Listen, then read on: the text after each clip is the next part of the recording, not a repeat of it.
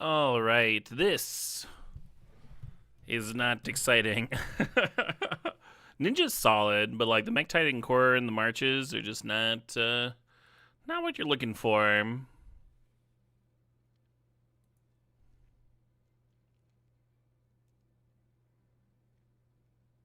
The shrine's decent. Blue looks deep. Some counters, some removal, some modern ages. What is this thing again?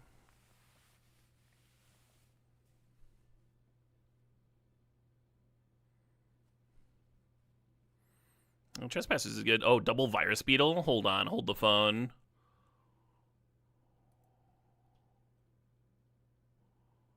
Double Virus Beetle's kind of real. Hey, good afternoon, Nightshade Lemonade.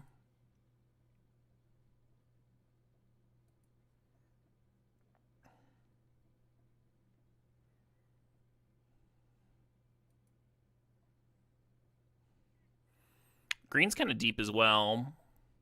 Kind of feels like I'm going to be black-green yet again. There's an Onicult Anvil.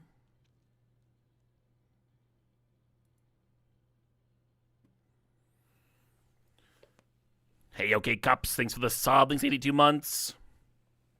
Can I read comments on both Twitch and YouTube at the same time? I can.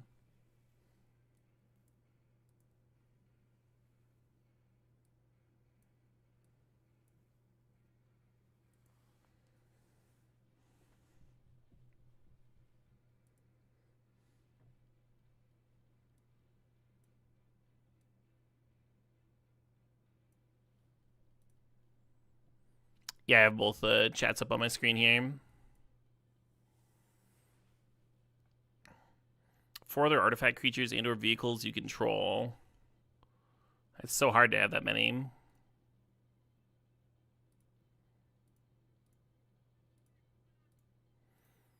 Oh shit, what up? Hey, Burnt Bison, how's it going? Thanks for 29 months there.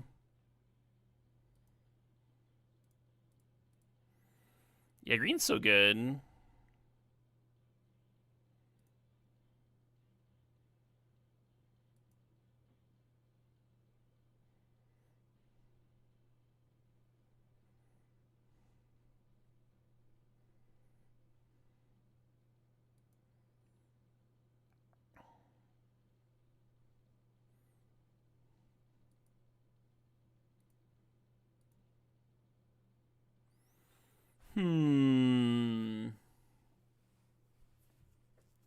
Whenever this creature tanks, return target creature card mana value X or less from your graveyard to the battlefield, where X is the number of modified creatures you control. I mean, it's just a 3-drop with Menace, too.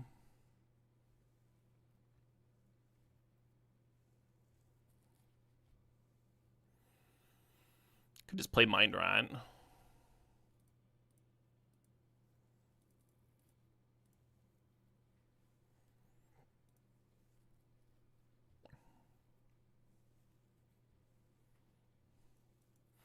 I was thinking blue looked deep. I kind of wish I had some ninja action in blue. Some way to use these virus beetles.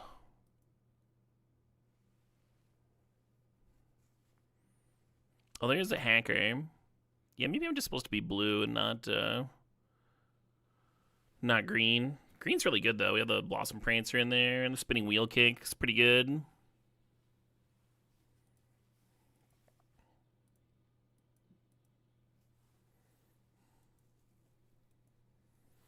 Green's not really splashable is the thing, because like the best green cards are double green, the Kick and the Prancer.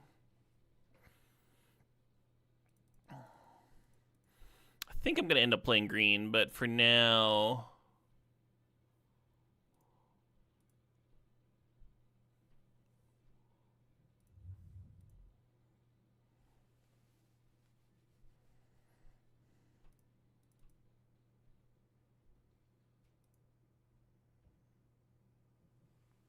whenever it becomes tapped, scry 1, huh?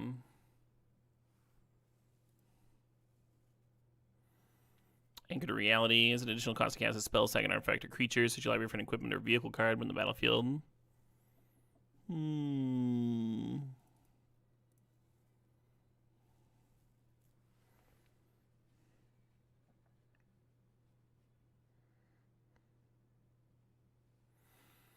I don't know if March of Swirling Mist is playable.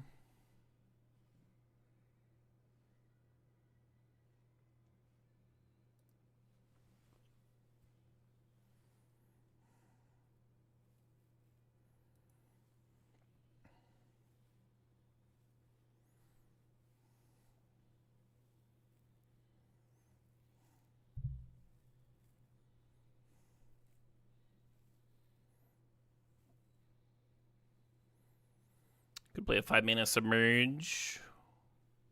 Could play Spell Pierce. Ninja or Rogue from your graveyard to your hand. How many of those do I have?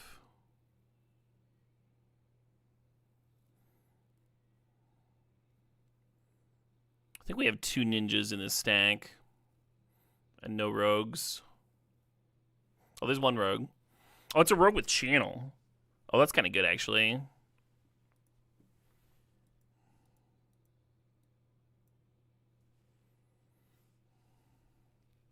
Relooking at my artifacts real quick. Hey, Sub Marlin. Sup, everybody. Hope folks are having a pleasant Sunday. Possibly I'm just supposed to play this Terrarium just because it's a good card.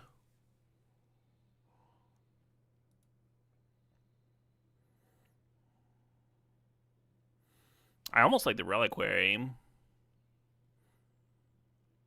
The issue is like that Essence Capture takes double bloom.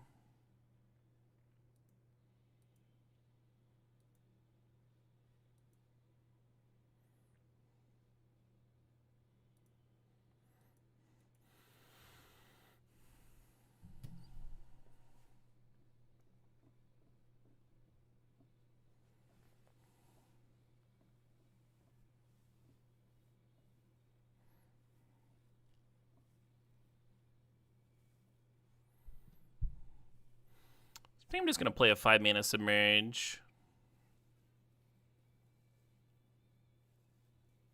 Oh shit, what up? Hey, Raised by Natives, thanks for 81 months.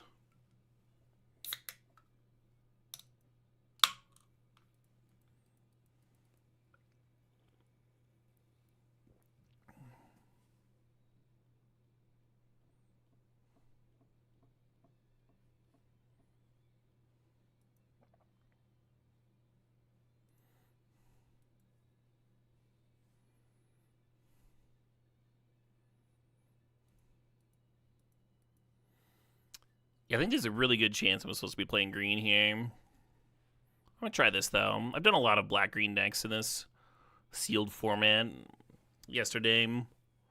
Good to switch it up.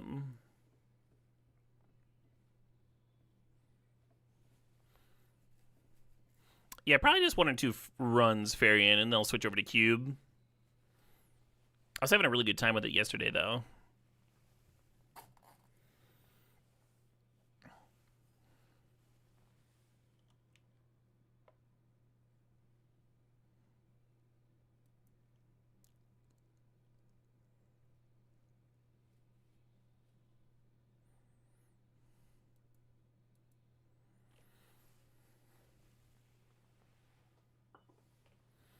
Yeah, Virus Beetle always had a weirdly high win rate in this format. There's just so many ways to, like, use the body.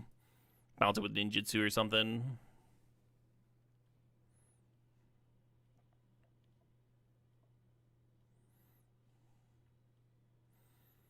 Wow, they discarded Imperial Oath.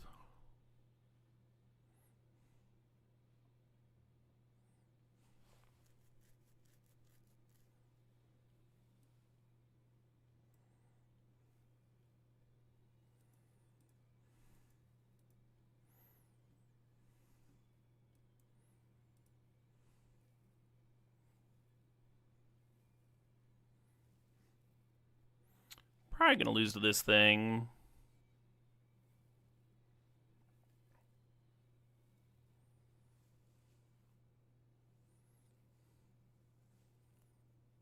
Oh, they're gonna 5 me? Sure.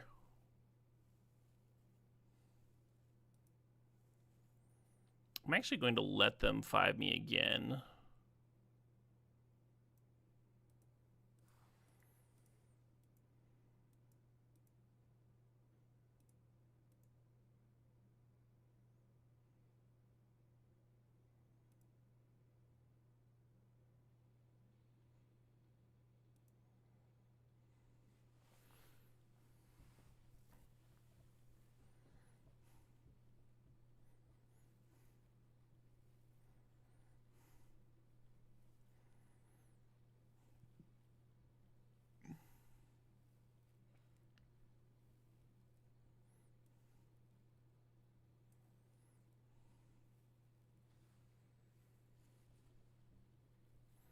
Any luck today? Just went live.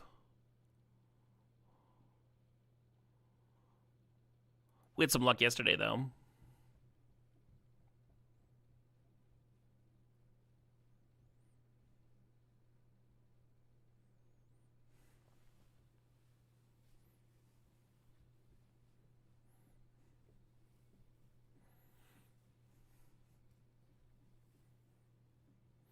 The Reliquary is going to be able to draw 2 cards upon sacking.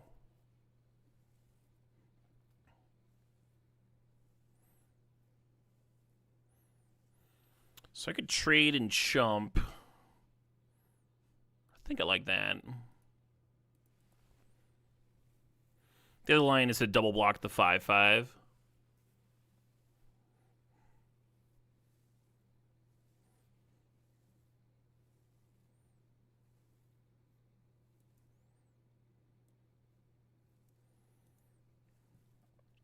This way I have a 3/3 to keep smacking in. Yo, but win all the boxes. Hey, I appreciate that.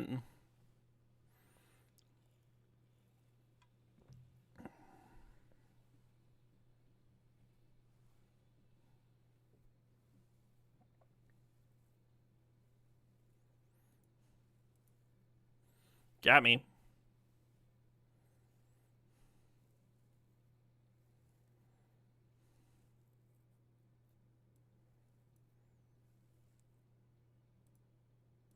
Just fucking reconfigure this. Now we got ourselves a little Ophidian.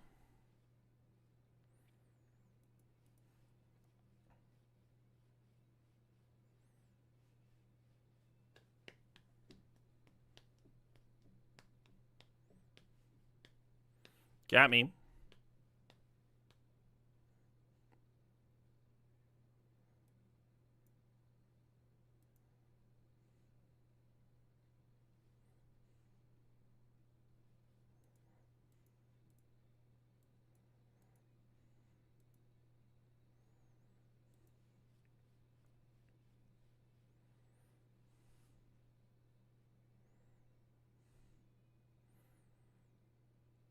Almost just like running out the Moon Circuit Hacker, but I'm going to play this, I guess.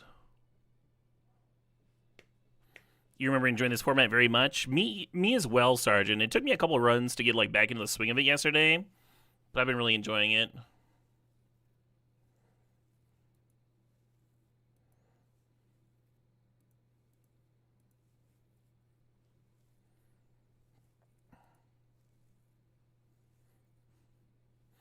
Hold on to this swamp to discard. Actually, let's do this.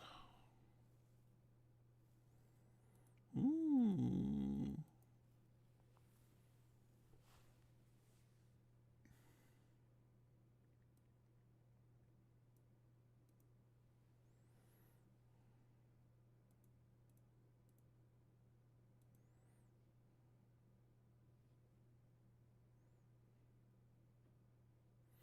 Got me.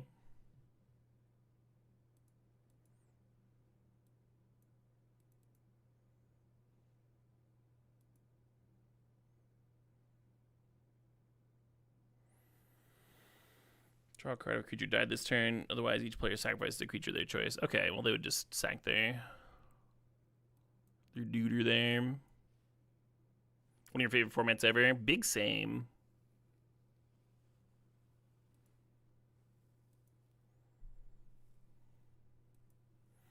I'm just going to slam.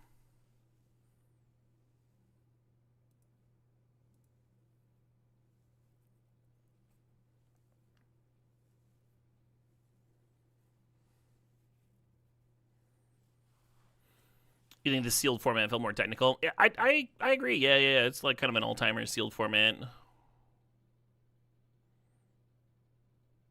A rude.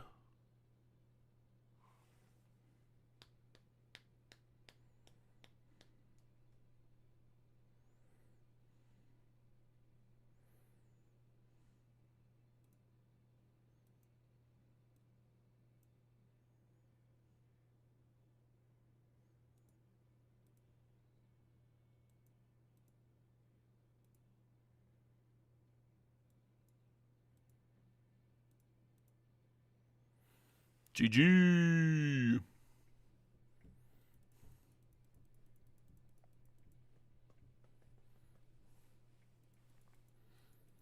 Yeah, certainly a format with its fair share of like limited bombs and stuff, but also like lots of nice answers at common. Some like really good curves at common. They can just like put you ahead to the point where bombs can't catch up.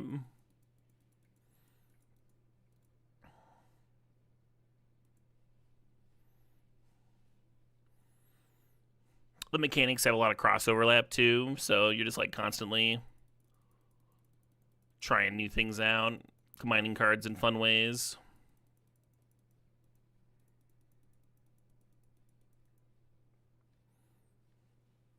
Tempo matters, but if someone stumbles, they don't just fucking die most of the time. They usually have a game. That's very hard. That's a very, very hard to pace that limited format. Especially sealed.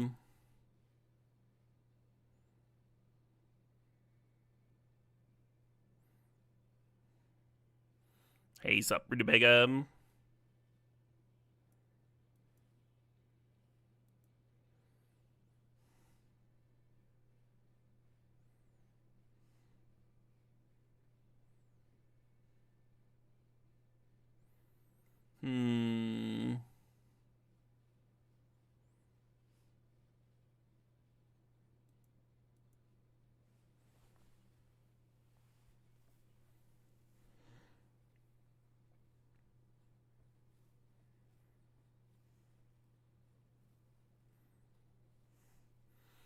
He wasn't sure whether to play the Unforgiving One or the Biting Palm.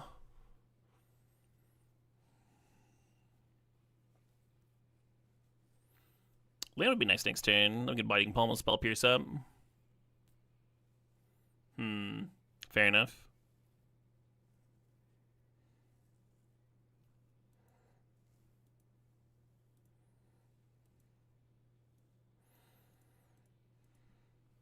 Actually not gonna hold up Spell Pierce. So I'm gonna replay my rat here.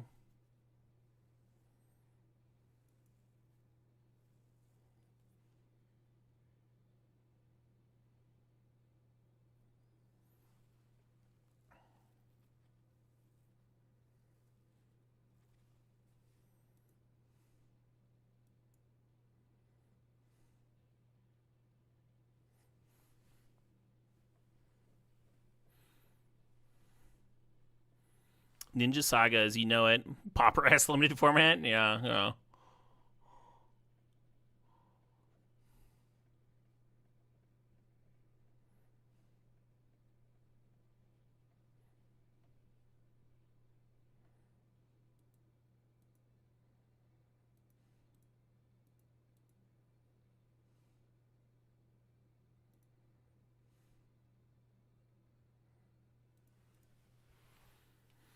I like just passing here. We've got like all these reactive cards that we can kind of play at our leisure.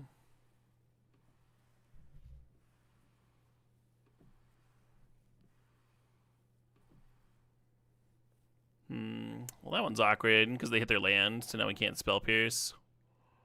Guess we just let that happen.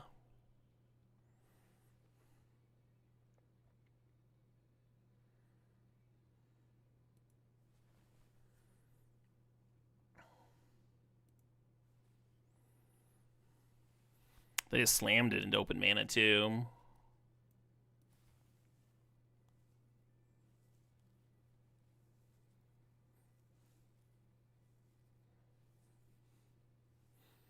And now the Spell Pierce is going to be dead for the rest of the game.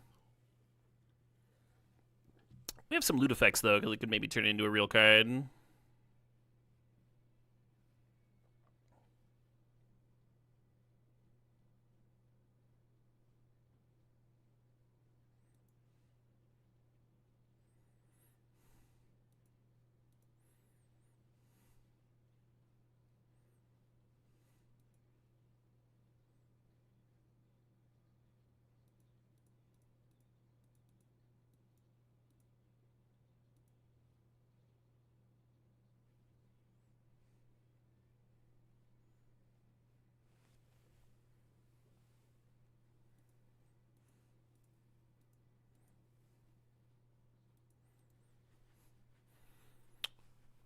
not used to playing this as a 3-5, but I could see it. I could see it this game.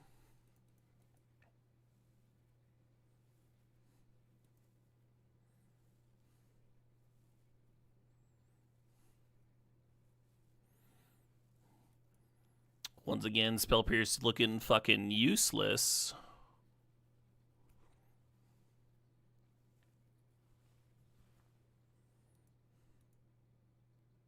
Two cards, please.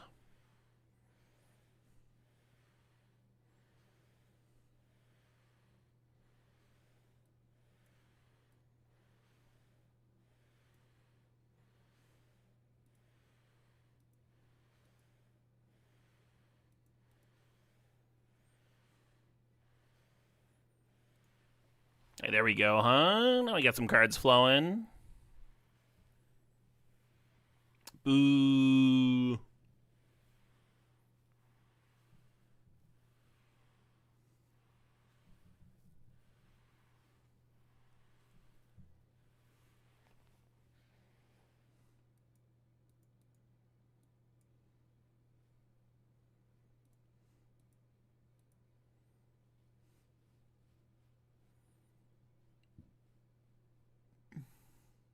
Got me.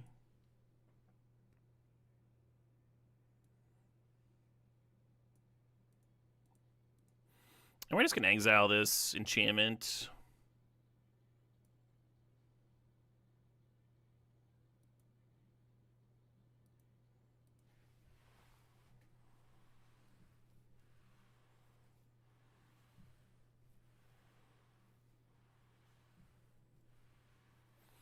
No.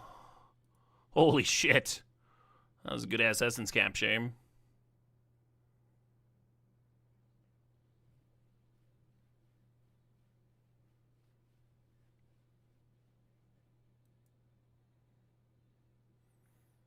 Discard a card, please. And then just casting this is probably good.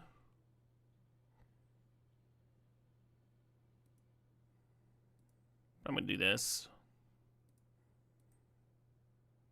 Get that card hidden, draw a card. That all seems good.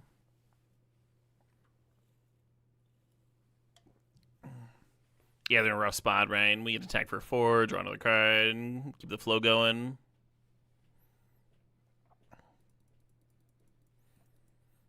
Hey, this isn't going bad, huh? This isn't going bad. Hey, sup, Romeo? Hope you're having a good Sunday.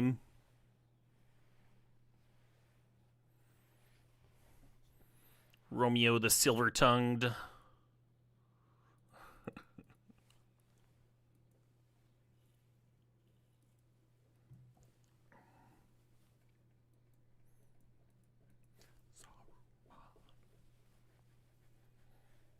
Some intensive boxing, you gotta get your box on every once in a while.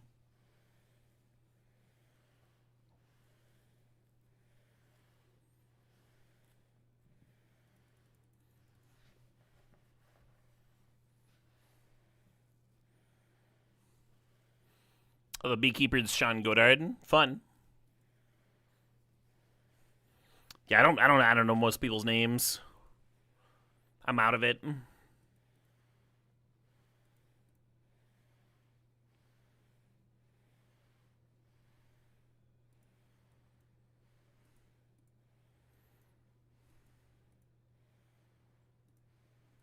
I've got bad news and bad news.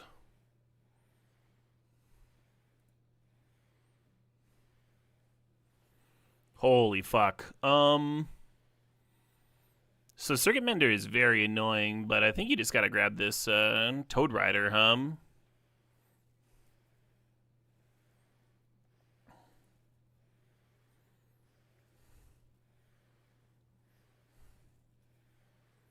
Yeah.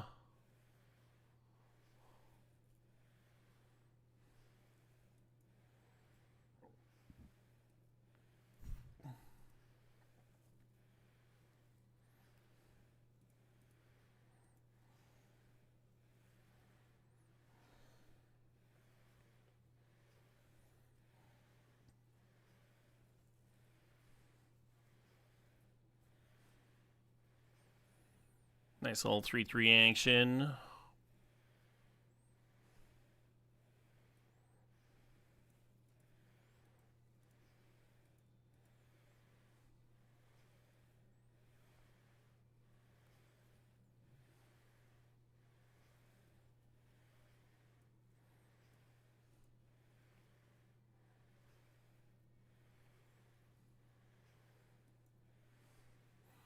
Thinking about looting away the virus beetle, actually. No, we have a lot of lands.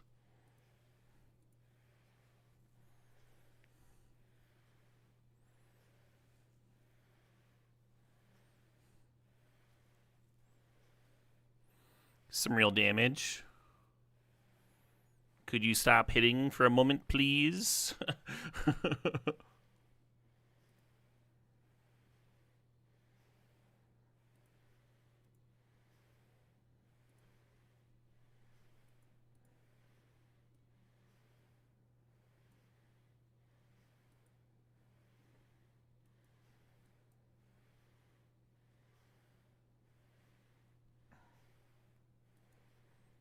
Gonna do no attacks. If I can trade the Preserver with my Biting Palm, then the Edict gets really good.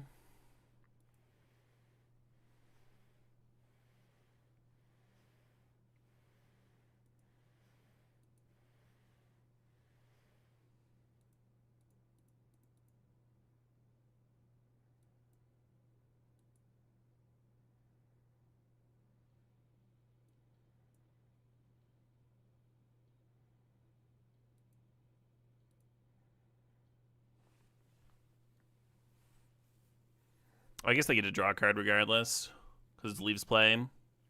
Silly meme.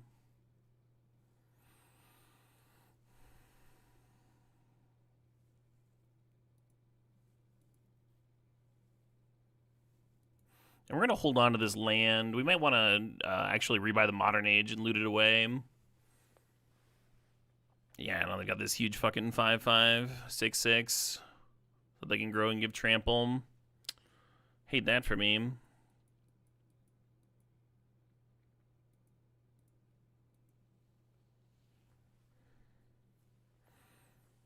Fucking reach.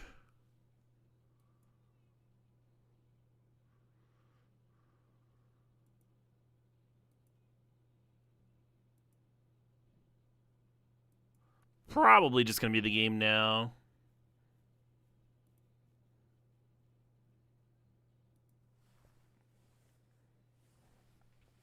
Throwing away a 2/3 there. We were in a good, like, a rough spot regardless, but if we had a 2/3, we could at least, like, offer a triple block on Branch or something, and it wouldn't be like game over, game over. This is pretty game over.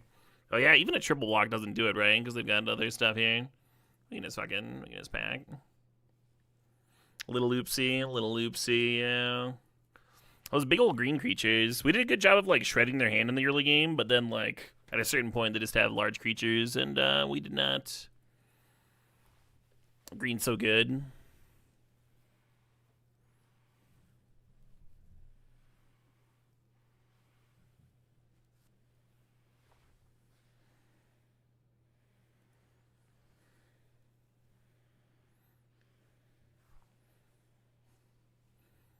Yeah, the green cards are so good in this format, Finkling. Just like having a large thing. The commons being like 5/5 vigilances and stuff. Very possible I should have built green over here, but I did so many green-black decks yesterday. I was in the mood to switch it up a little. Hopefully y'all will forgive me.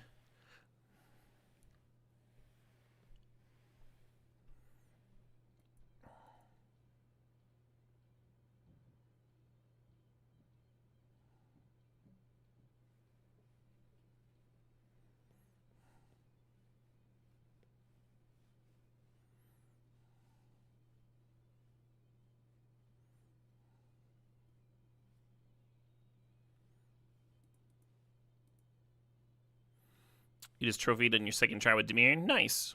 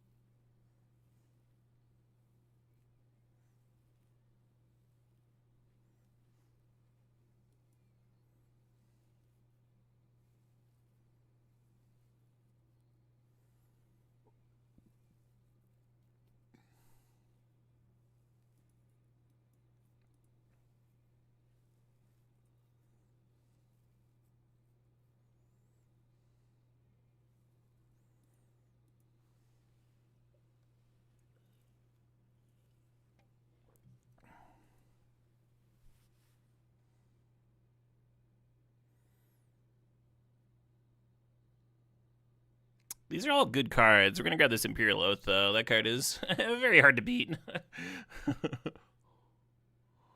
Whole nother level there.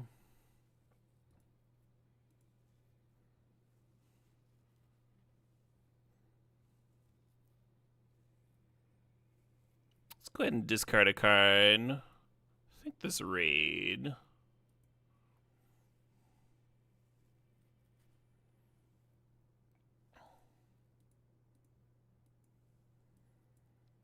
And then we're just gonna ninja them again.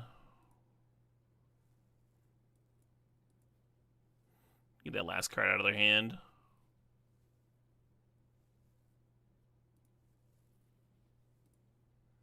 Kind of cute, huh?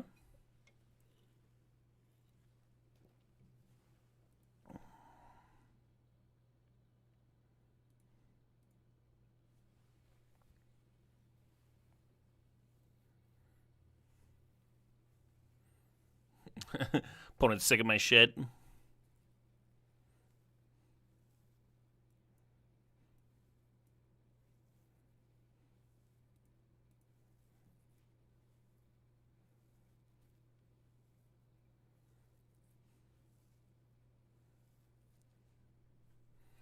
How about no?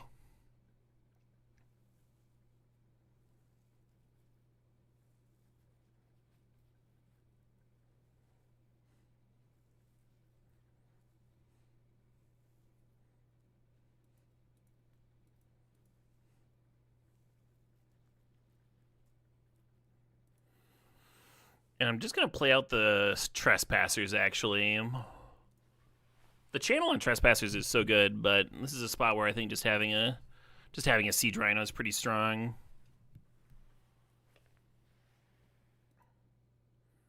Or not Siege Rhino, right? What was the fucking Siege Mastodon? That was it. And now we have another creature that we can modify, and then the Unforgiving one is actually going to do something, which it never really does. Oh, it goes into play too? Sick. Wish I tapped slightly different, but what are you going to do? My opponent's playing black, so I'm going to hold on to this Swamp. Sometimes they make you want to discard cards, and we have loot effects in our deck too, so there's just like so many reasons to sandbag a land in this format.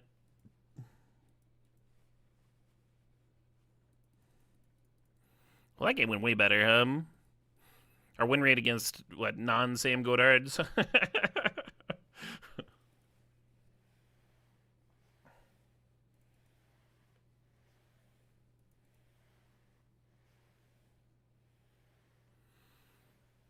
Yeah, I don't love this. Usually you want to be playing some kind of pressure, and we're just not really doing that. Hell yeah, Marky Peach. First time you've ever seen that card work in this format. Oh, the 2-mana 2/3 menace thing. Yeah. Yeah, it's pretty rare. We just like want it in this deck because like a 3-mana 2/3 menace is good, and like you don't expect it to actually do the thing, really. That was a unique situation, I think. The number of times I've seen it rebuy something's got to be in the low single digits, and I feel like I've played a shitload of this format.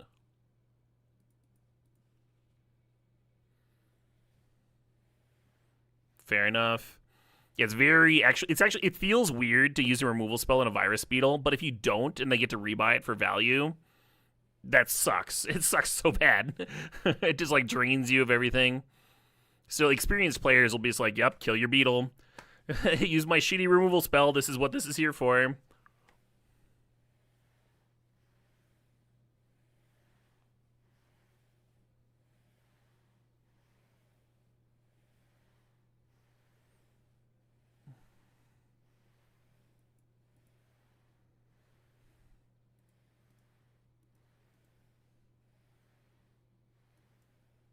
Ha ha!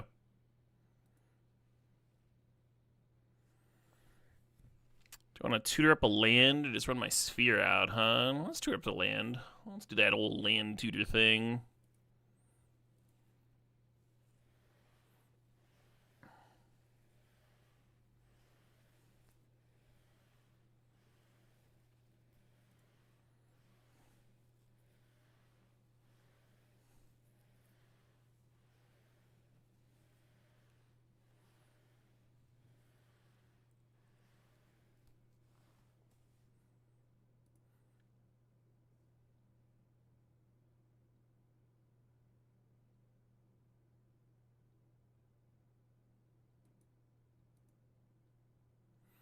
I will also sacrifice my terrarium.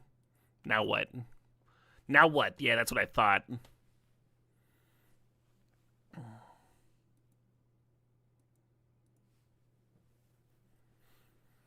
I think out of all the bands that I've gotten into this year, I think Equilibrium and Battlelore are at the top.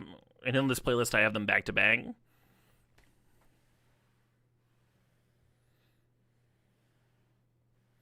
Oh, there's also Battlesnake. I've been really enjoying them too. Also on this playlist.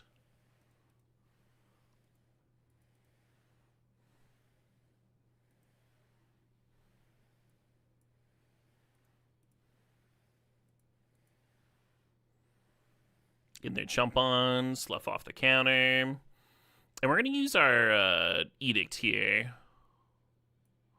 as opposed to the completion, because the edict actually, because the completion makes the edict worse. If you play the completion first, then when you play your edict later, they'll just sack whatever you targeted with the completion, right?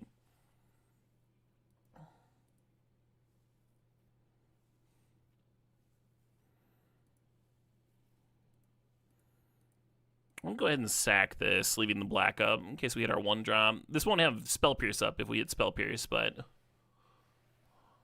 you kind of have to make your choice what you're going to leave up when you sack.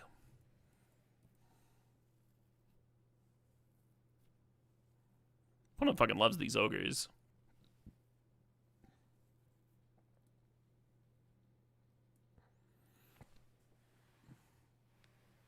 Holy shit. That's a good-ass card.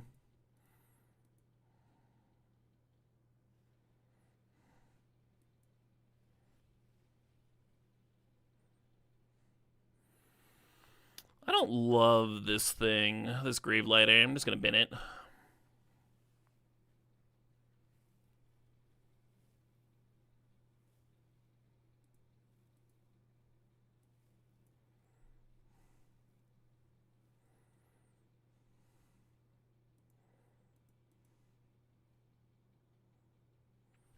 I don't think I have any ninjas in my bin. I'm just going to rebuy the octopus on top.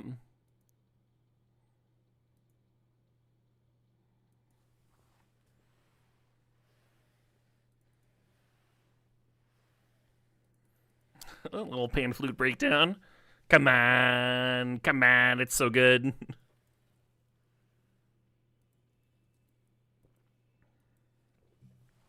Bill Murray's got a track with a pan flute breakdown, too.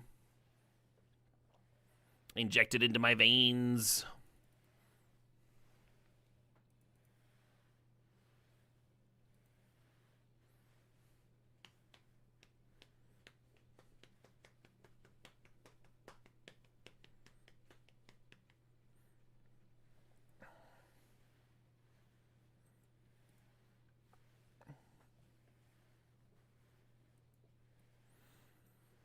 With no ninja in hand, I think playing Modern Age here might actually be better than the Beetle on 2.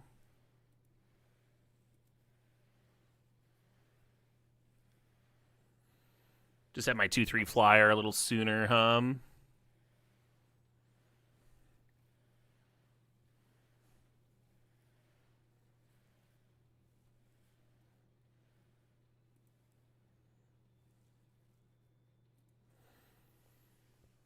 Huh.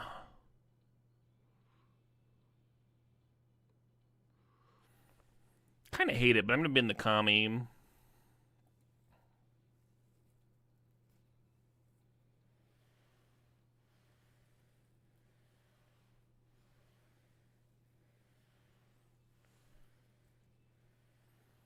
Yeah, Saiba is a rogue, which the Kami can rebuy, which is kind of cool. Hey, Npack, thanks for the sub. Thanks 107 months.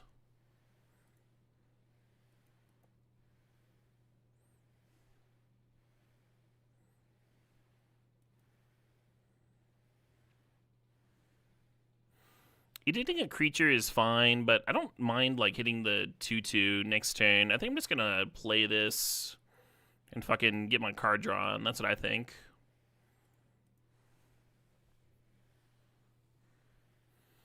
Am I having more fun playing for the higher stakes or from the Flash Park? It's a little bit both. I mean, if the format sucked, I wouldn't be playing it.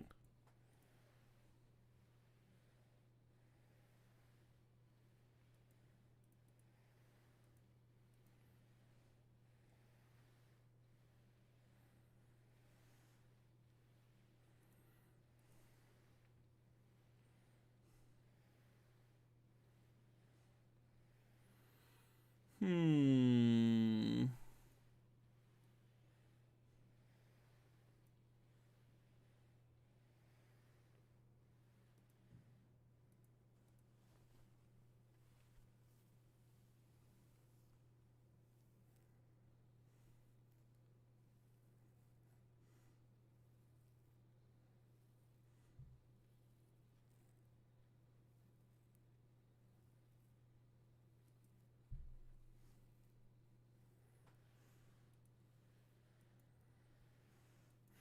So I could have chosen enchantment and denied them the option for sure got in the hand.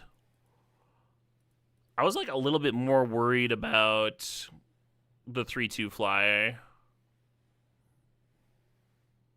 Sure. Now they don't have a blocker, and we can draw a card off the octopus. 2 top aim.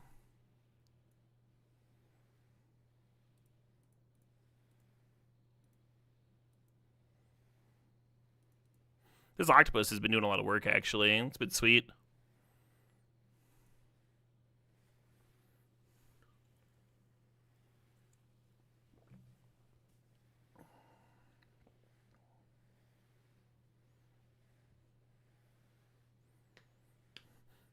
This band, Battle Lore, I think their entire discography is about Lord of the Rings.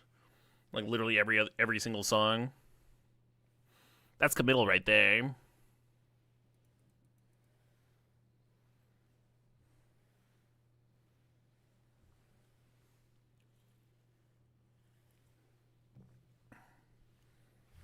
These glasses are dirty. You can see better without them on.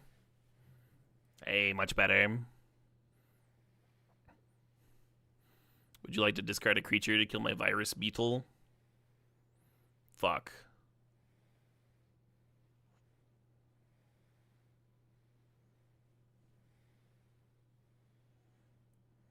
Well, I want to do this just to make them discard 2 cards.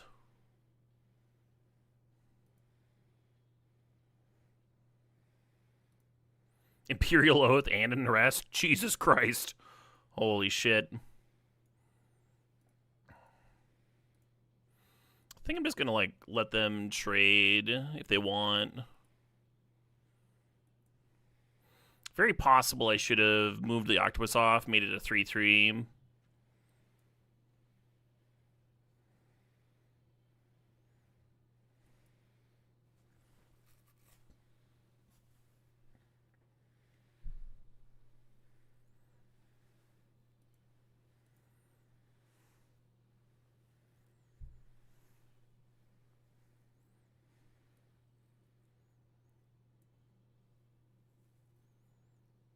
Is a 3/5 better? I don't think it is, because of the immediate cards we get here. This fucking auto tapper. Oh my god. Oh, your hand is multiple blue cards? Have your single island, peasant! Fucking A. Oh, the spell pierces time to shine! Yes! Get wrecked! Wander these nuts. God, I really don't want to fucking loot here. Still mad about the auto tapper. I guess I still play it. Hey, Scotty Nada, thanks for the raid. Hell yeah. Hope you had a good stream.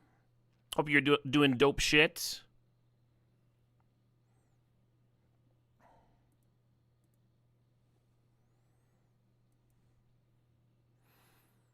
Oh shit, what up? Hey, Get Stash, thanks for the sub. Thanks for 73 months there. What was Scotty not up to? Magic the Gathering. Just gonna cast this thing.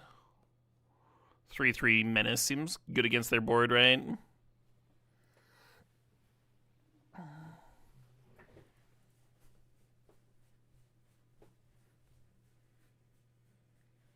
There's an issue with this song. It's way too fucking quiet.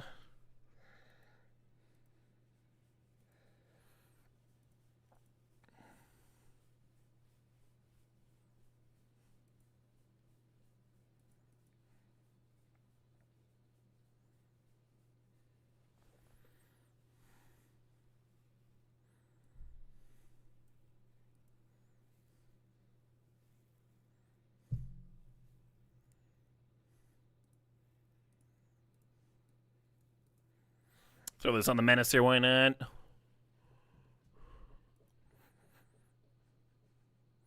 Should have played the land, I think. There's that, like, weird, I think I'm gonna decline. There's the weird, like, deal 4 damage to an attacker or blocker that I would have gotten blown out by, and that I didn't need to play into.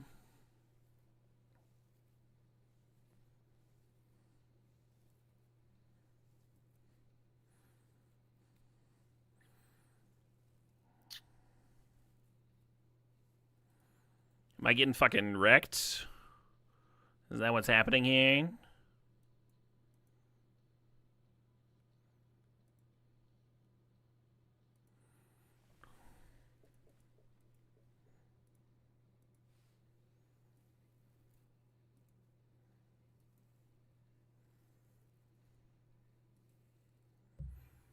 I think I'm going to remove the menace counter and make them discard a card. How about that?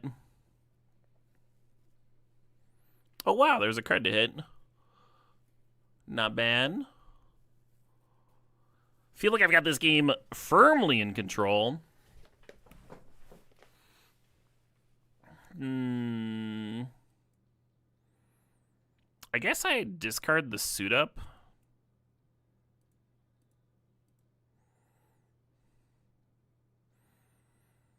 I think I'm going to unconfigure, because then I'll get in 5 damage instead of 3.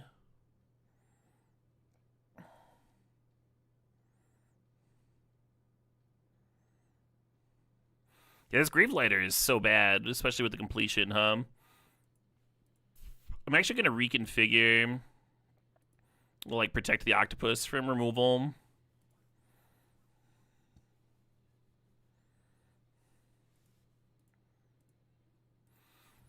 Yeah, they're at 5. They didn't draw something impressive there. They were pretty dead. He was also box hunting. Nice. Hope he had a successful run. Hey, there's our 5 wins. Got a redraft at least, huh? Or repool.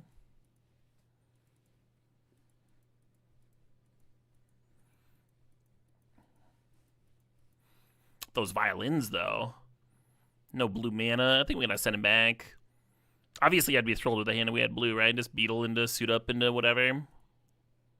Fuck. Well, once you're on 6, I think you just have to keep. I'll cut this shitty gaslighter.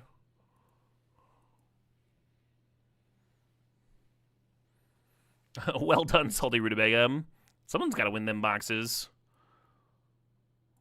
Even if they're not the magic kind.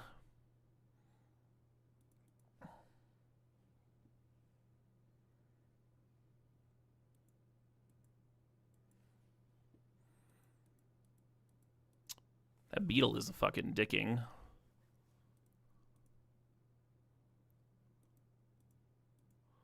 No, no attacks. GG deck list. Oh, that was you? My Spell Pierce rolled you? Yeah, that was... This whole fucking league, I've been waiting for the Spell Pierce to do something, and then it finally showed up. We kept on, like, staring at it while the opponent had 2 mana open for, like, all the other games.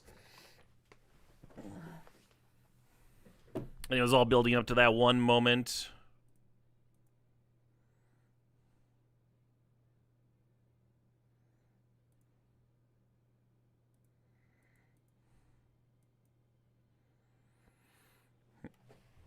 You can't mind rot the top of my deck? Yeah.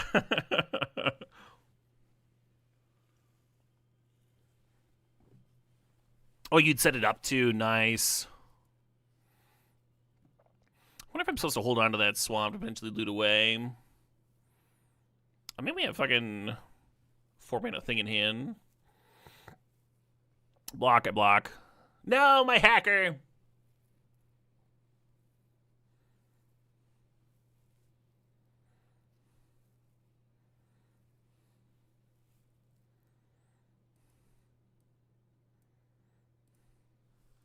I guess.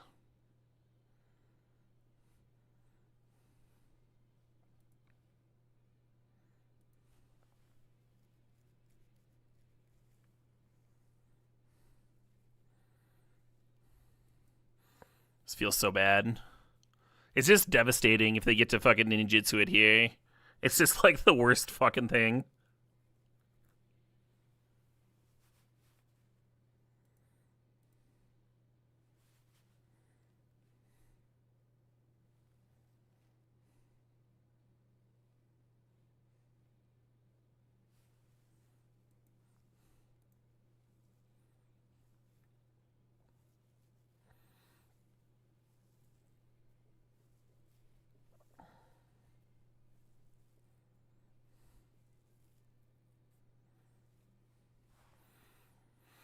Man, they added ninjutsu too. That would have gone so bad. I'm gonna hold both of these. Odawara because it's a bounce spell, and Swamp because it's something to discard later.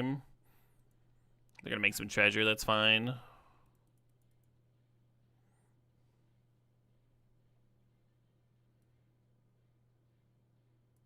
Shit. They're gonna undo one of my fucking...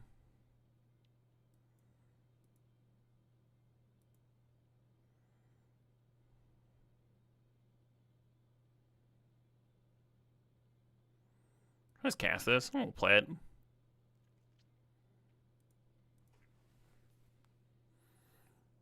Return an artifact card from your graveyard to your hand if you can't draw a card. Oh, they rebought Kunai. Nice. Interesting that that's not a May, huh? Then the last one, you exile it. Comes back as a 3/3 flyer.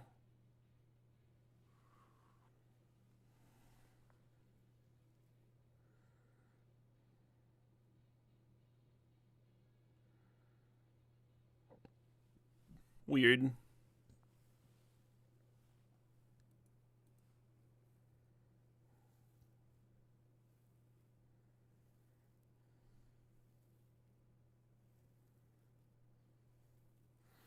Feels like I'm collecting my second loss here is what it feels like. Just based on the old board state.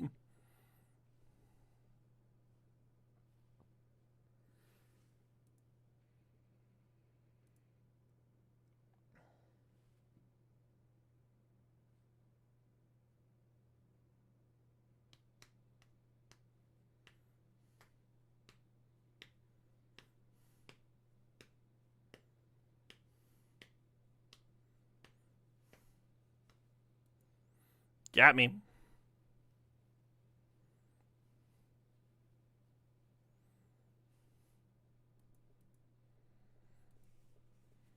Do we want to fucking draw a card and take 9? I don't think we can, right? This is too much. We have to play the completion this turn.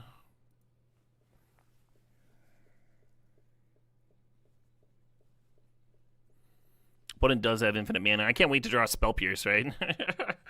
Just like, I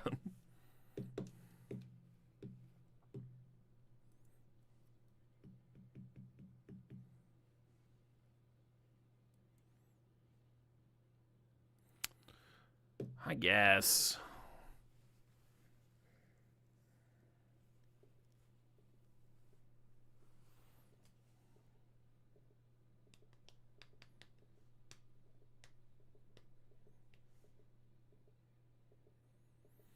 Yeah, we're just dead. They can equip the flyer and ditters. That's why I was like, I guess, because I really wanted to be targeting the flyer with my removal spell. I guess I shouldn't have swung for 2 there. Well, we got the fucking gems, huh? We got the gems to go again. Let's go again. I thought I was just going to be firing off a bullet or 2, but now I've got the gems for 1 more after this even. We'll see how I'm feeling. This is interesting. This is interesting. I like the green cards. I like the black cards. I like the Kami. Restoration's good. They're all good. And we'll see what the everything else supports, huh? Double Spirited Companion's nice. Banishing Slash is okay. Double Imperial Oath. Holy shit. This is like a mythic-ass common, and this is so good.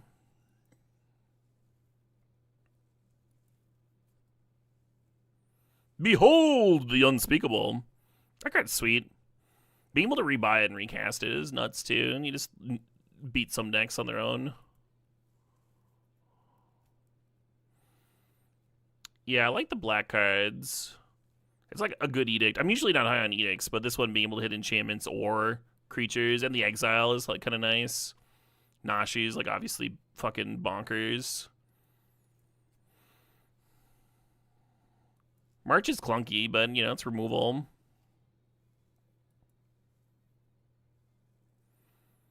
I'm gonna reread this thing real quick. Whenever you cast an enchantment spell, get a 1/1 counter on this creature. And you can return it from your graveyard sometimes if they kill it. And this thing, like, it's a 1/1, 1/1 counter on it. And it flips into a 1/1. Kind of just fine.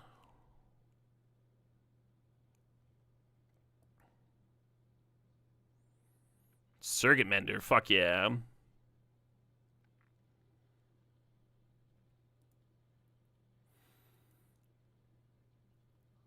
I don't think I'm going to try for the Kami War. We've got Greater Tanuki and Uncharted Haven, which is like not quite enough. Even with the, yeah, it's just not quite enough.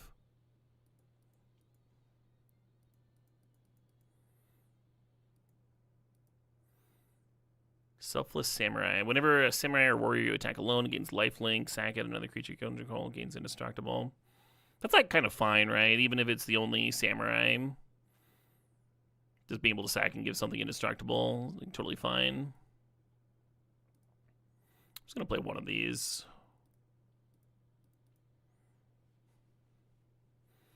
This all makes sense to me. You could go a harder samurai, though. You could play the Selfless Samurai and Bold Exemplars and the Yamazaki.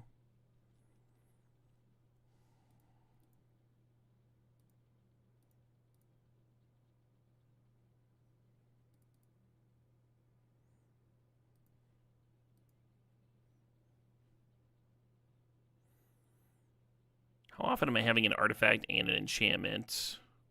Looks like we only have 3 artifacts.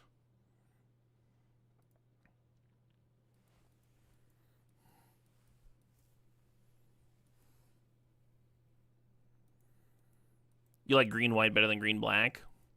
I like how we get another ninja with my spirited companions.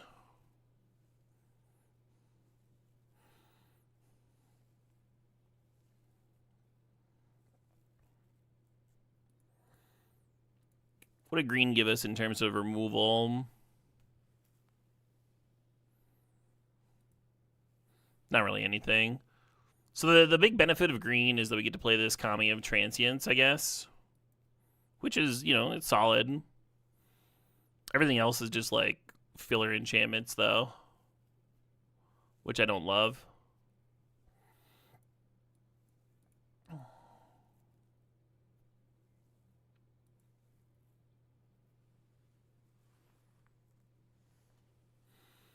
I almost like decoy here.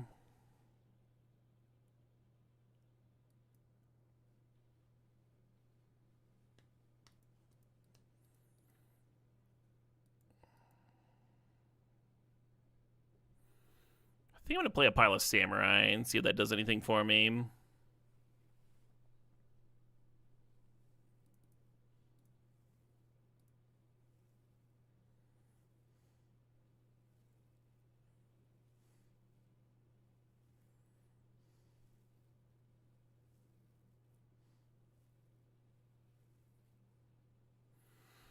Maybe I'm supposed to cut Leech Gauntlet. It's kind of clunky.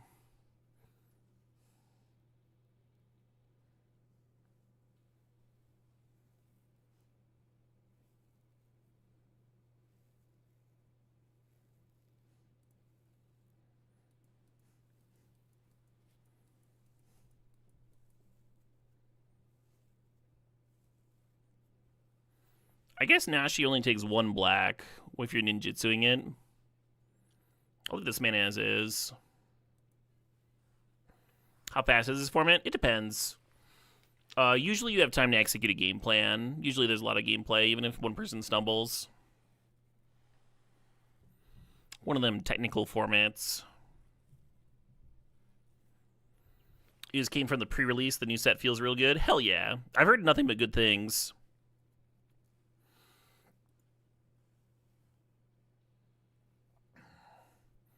You think Rakdos aggro is the best deck if you can get it? I don't think that's true at all. I think green's the best color.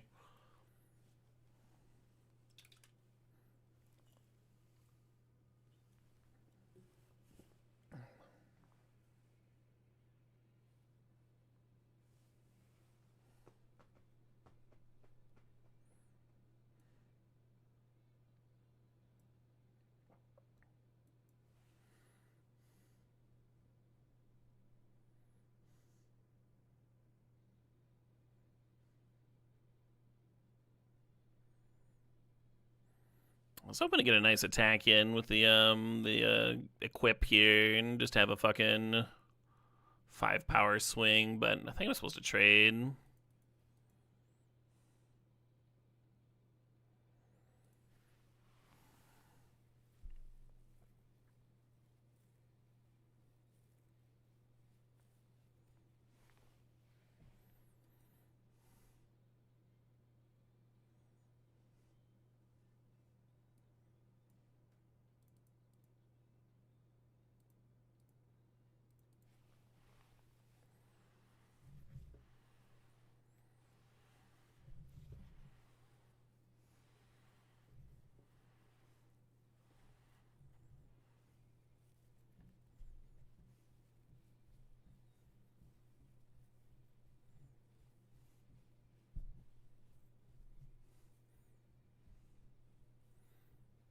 Oh, there's still Raiden.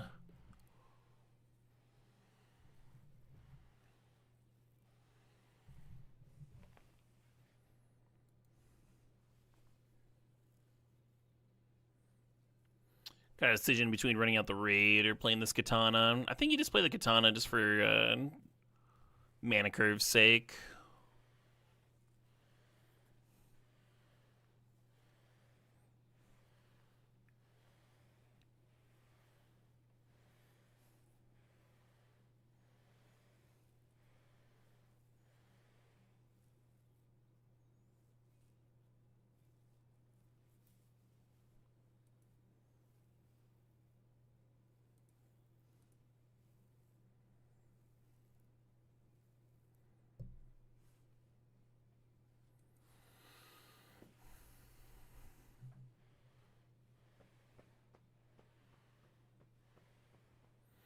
Worried about not playing the raid and just having it be like never become a creature in time.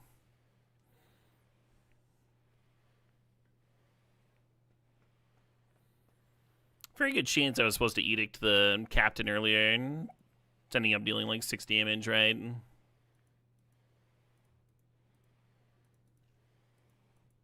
Yeah, when I spend the mana to equip, if I was just going to trade with a 2-1 instead of running out of Infiltrator and threatening a double block, this is better. Sure.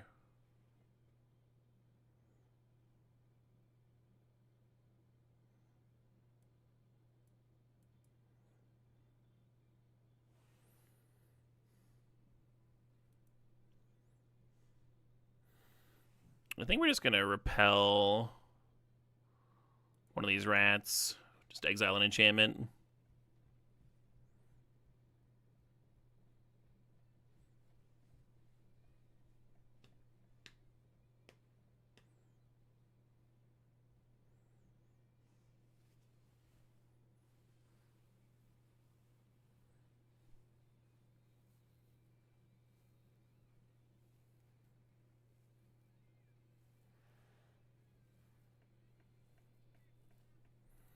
Oh shit, what up? Hey, Unholy Diver, thanks for the sub, thanks for the 71 months.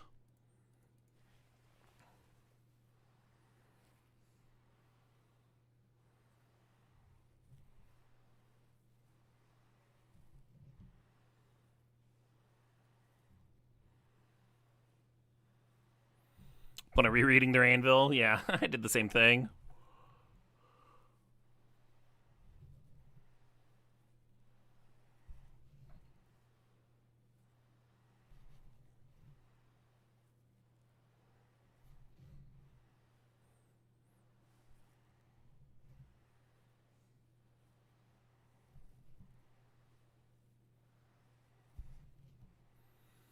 Anvil can't smith rats. No. What good is it, Tom? What good is it then?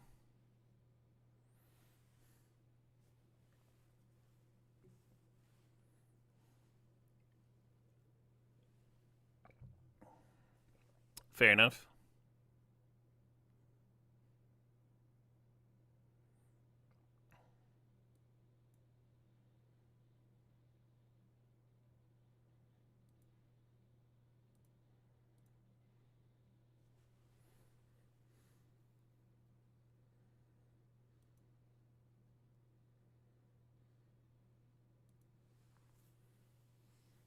I think I should have killed it on my turn. There's a second creature draw too that people play sometimes. I'm kind of just like letting them respond and blow me out.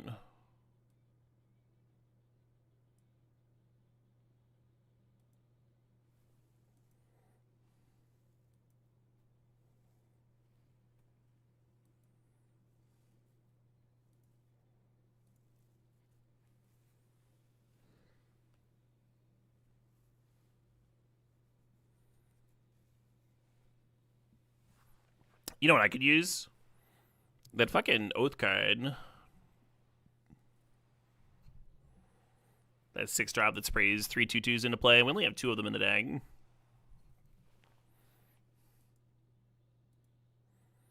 So this flips into a 2/2. I don't think we actually want to attack, because then we're just taking an extra 2 per turn.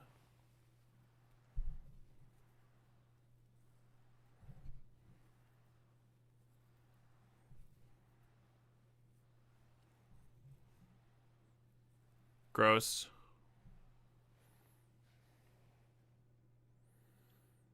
So if I block the etching, I'll take 7 and go to 3. If I trade with the pig, they still trample over for 2. I need to rip either way, but this way they're not getting an anvil token this turn. I'm just dead. Well, that was a few too many lands in a row, I guess. I think I was supposed to... Yeah, I spent that one turn equipping. That was pretty bad. If I play my Edict a turn sooner, and plays out a little bit better.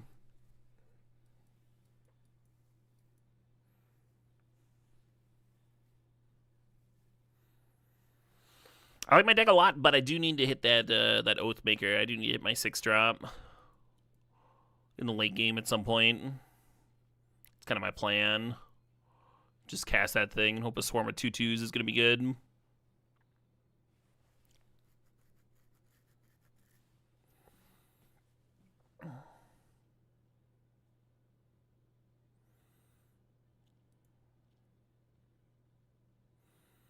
I don't think there's anything wrong with Prototype, but usually I'm not running out.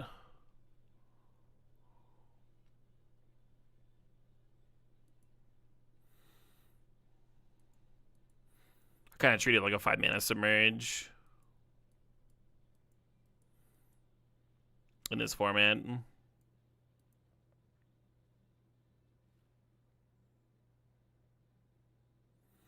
One thing I could have done is played the Kitsune here, and then Befriending the Moth it next turn, repping 6 damage. It's a lot of damage.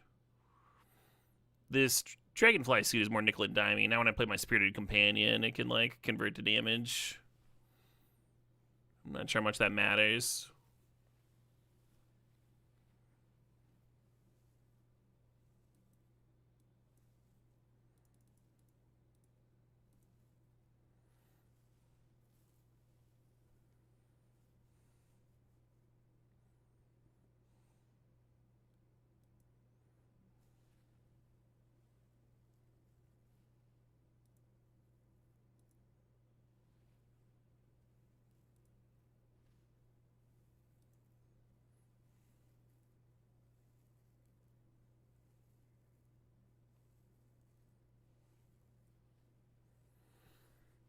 Yeah, they have yet to actually need this Prototype mana, which makes me think that it's just been worse than holding a Submerge in your hand.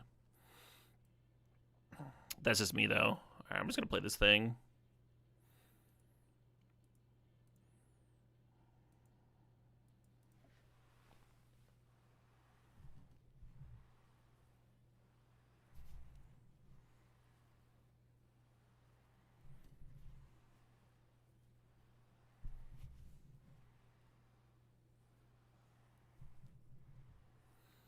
You're new to Power Cube and keep losing on Arena. Have you considered forcing Boros?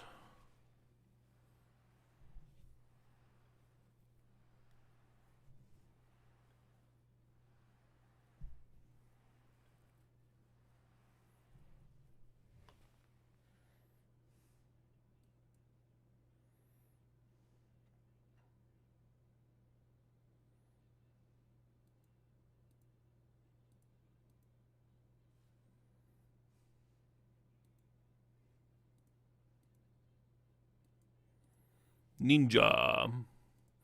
Ideally, would be ninjaing back the Spirited Companion, but, you know, this is what we got.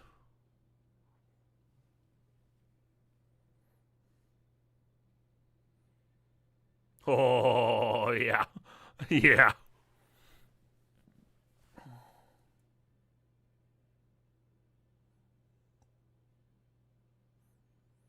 Deciding if I want land number 7. I'd be like playing suit in the 4-drop. I already have this restoration that can just like get all planes back anyway. Let's leave that on top.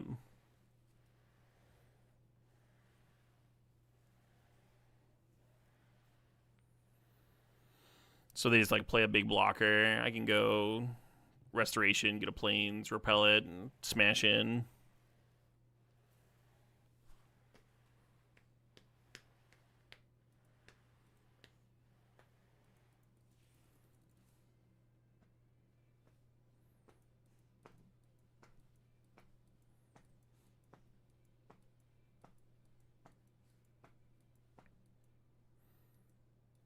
Sure.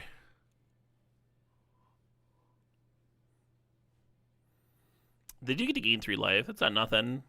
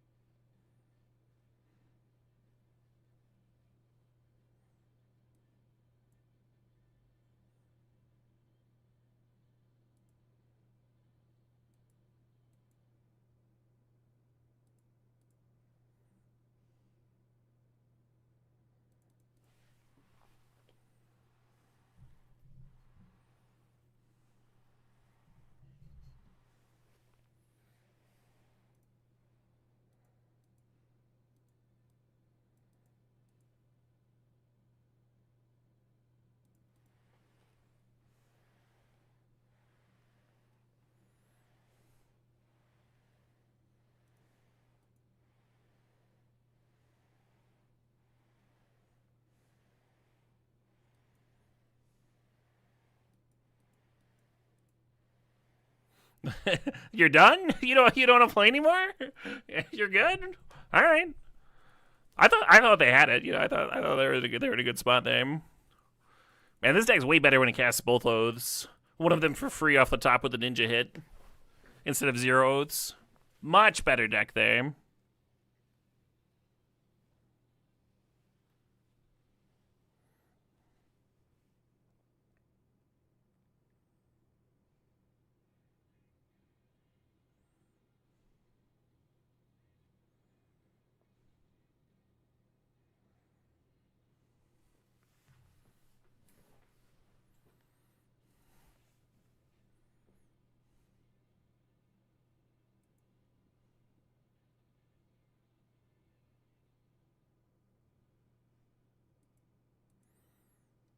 This could actually be okay, huh?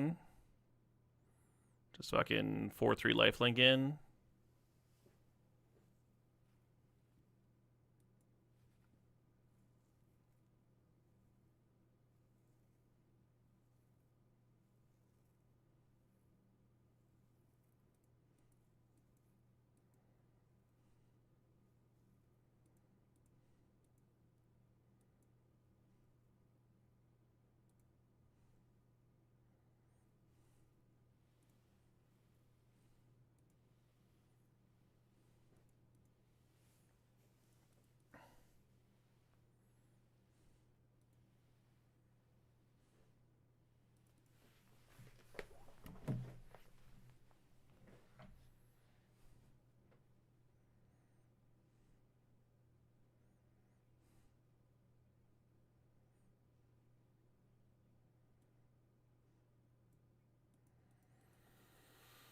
Hmm.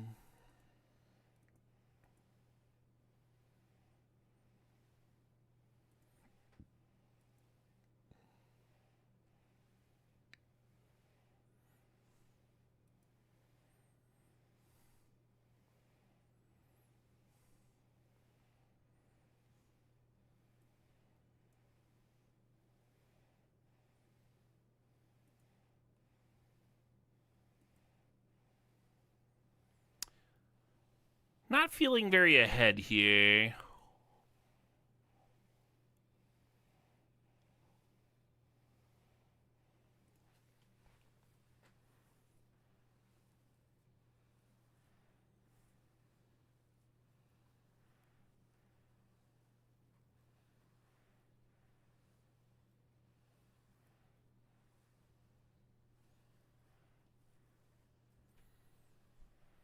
Kind of need another removal spell, huh? Maybe one that's not a debt to the Kami.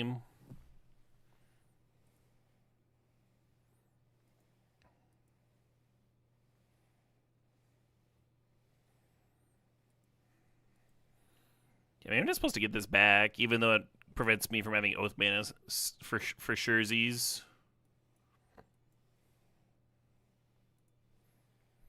Oh, they just sack this now. We have to name creature. Shit.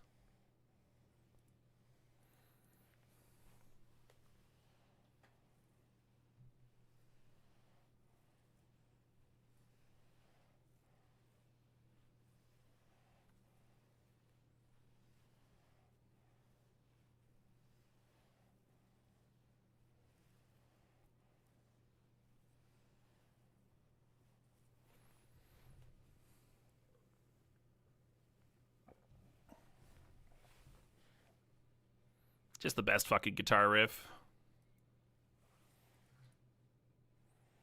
I've been rebuked.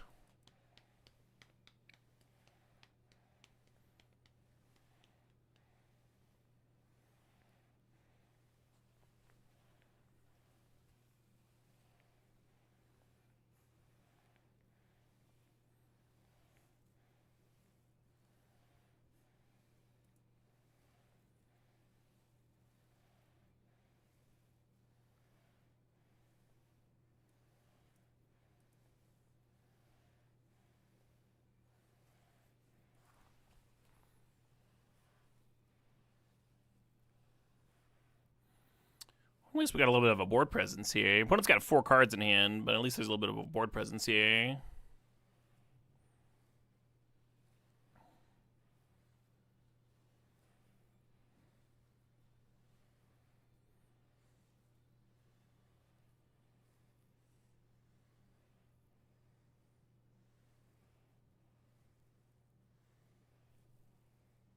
Hey, sup, Lebo.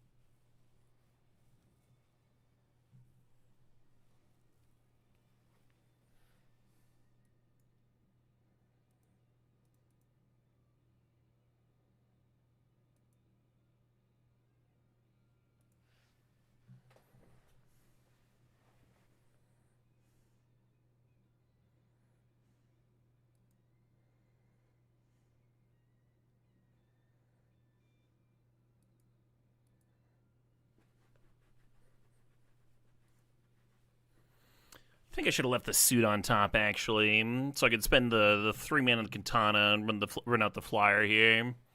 Flyer seems really good right now.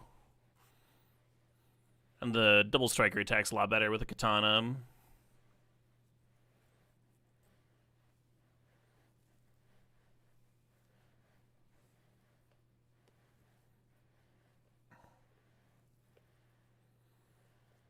No attacks, eh?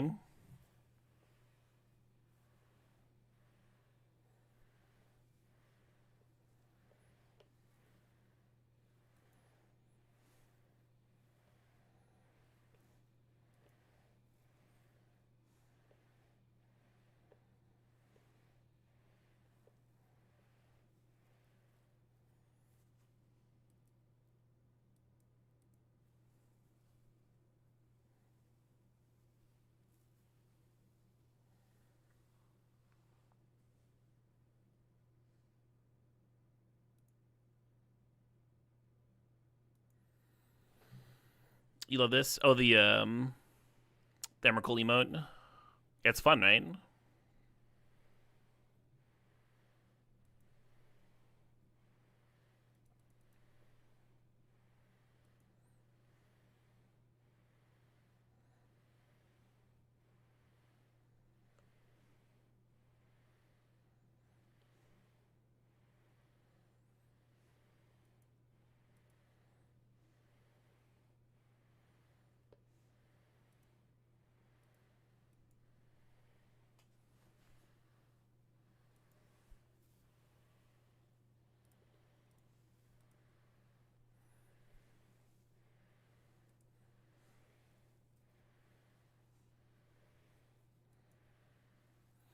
I'm a flyer.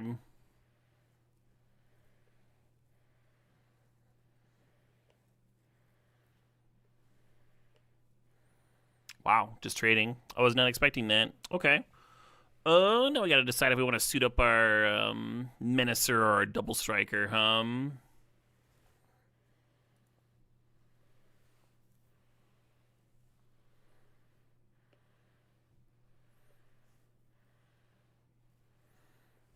Opponent did a good job of answering my shit this turn,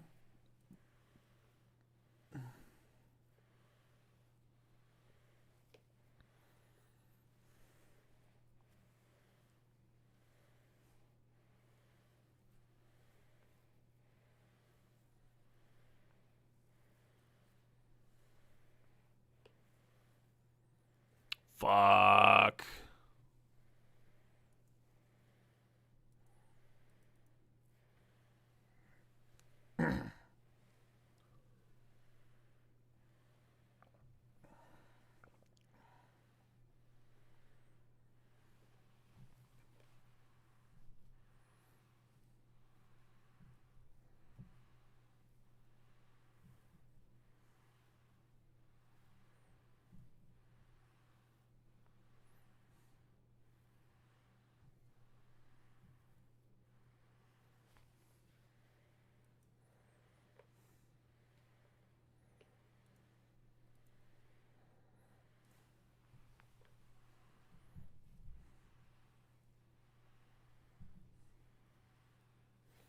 Does this thing have vigilance?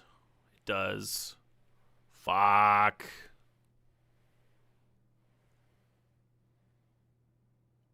Sure.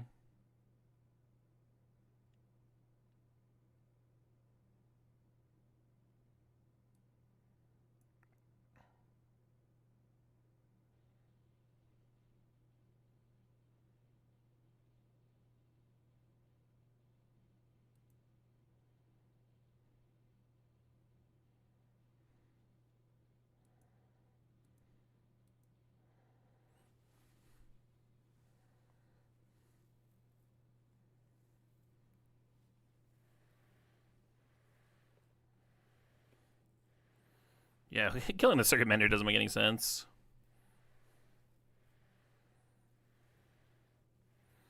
I think they're best off just killing 2/2/2s here. That's what I would do. Oh, that has them taking 7, I see. Are they just dead? Amazing. I didn't even realize. Phenomenal. God, fucking magic, right? Fucking magic. There's no game like it. There's really nothing.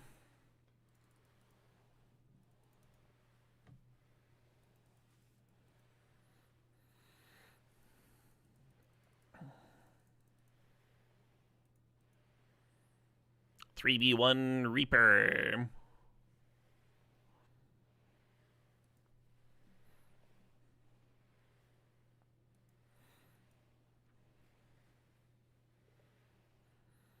On a vibes level, it didn't feel like it was a winnable game. Yeah, we got some damage in the early game or something.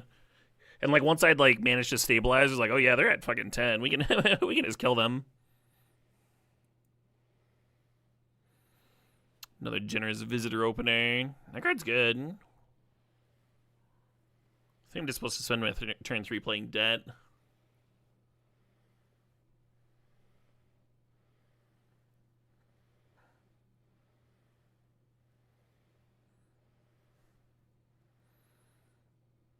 Yeah, there's actually 2 lines here, right? One of them, you wait for the Hirobi to give me a rat, and then you fucking kill the tribute.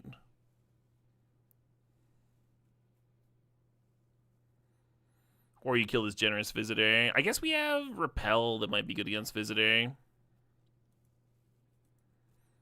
Maybe.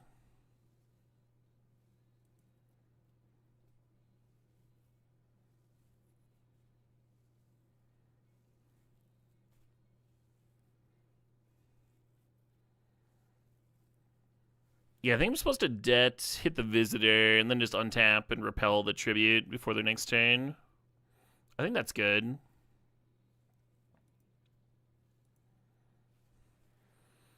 And that means I probably should have done it on my turn, right? Gotten them the 1 point of damage with that rat there.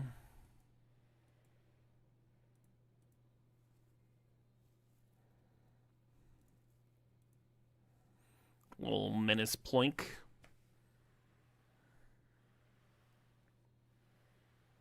Yeah, that's true. I probably could have served with the rat, and they would have just taken it rather than eat it, because they, in their mind, like they're gonna get the rat back.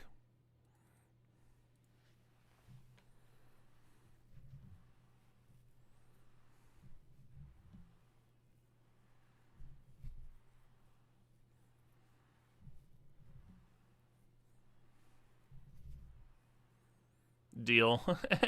They've successfully dealt with the rats that they gave me.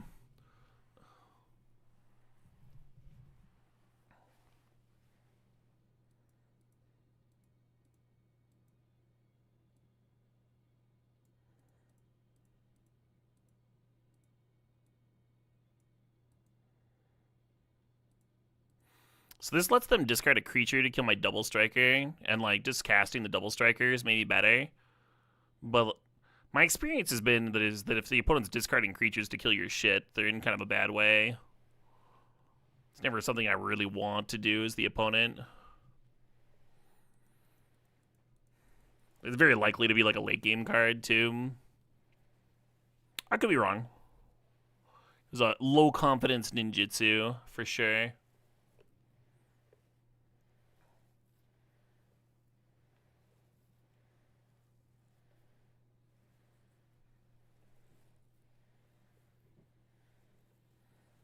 Hey, thanks, Darksomeness.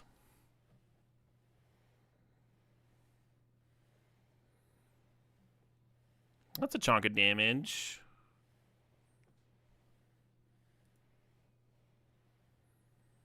We've been in our 3-2 now. Makes sense. The 3-2 was pretty close to like being able to activate and trade with the Kitsune anyway. Well, maybe not with the Katana. Oh, they had another thing. Okay. Okay.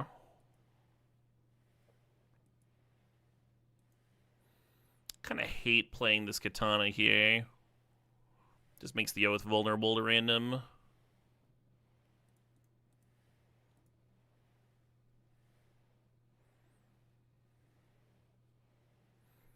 We didn't really need to chump that. Like, we're at 19 over here, but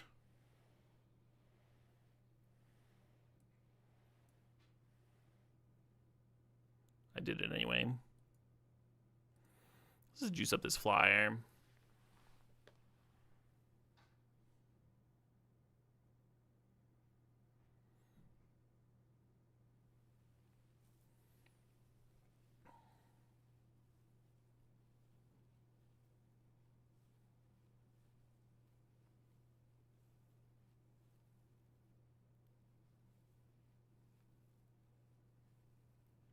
Does Caleb read YouTube chat? He do. He do.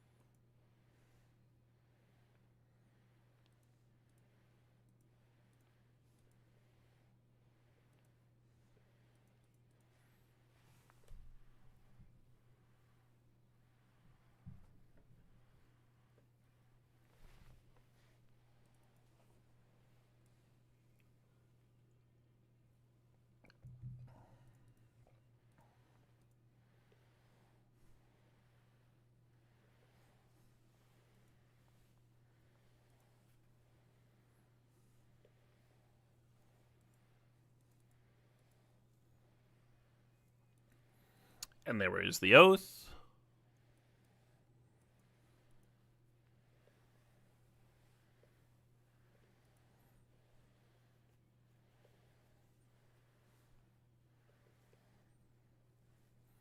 Yeah. Oath's fucked up, man. I'm telling you, Oath's fucked up. It feels like like, okay, you're spending 6 mana for 6 power and limited. Like, how is this that much better than Crawworm, right? And then you play it and you're like, no, this is way better. This is so much better.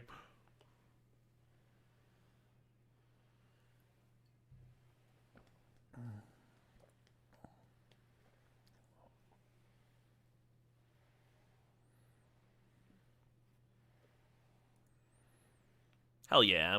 Got some shitty removal spells.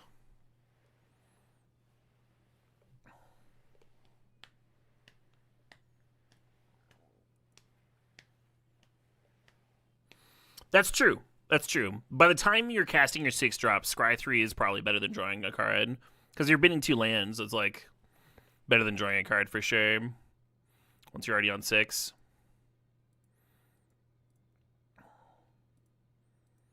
Wait, were we on the play? I thought they were on the play. Did they miss a land drop? Be still my heart.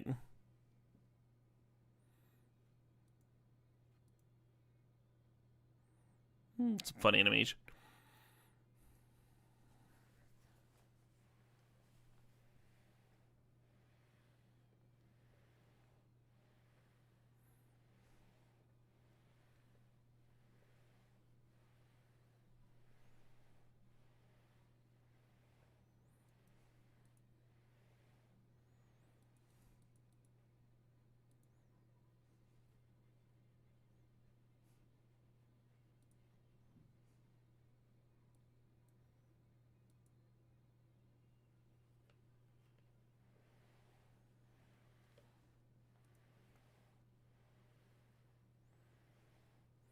Okie dokie.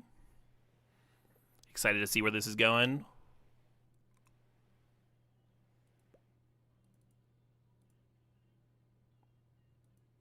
Only one black source, so we might as well pay full, gain some more life.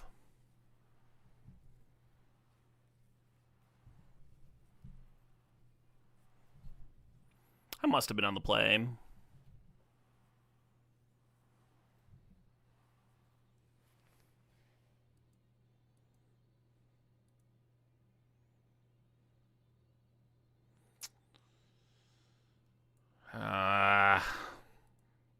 Yeah, I hate how vulnerable it makes the Oath, but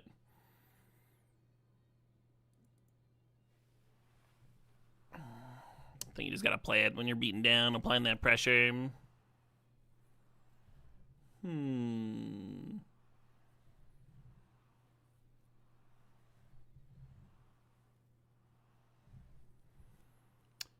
like a good invoke.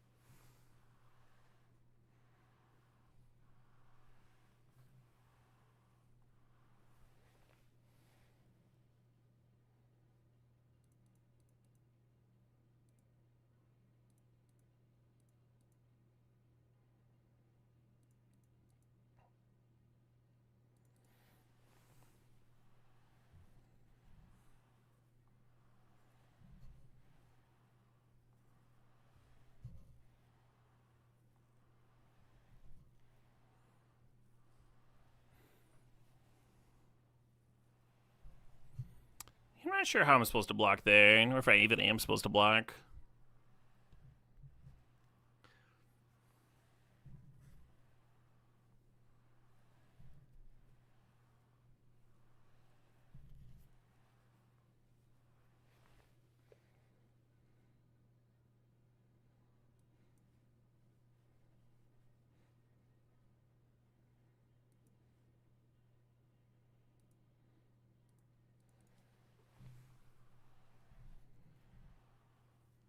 If we serve in here, they block the Narika and take 4, drop to 7. I don't think that's quite good enough.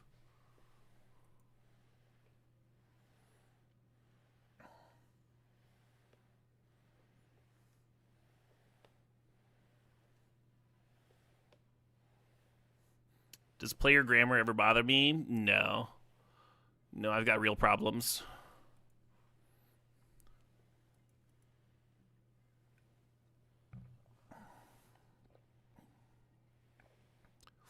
Sorry, that was rude as shit. Just the most dismissive.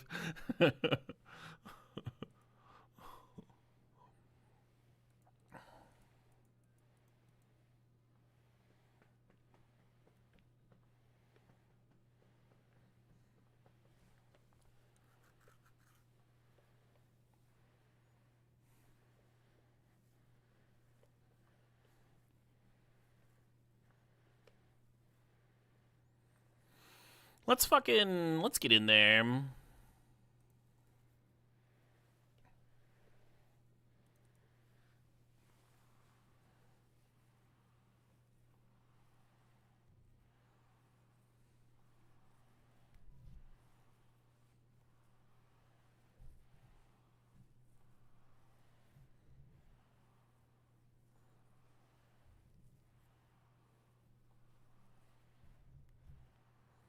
Have I ever thought about learning Phyrexian? Absolutely not.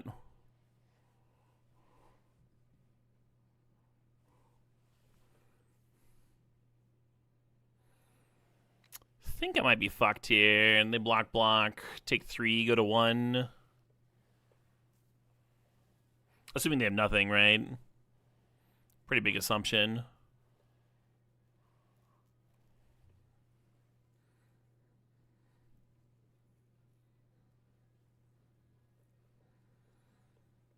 So if they have like stone nothing, you do get to connect for 3. They get a 1, and the next turn you've got a Menacer and a 1/1. They would need like one more creature to block you off. But they'd have to have stone nothing, right? It doesn't feel like they have stone nothing. It's possible.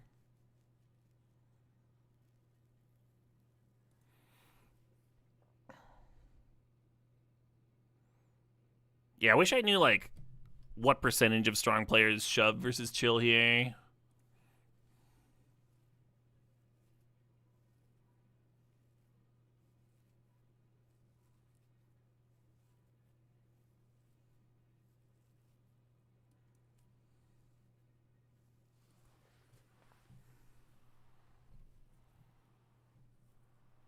They gained a life. No, the Spirited Companion's no good. Well, this seems good.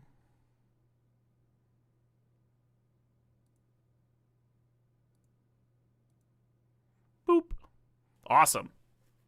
Shoving was correct. Always shove.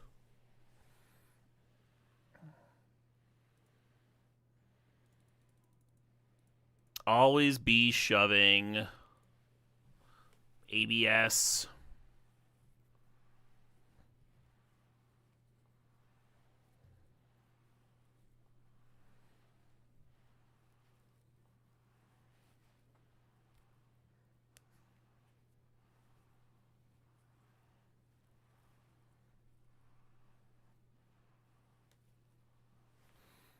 Hey, need some fucking white mana, huh? Need some goddamn white mana. What were you thinking, hand?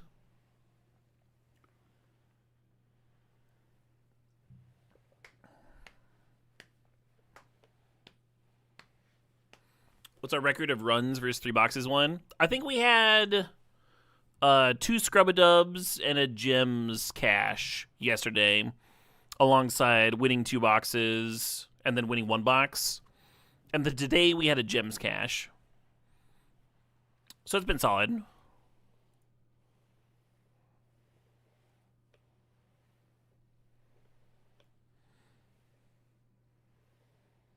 Do I want a stupid suit or do I want a stupid samurai?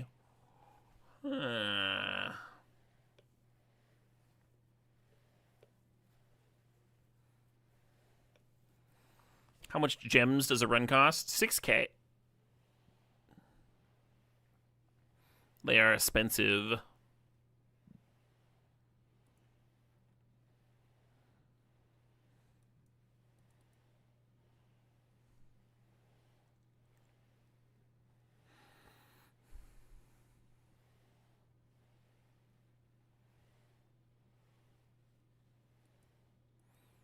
You 7-1 to draft in preparation. They had preparation drafts. I should have done that.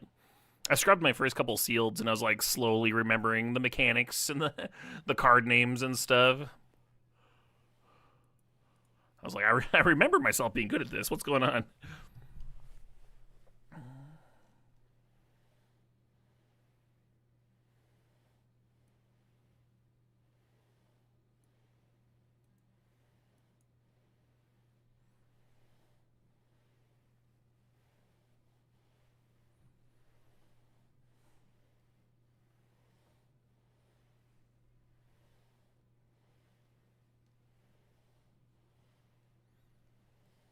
Okie dokie.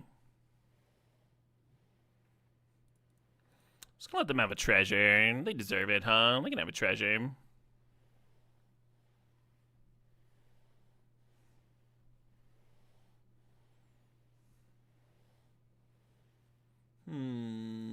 Okay.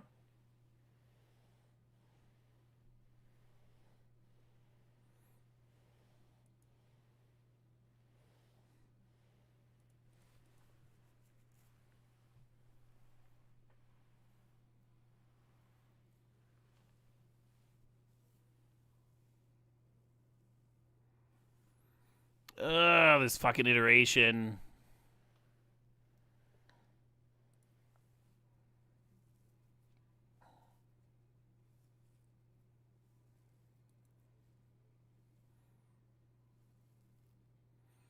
I was gonna kill that thing fucking immediately.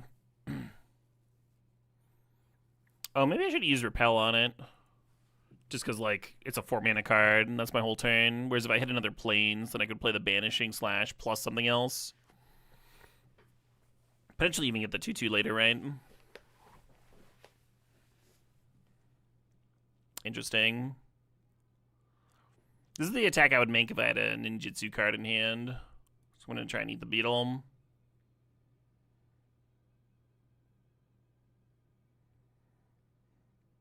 Fair enough. And I did hit the white, so I could have gone Banish plus a 3-drop here. Would have been a lot better if I'd sequenced better, if I'd sequenced more correctly. Let's just play Repel, huh? Let's just Repel this fucking 2/3. It's not amazing, but whatever.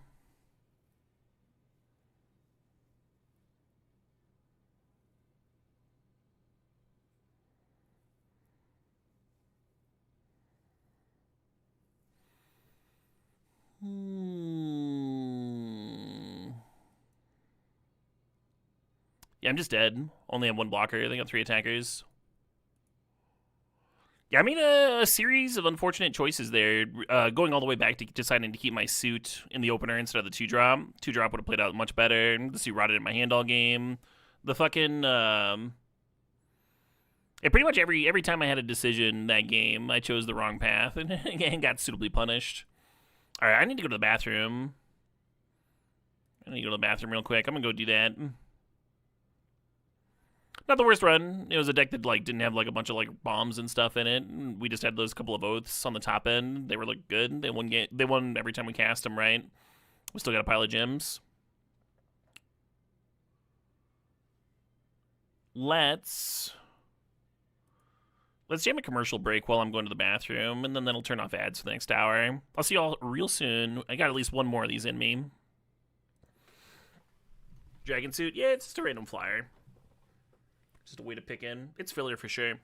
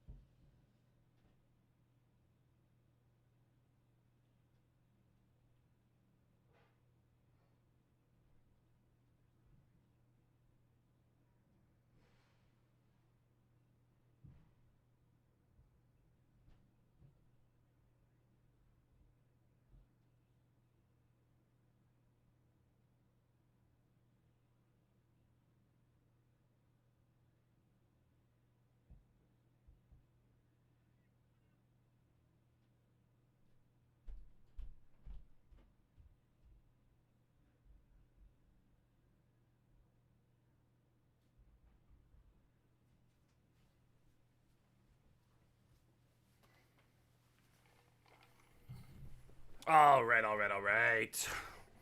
Let's jam another one. Radley B, thanks for the sub there. Glad you're still enjoying the stream.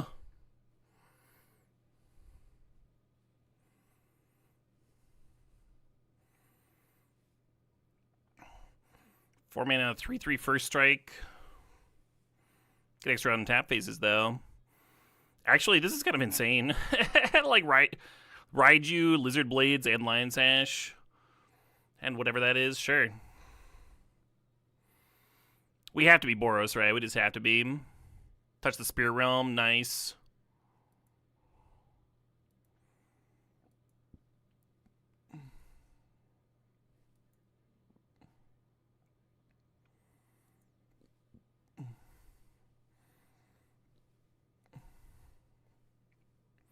Double spinning wheel kick in green.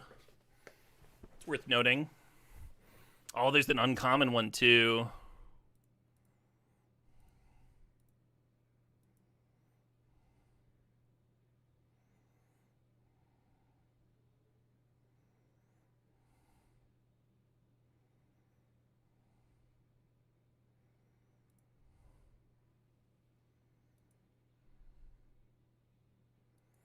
Is cultivation good? I don't think so, no. It's kind of whatever. Go Shintai is a little better. Jukai Trainee is a little better, and Rebuke's all better. Literally every card that's not cultivation is better.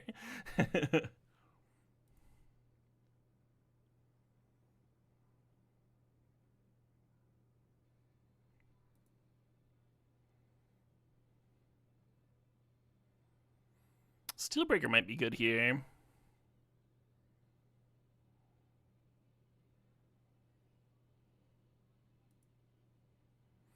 Is this +2/+2 and Menace?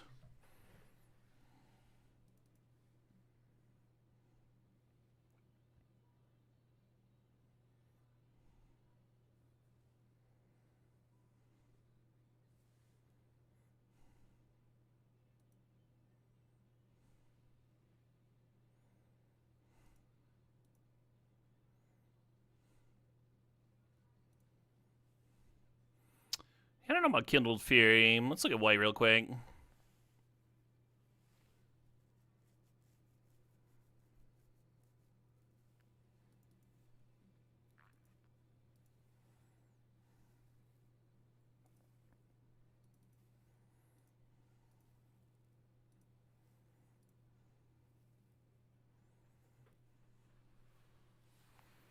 Is this it? Is this just the deck? How many non-samurai and warriors are we playing?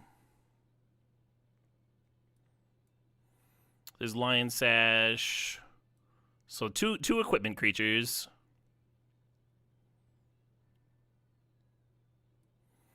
Another equipment creature. This drone thing. The drone might just be worse than Befriending the Moth. Is not a... This thing.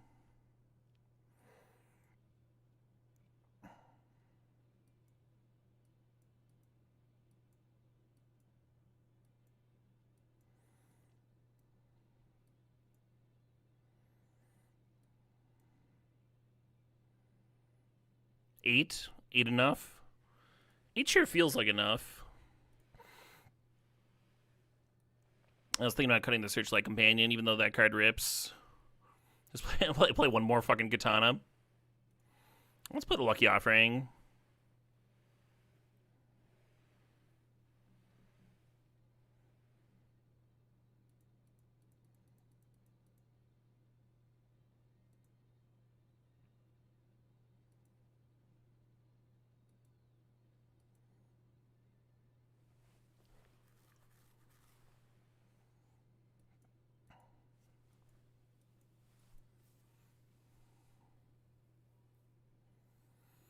There's like one warrior we're not jamming.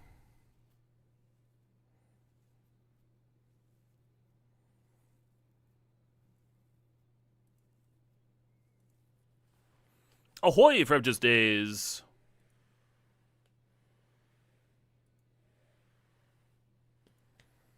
All right. I went and got some vodka.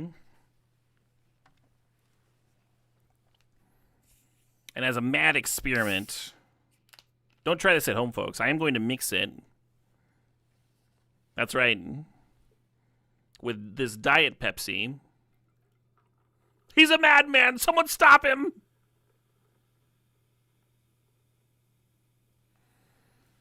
Advancing mixing technology, one drink at a time.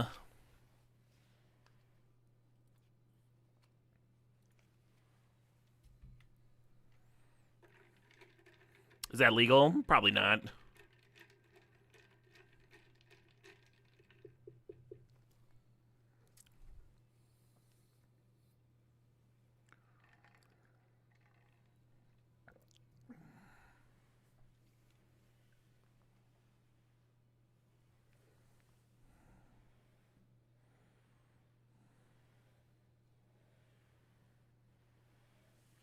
How many enchantments do you want to be running before the Affinity Flyer becomes interesting? I think like more than you'd expect. Some of the ones that we have though are like removal spells, which is nice because they just chill. They're not like trading in combat like enchantment creatures do.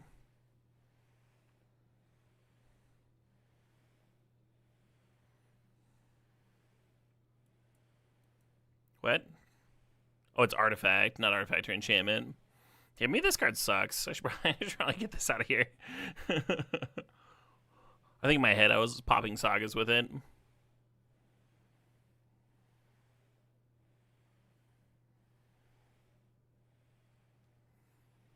Oh shit, hey Whiskey Weasel, things that 8 months there.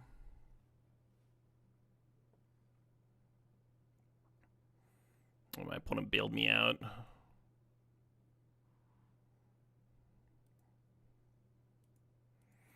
And we're not going to channel this. I think it's much better to just cast it. Collect my value, maybe.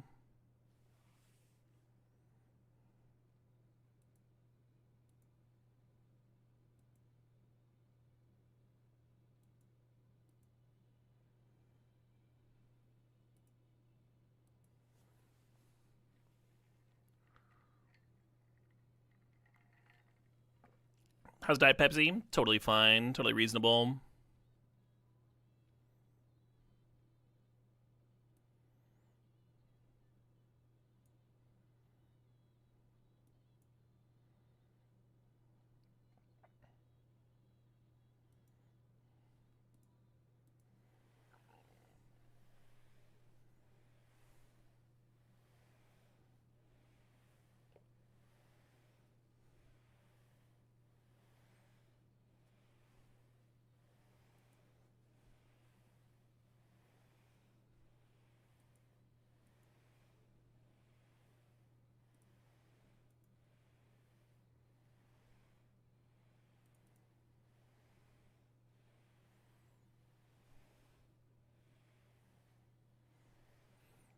Yeah, that's fucking nice.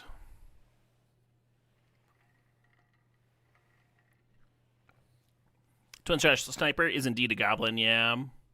Saw playing Legacy Goblins for a little bit.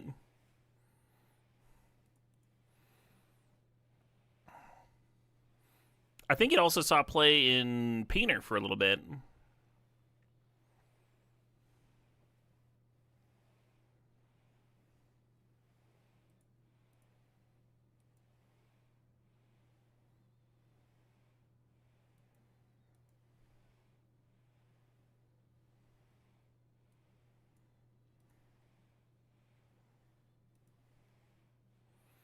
Feels like I'm like playing into a sweeper or something because they just did Stone Nothing last turn.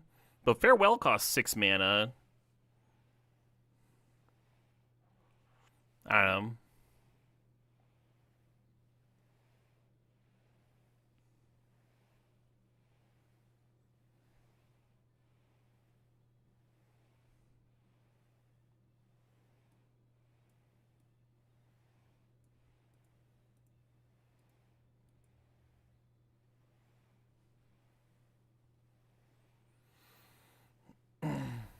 Yeah, we had them 6 ways to Christmas, huh? Bet y'all didn't even know Christmas went 6 ways.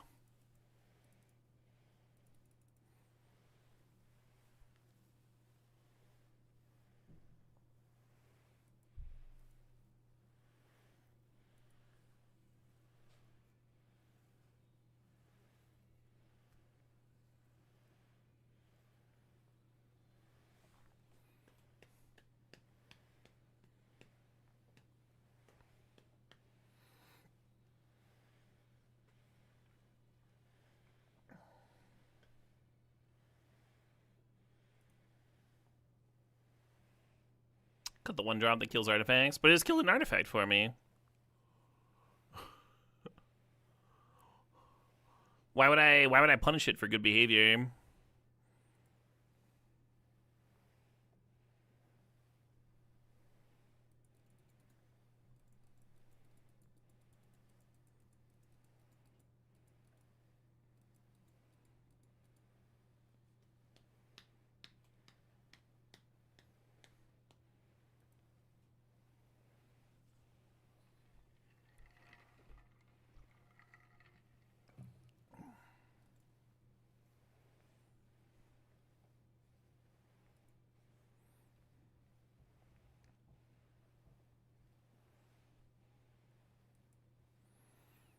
Hands a little clunkers, huh? Nothing to do on 2.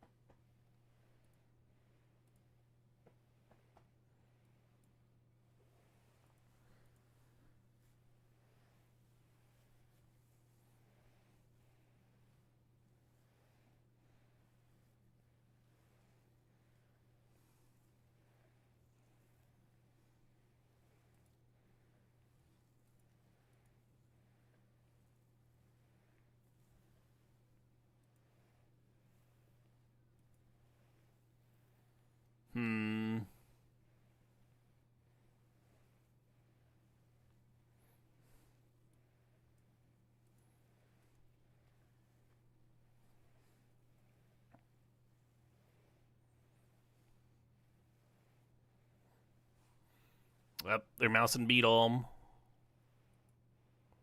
Sure.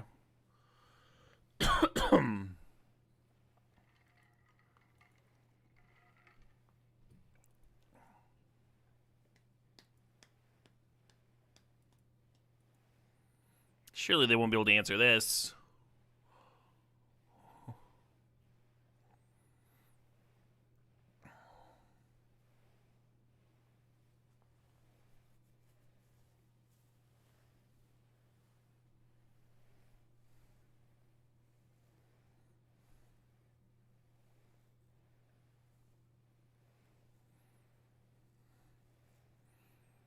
Well, all right. I'll let the bluff through.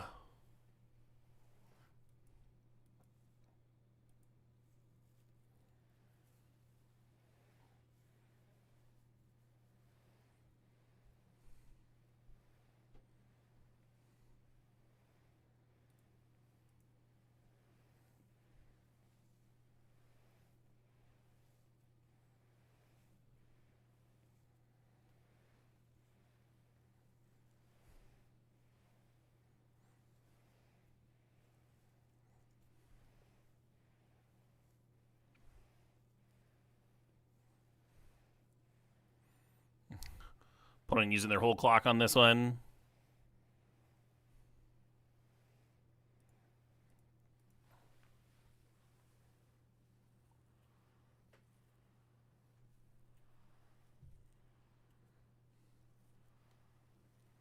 Well, now they've already taken 5. I wonder if that was their trick. Oh, I mean, if I had blocked, they would have put a 1/1 counter on it. That would have gone poorly for me. Because it would have been a 3/3 on my 3/3, and then it would have been a 4/4. Glad I let it through. Bye, pig. Sorry, pig.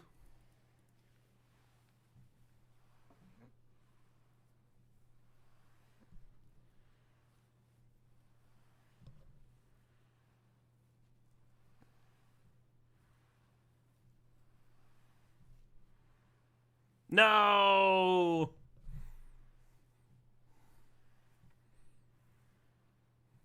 Now, where will I put all my eggs? At least we have a 2/2, huh? We've got menace, too.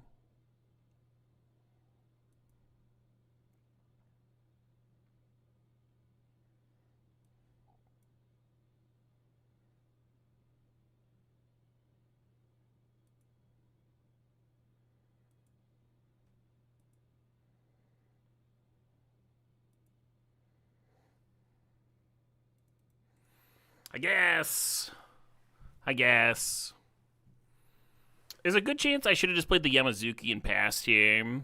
They just run it down, and then my hand has touched the Spirit Realm, and they still have their 2-3 in play. Yamazuki getting to rebuy a enchantment next turn would have been kind of sick, huh?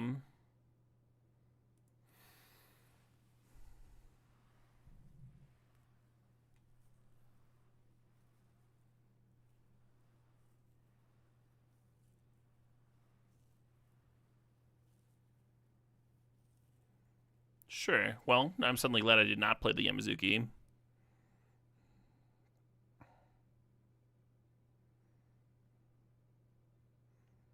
What? Draw a card if a creature died this turn. Or does this exile? If a creature would die this turn, exile it instead. Amazing. So they thought they were going to get to draw a card, and they super didn't get to do that. I thought they were going to get to draw a card. I might have reread it to make sure if I was them, though.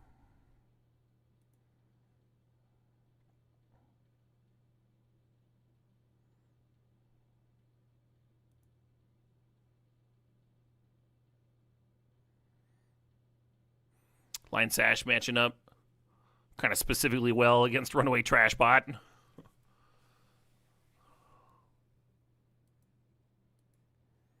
+1/+0 for what? For what now?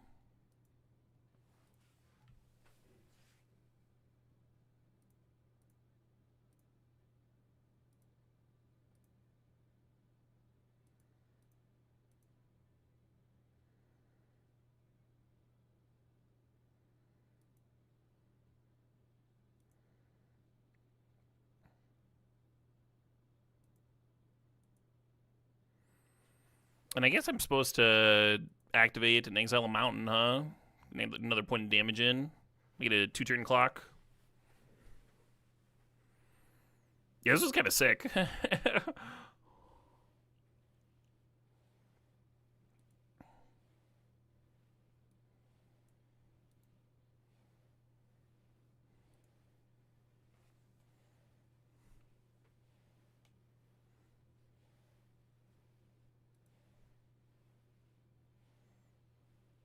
Oh, it only gains 2 life when you channel, I see.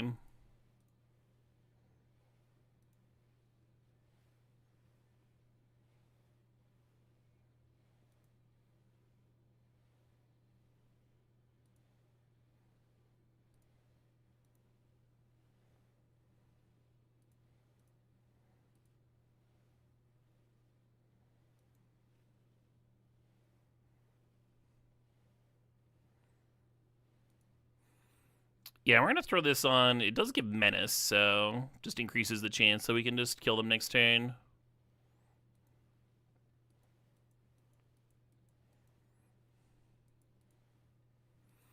Yarp. Could have actually, like, unconfigured, and then they would have required 3 blockers, right? Because they need 2 for the Menacer and then 1 for the Lion Sash. Hey, 2-0. Don't hate it. Don't fucking hate it. The tracksuits in the music video for this song are fucking ridiculous. There's a bunch of guys in like Adidas tracksuits for the rap, the new metal section.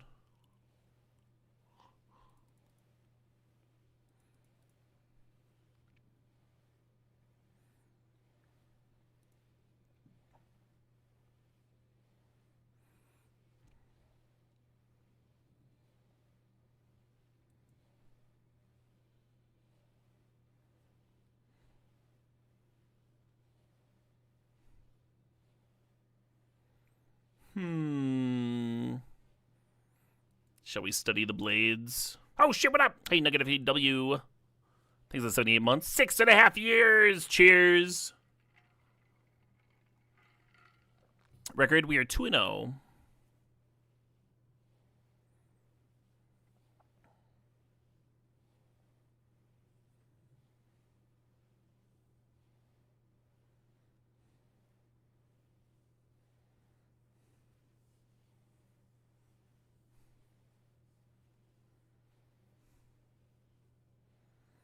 How did I? The previous run, just gems.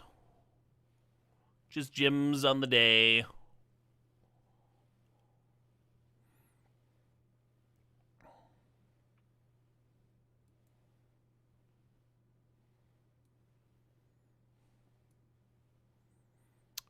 No blocking now.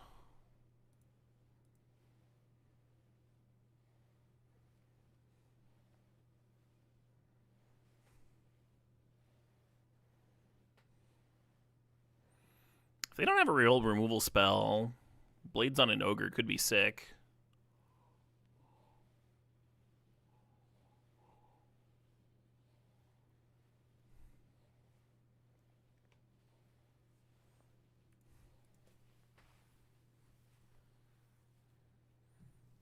They just pass with 4 mana up. Hate that for me.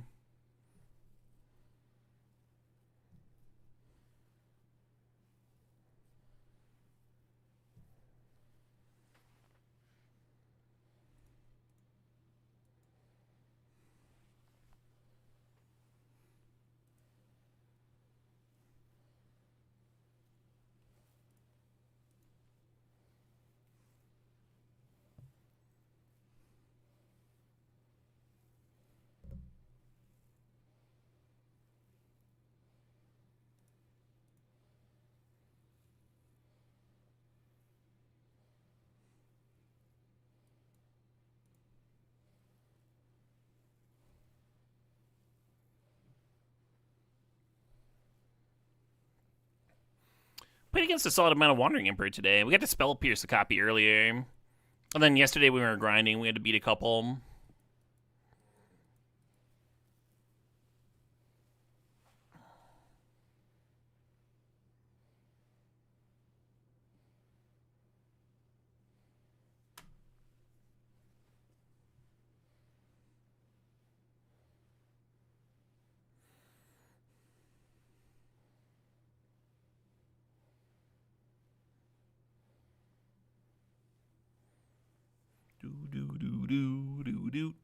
If we get a land here, we can just pop the Wandering Emperor, and then the game becomes a lot more possible. Fuck.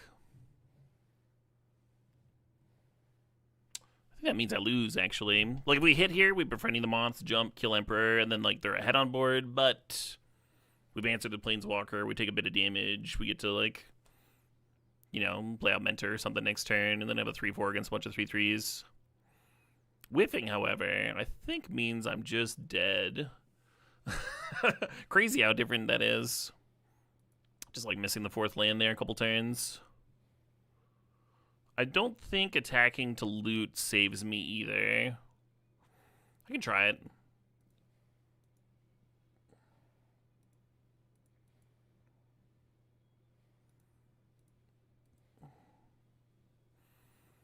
If I'd hit the land, then I would have run out the Storm's Edge. Just have a first striker on defense. Wouldn't have stopped all the damage they would send at me, but would have bought me a little bit of time, maybe.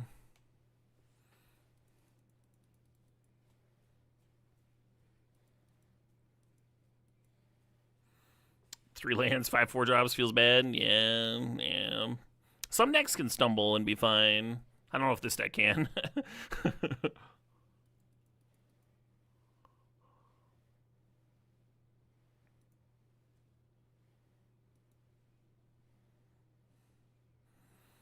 You think we just go an Ogre on 3, and then jumping in with the Moths? I think that's the plan here.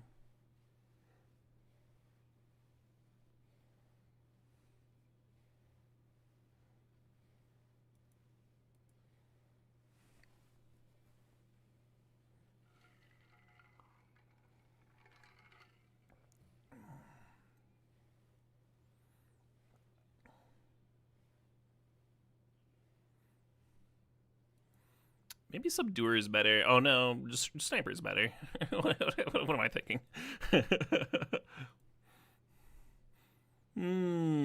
Should I Flame Tongue Kabu their creature or tap their creature?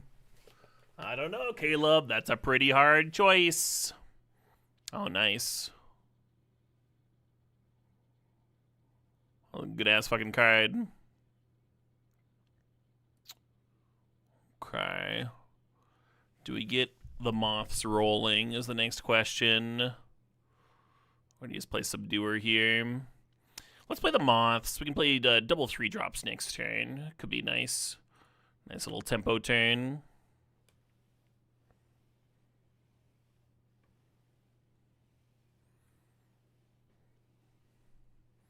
Channeling on the sniper could give me another shock.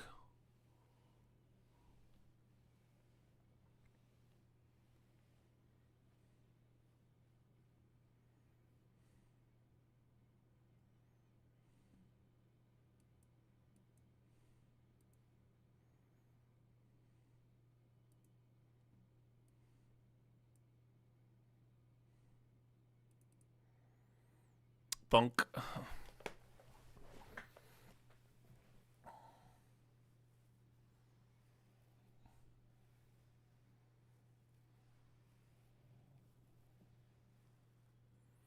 Exiling sniper, interesting.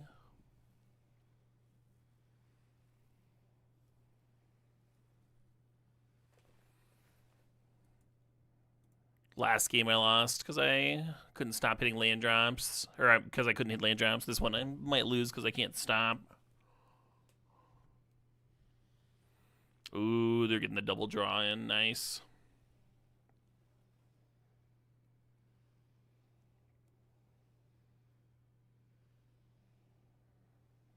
That's a fucked up turn.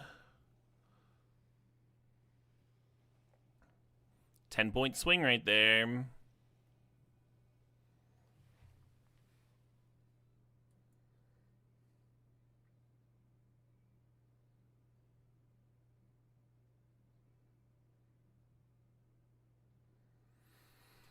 Don't really have a good attack. If you pump the Subduer in serve and tap one of the things, they can crew the mech in response and have a 5-5.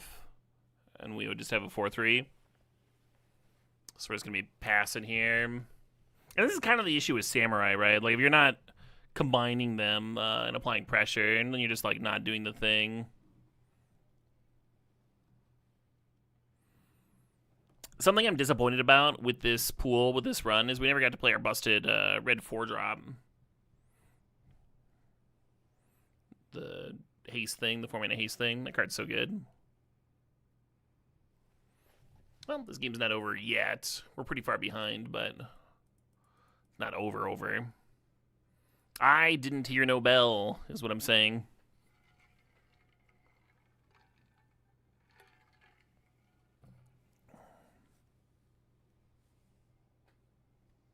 Sure.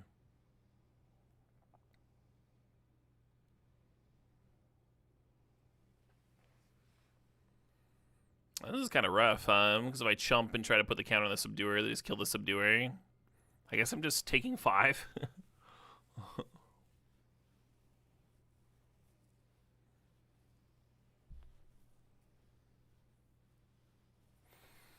Alright, you win.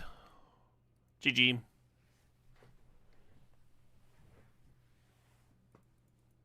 Seal is zone based? Right, yeah. Like, I mean, I had the fucking...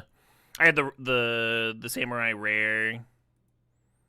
Like, I had 2, like, Samurai Matters cards and the Raiju in here with, like, a bunch of sweet white removal and Lizard Blades. Like, I feel like there was, like, one correct way to build this, even if Samurai, like, lack, what's the word? Filtering. So you get some of those games where you just kind of don't do anything and die. I felt like there was, like, a correct build path towards them here. Not, like, forced, but anyway. These cards are good. That was a Scrub-a-Dub, folks. We have gems for one more attempt. And after this, I'll switch over to Cube. Maybe have some drinks. Oh, God. My build path might be a little more complicated with this one.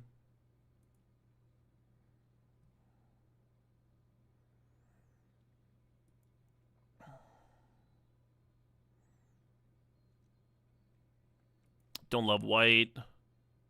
Do love blue with double Modern Age and Behold. That's pretty sick. Crab's not bad. And there's the Trespassers here. Black's got double Dockside Chef, Virus Beetle, Soul Transfer, Twisted Embrace, fucking 5/5.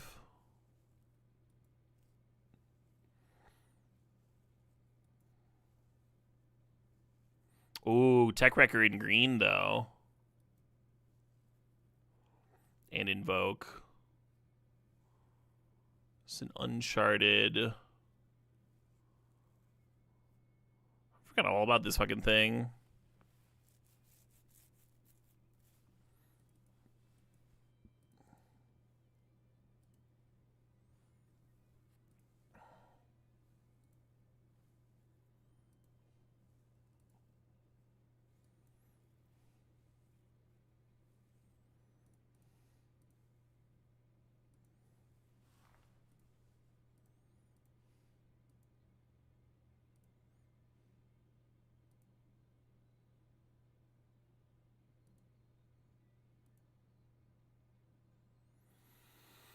And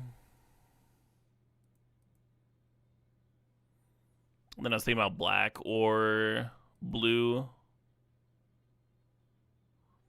I don't think I can do 3 colors, not if I'm trying to play Invoke. I really like Behold. It's a really sick card.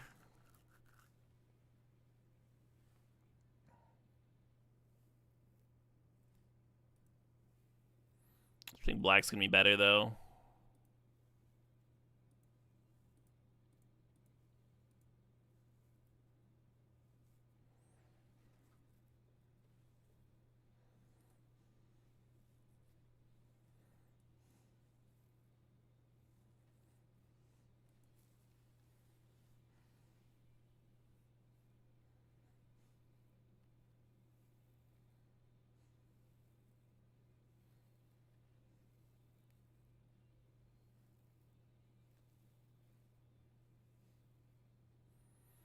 I think Stalker could get cut.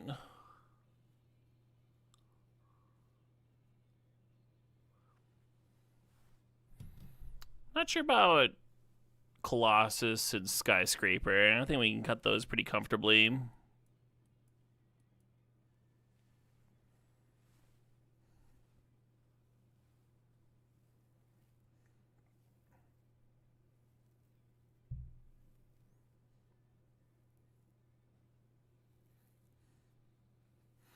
I mean, the Energy Blade fits well with a double Searchlight Companion.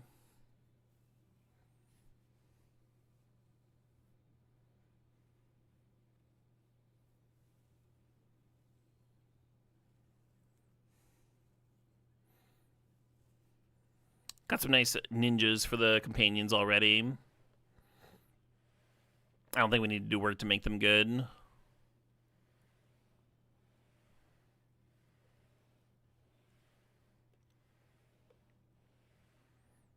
Yeah, I'm just going to cut the Skyscraper, I think. I think it looks solid. I'm a jam. I'm a jam.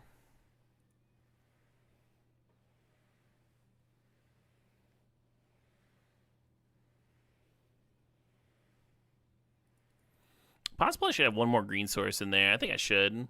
Hey, Analog City, thanks for the sob. Thanks for 55 months.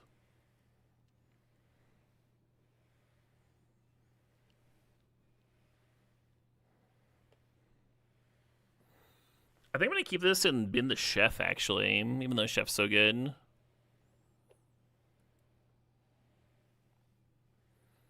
I'll bin Prowler. Wait, who's on the play? I should say, right? Whatever. Hey, Chroma36, thanks for the sub. Thanks for 74 months.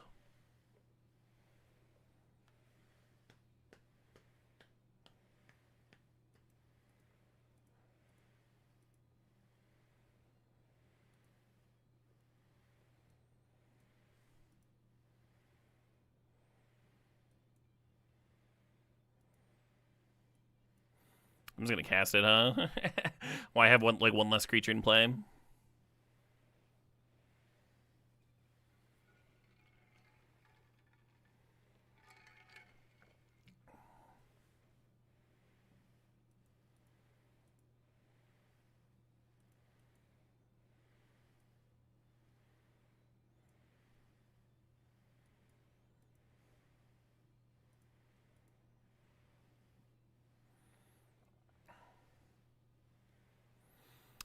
know how much I actually like this over just playing the Searchlight Companion. They're certainly repping more damage, but we're playing into more things.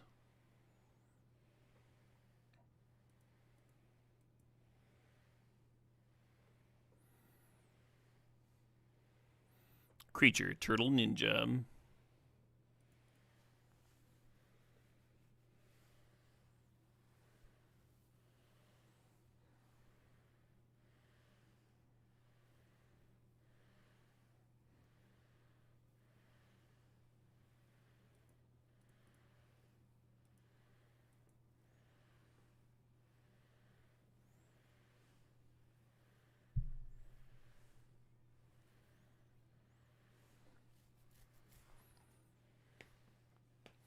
Don't really see them not trading here. Maybe they're just thinking about which one they wanted to try to trade with, or if they should be trying to play around something.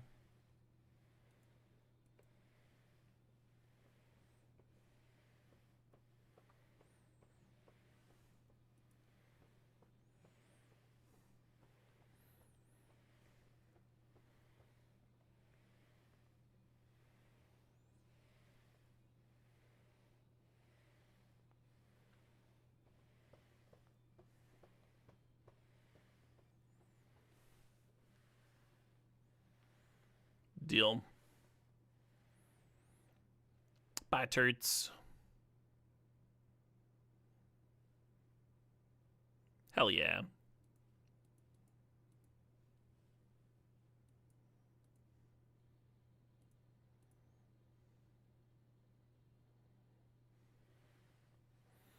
Shadowwalker is so fucking cool. What a cool fucking magic card.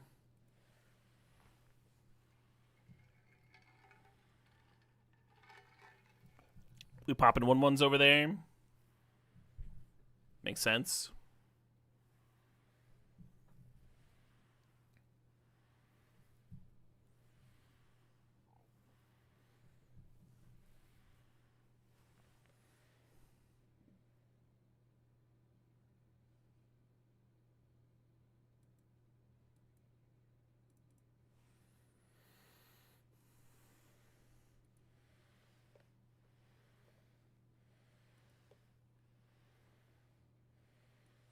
So I'm running out this companion, and it's just gonna like eat shit. It's just gonna fucking get shranked by the Umizawa, but that'll leave me with an artifact in play, and then we can double mode with Soul Transfer and get that value. I'm a little value thirsty right now.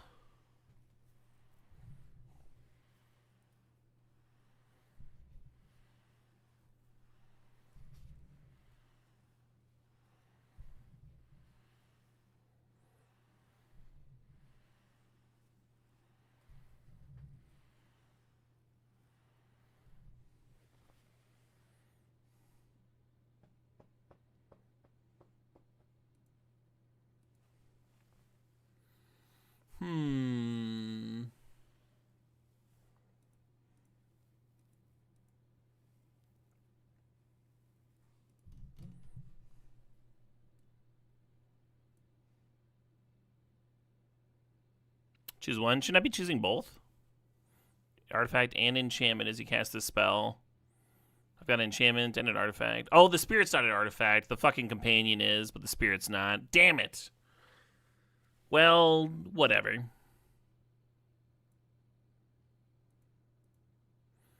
Still gonna get rid of their lifelinker thing. And this is gonna name green.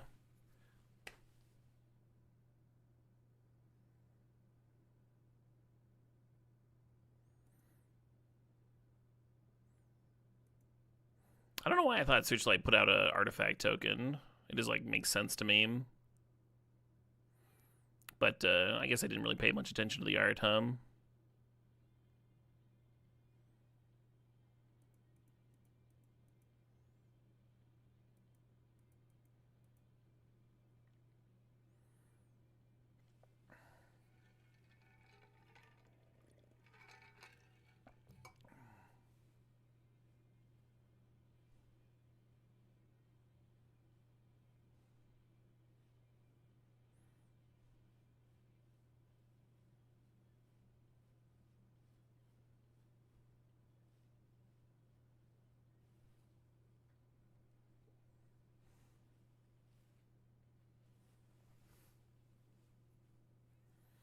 Drummer's having entirely too much fun on this track.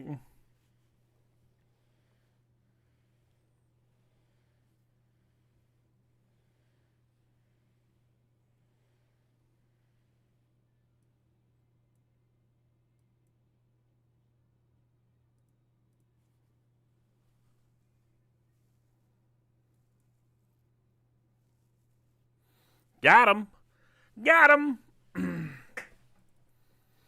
A little +1/+1 for the win. A little FTW. All right, folks, how do we feel about this pool? Well, I'm back on black-green. That's a good sign, right? If you look at my win rate in this format, it tends to climb if I'm playing black-green.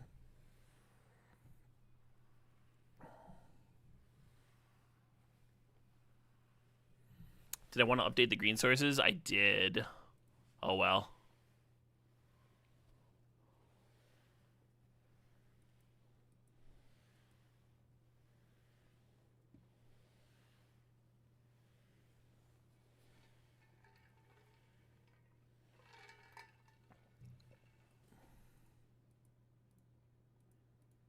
Chat's not excited.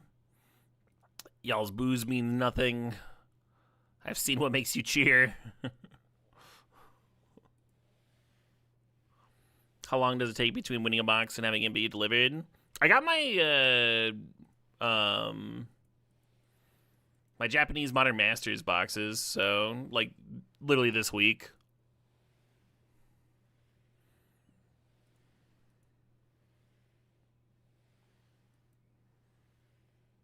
How bad is this? It's just rancid. It's like, yeah, exile your 1/1. Take 3. Just the worst play ever made.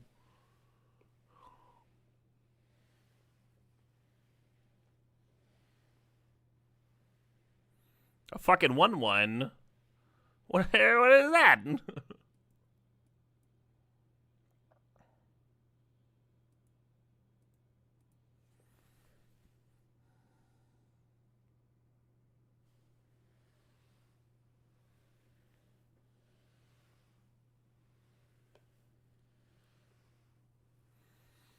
Yeah, so I think it takes like a month or two.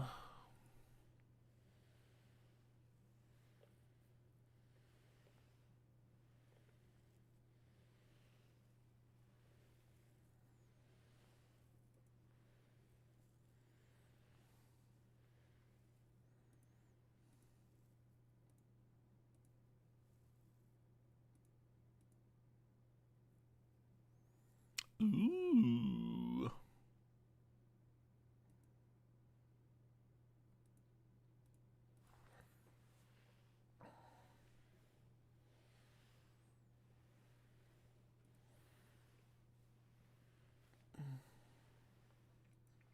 Card's fucked up.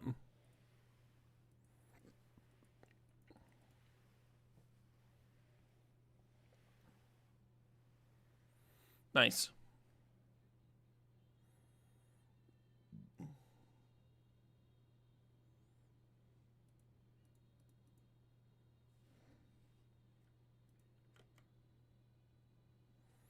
Oh, it's blocked. It deals me a damage. Well, I guess there's no benefit in blocking then.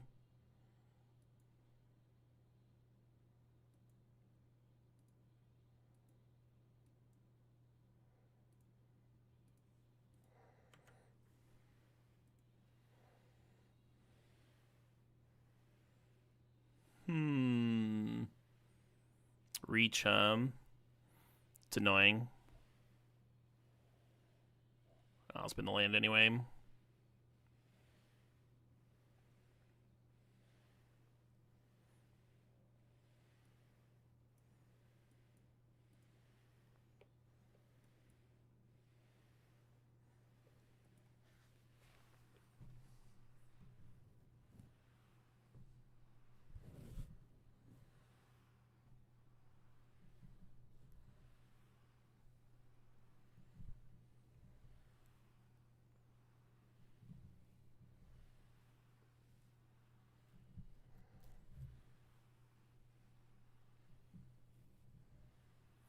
Six. They don't have a 6/6.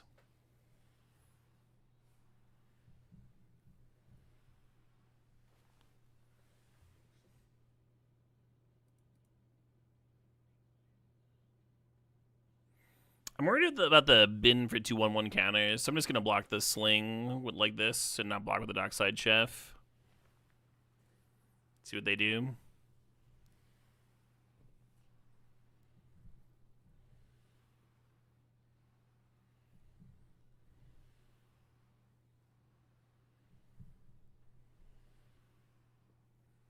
Well, if that was the play, then I should have blocked both, obviously. Yeah, you can't play around everything, right? You just have to think about what's more likely.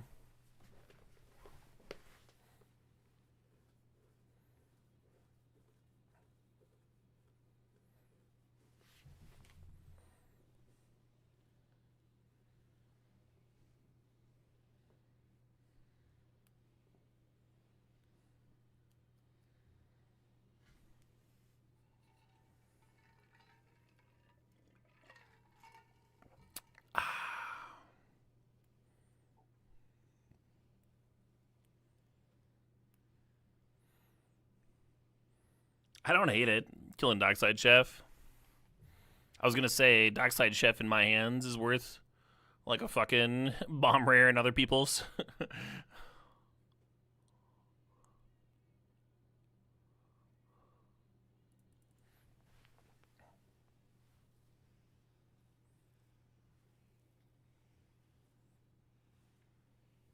Set was pretty damn fun, yeah.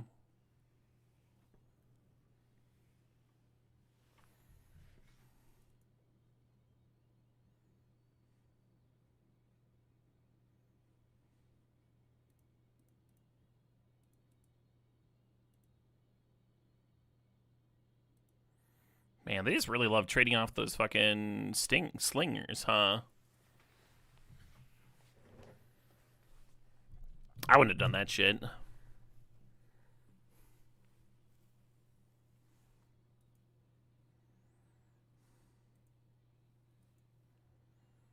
think we gotta loot here.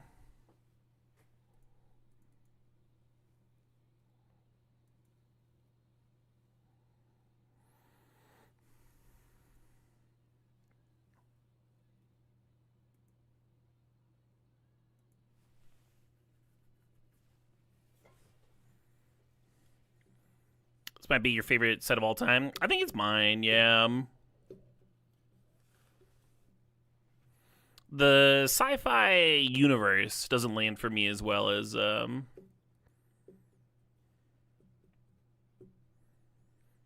the fantasy universes, like flavor wise. I prefer like Dominaria.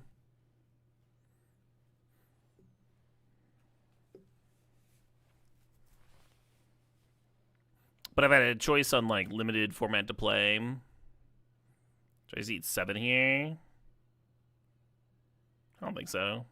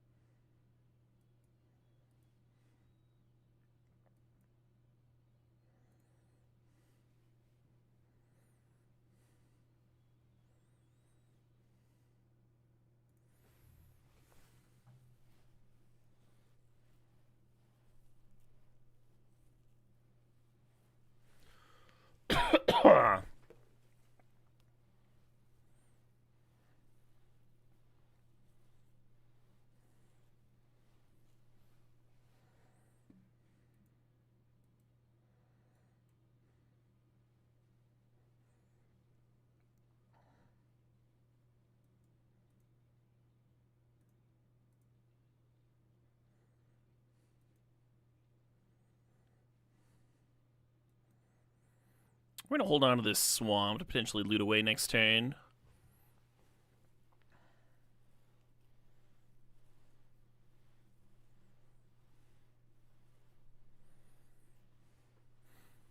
Hitsuku is interesting. I've played against people who like refuse to activate it, and I've played against other people who will only activate it.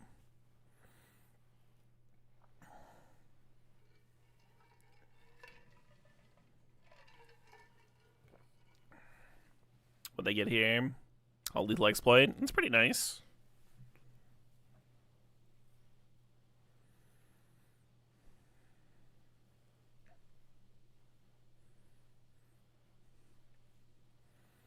If they have a untapped land to drop, they can actually answer my Shadow Walker. They decided to not do that. You feel like if they just suited up and swung, their odds were pretty good? That's what I was thinking, right? Like, I played against people where I was, like, terrified of them just, like, activating every turn, and then they just, like, attack, and I'm like, oh, well, I can just reset. And then I've played against people, like here, I think he could have just killed me if he had just been in full race mode. He was so ahead on board, right? Or they were so ahead on board. The second board, and they're still very ahead on board, yeah. What do we got here? Well, it's a playable. Could be worse.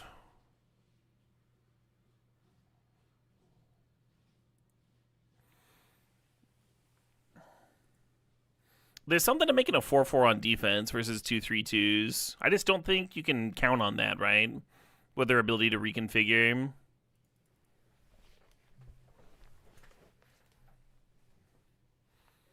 I wonder if they're thinking about a block sack here. Kind of feels like it.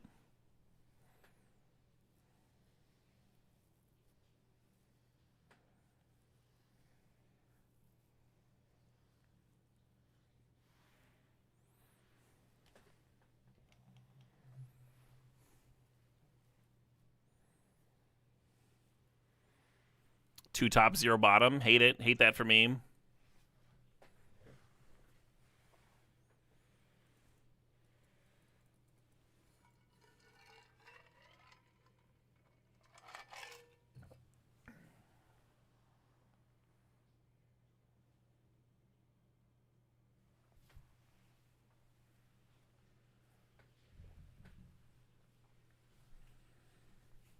Kind of feels like I'm fucking losing, doesn't it? I just felt like that for a while. I was still up at 6-6.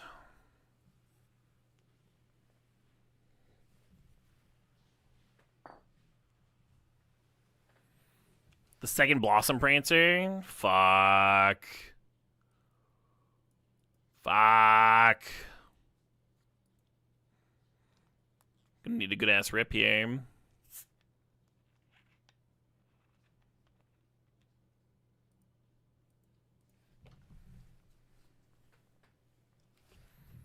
Defeat. What's our record? We 2-1? 1-1. Oh, that's so much worse. All right, I was gonna adjust the mana. That invoke card's really good, but we do have to be able to play it, right? And draw it, of course.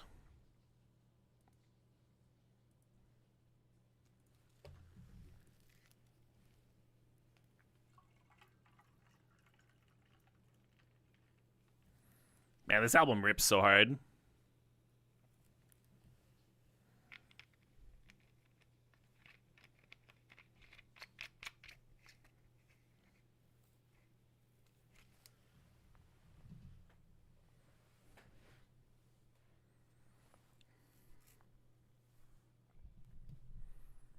I wonder if I should start treating Commune with Spirits as a land in decks that are low on enchantments. Possible this shouldn't be in here.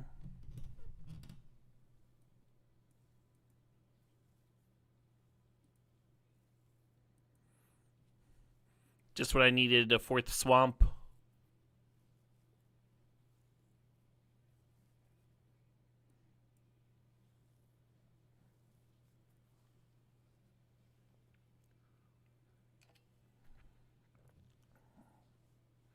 Whew. Yeah, regardless of how many gems we win here, this is probably going to be my last run. I'm going to switch over to Cube.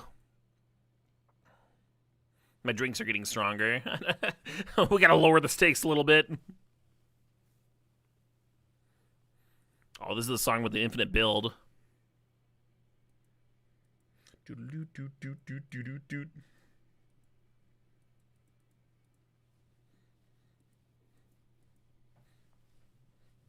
More build, yes!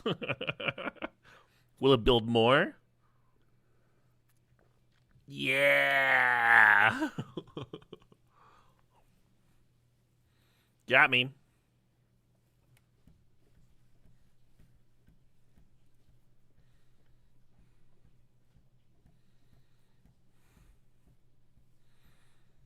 We ninjing? What are we pausing on here? Fair enough.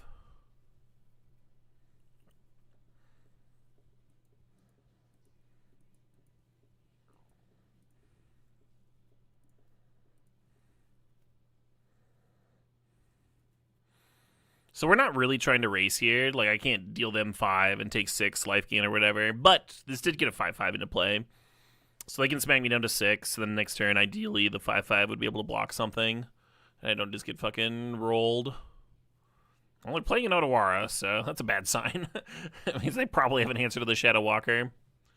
Fuck, huh?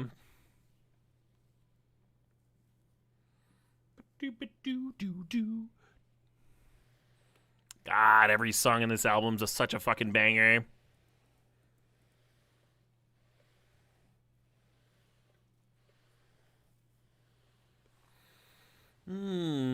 Sure you can hack it, but can you Moon Circuit hack it?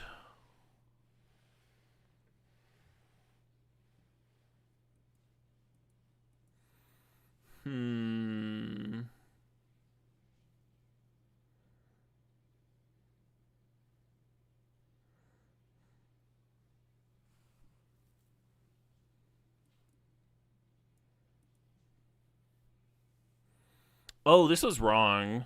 No, it was. This is fine. I only have 5 mana. I was thinking I could play out the companion for a second and then channel and then like make the companion a 2/2 to block the puzzle maker, prevent future ninja shenanigans, but it wouldn't have worked. I didn't have the mana. I think we're just doing this in passing.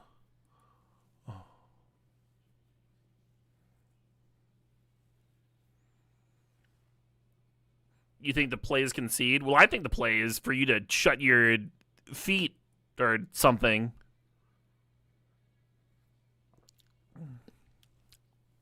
Blech.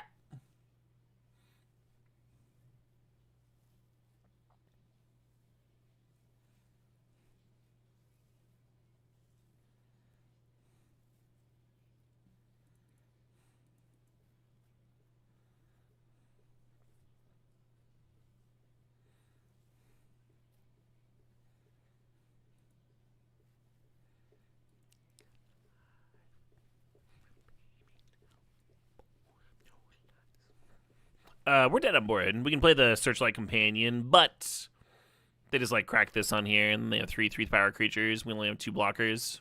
GG. You know what would have been nice? Getting to play that Invoke card we built our deck around. Oh well. It's not guaranteed, right? Especially in best of 1. You really want the most consistent deck possible. And I am officially bust on gems. Let's play some Cube.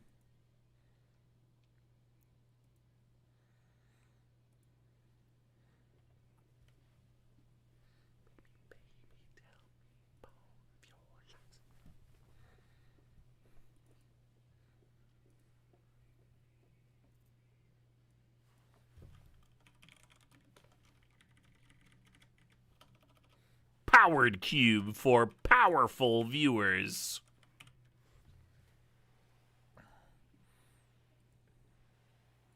Little M-Vault action. I would love to make 3 mana and then take a damage for the rest of the game. Let's go.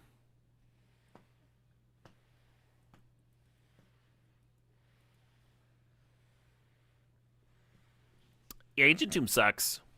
You heard it here first.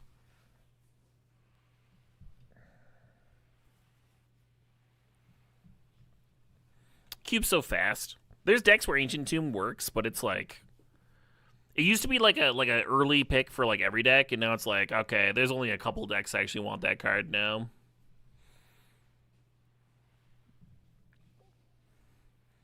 When Boros is the deck to beat, maybe you don't want to deal yourself 6 damage from your mana base.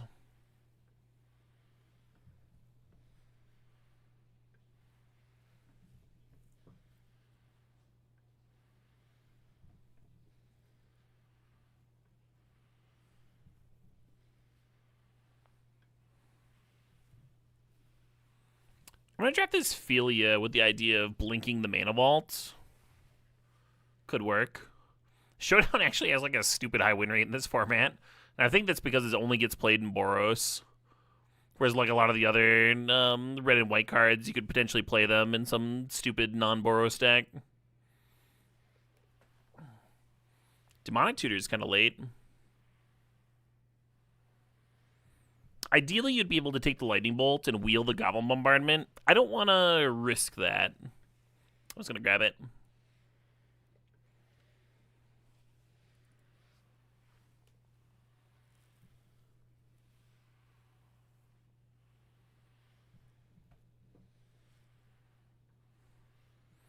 All those weird cards. Yeah, the alt arts. They throw me for a loop, too.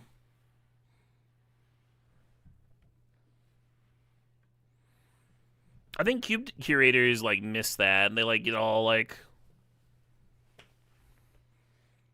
They're all going deep and, like, excited about their alt art cards, which is cool, you know, it's, like, nothing wrong. But it does make their cube harder to read, harder to parse. This pack's kind of nice in terms of readability.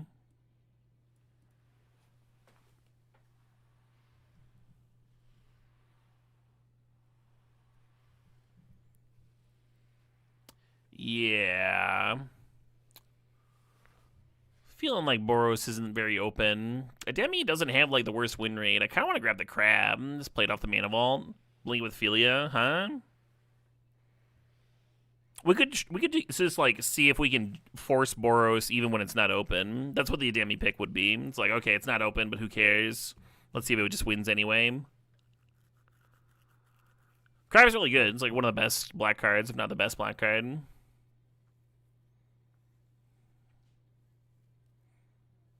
Also fits the Philia and the Mana Vault picks. We did pass that Demonic Tutor earlier. And then immediately get a pack with, like, no black cards and a bunch of sweet white stuff. Could take Raucous and try and be Mardu, which can work out sometimes. I'm just going to take the Mother Vrins. I'm not going to overthink it. I'm so good at overthinking things. It's like my fucking specialty.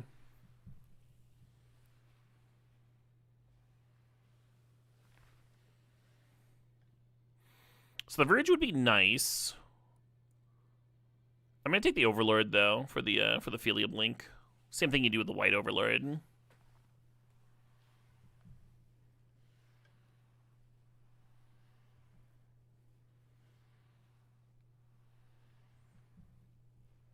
Also nice to have some 6-drops in your Mana Vault deck.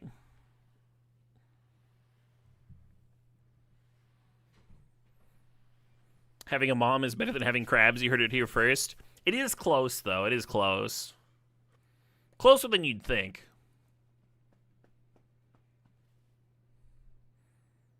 Oh, yeah, we're no longer box hunting. I can remove that.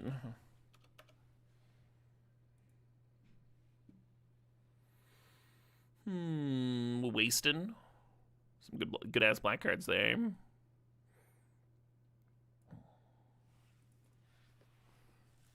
Retrofitter would be good if we ended up with Urza Saga later, but that's kind of the only way I want it in Boros.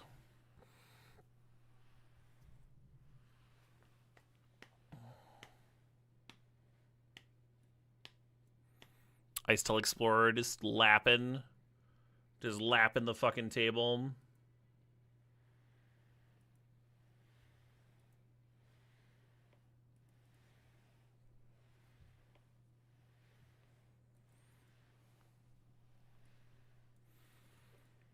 With Double Overlord, this is a good-ass Philia. Flicker Wisp just got kind of insane, too.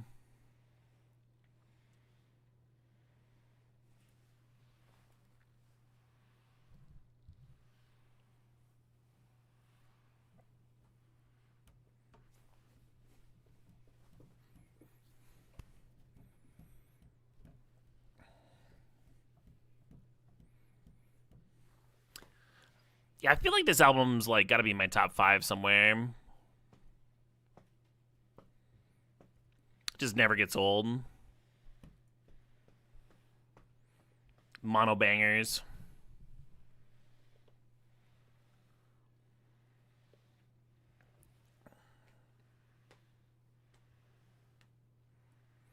You like feeling Containment Priest? Yeah, just like blink out your opponent's things.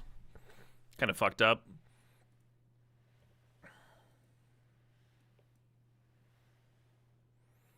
A little Fury action. A little Fury action here.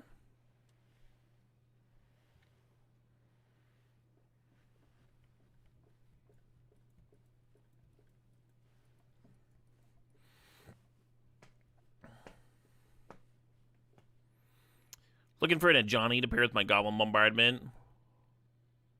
It was really rewarding to see a Johnny's and Goblin Bombardment's win rates shoot up when people realized that that was just like something they should be doing.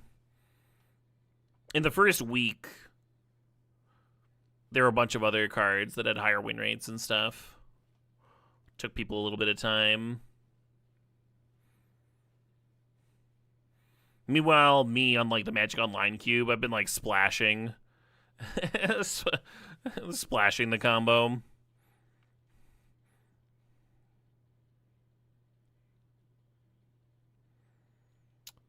Think about a Braid versus Cutter here. You could take Lavamancer. We're not really filling up our graveyard that conveniently.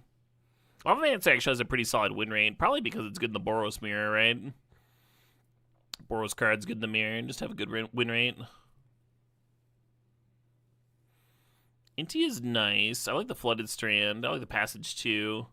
I'm going to take Inti and pairs really well with the Evora, huh? Skyclave is reasonable. Yeah, it's all reasonable.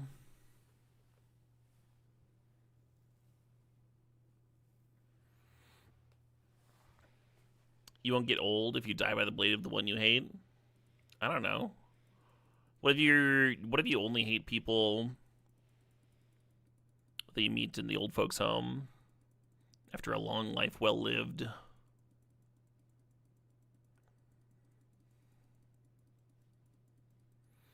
That'd be kind of a sick way to die, actually. Duel to the fucking death in the old folks' home.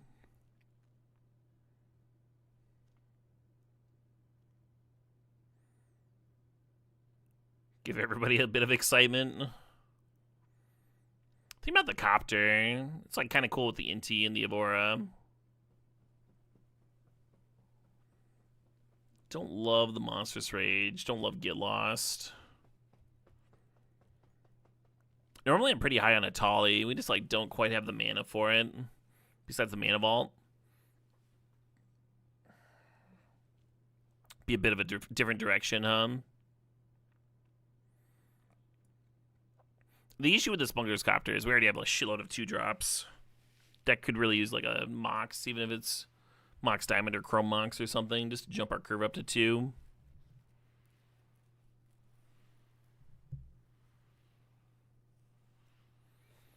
A little gut action.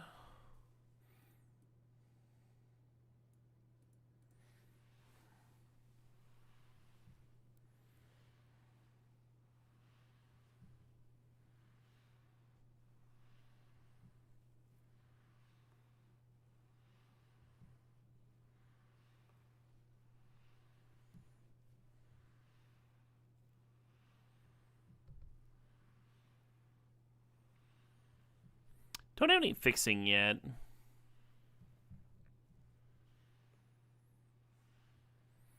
Blade Splicer is good with the Blink strat. Could just take a red critter here too.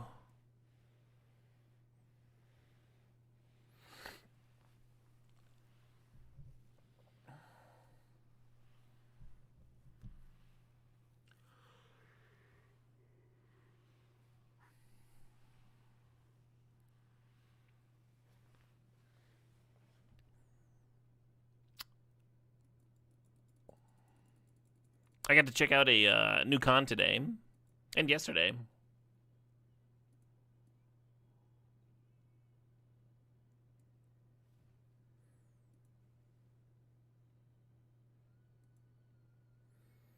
Protospiel. Ooh, Parallax Wave. That's a sick and fucking sick rip. Really good with Containment Priest. It's a con specifically for like tabletop game designers. Like board games. that want other game designers and developers to test their shit. So they all bring like prototypes, and they'll play around, and then everybody that played, and then somebody else will bring out a game, and they'll like play that prototype, and just kind of go around the table like that.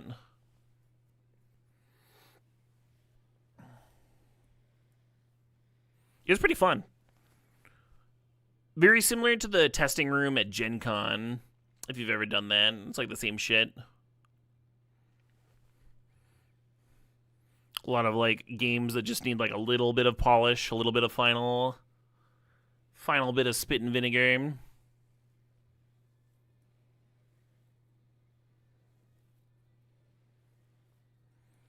Kind of wonder if I need this Triome, just because I have like no fixing so far.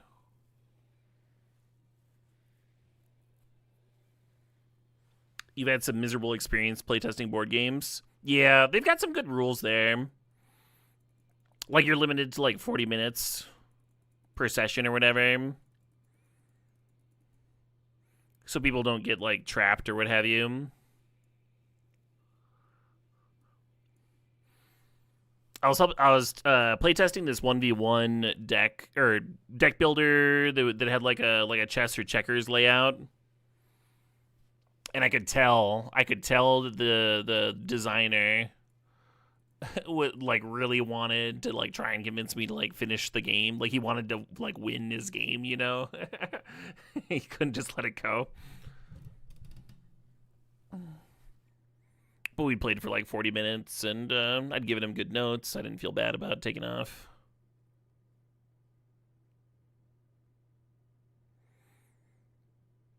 Also, I was pretty sure I had inevitability locked up, but it would have taken me like another hour to actually win the game because I had this like attrition-y type of strategy, and that was not worth it for me. Man, no Moxen, no fast mana. We kind of need wins. The Hazard's kind of cool.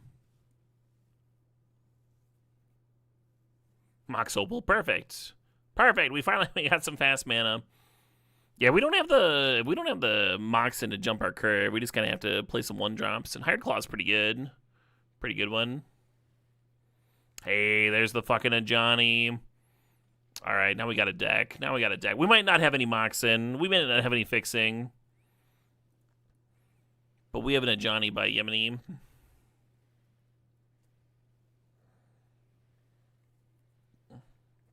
I think I want Discharge over Ephemerate. There's some sick shit for Ephemerate to do in this deck, though, right? Blade Splicer and such. Oh, shit, what up? Hey, take 2 from Migrum. Thanks for the sob. Thanks for the 64 months there.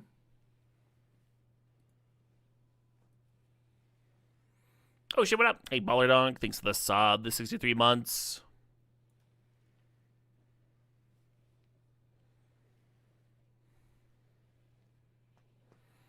You just got done playing some Blood on the Clock Tower online? Hell yeah.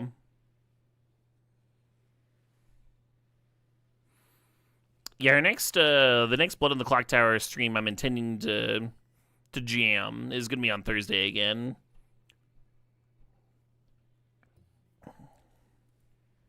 I'm sorry. Not this next Thursday. We'll be taking a week off because me and my lovely wife have a music show that evening. But the intent is to go back to it the week after. Yeah, next week, Thursday and Saturday are going to be morning streams for sure. Tony Scapone. Hell yeah.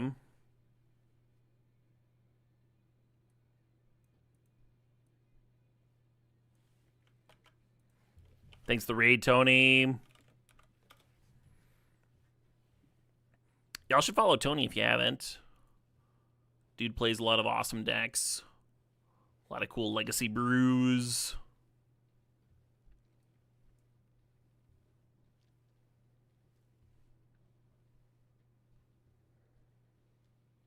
I almost like the Thalia. Don't really like any of it.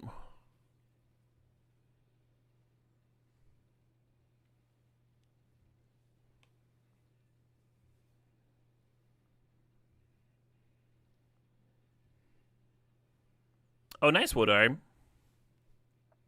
Yeah, Madison's pretty good for that, actually.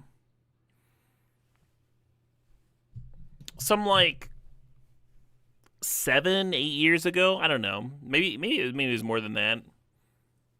I got hired to help playtest a game.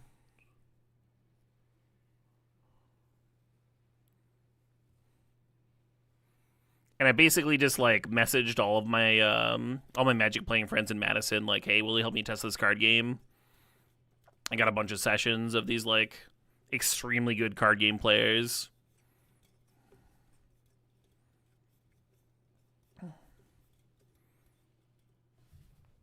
Like Sam Black and Matt Severa and stuff.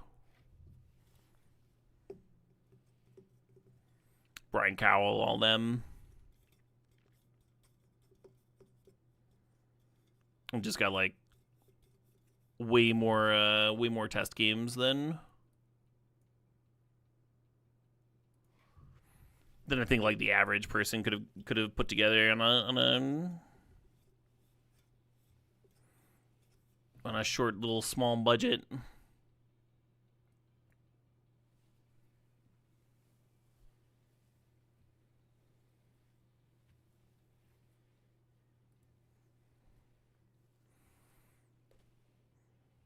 All right, what are the cuts? It might be a Wasteland. I might get that out of here. Just play 16 lands, no Wasteland.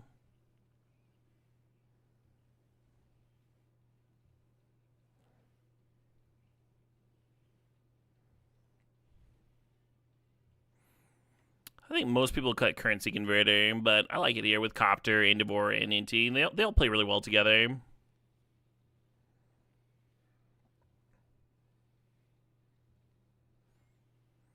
I'm gonna cut Hellrider.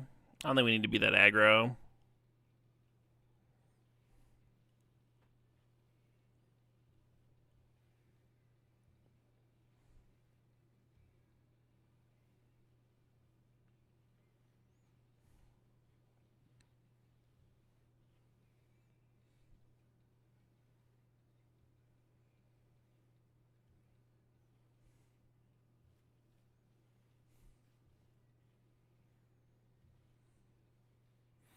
I'm gonna cut the Wasteland and just play another fucking White Source, actually. And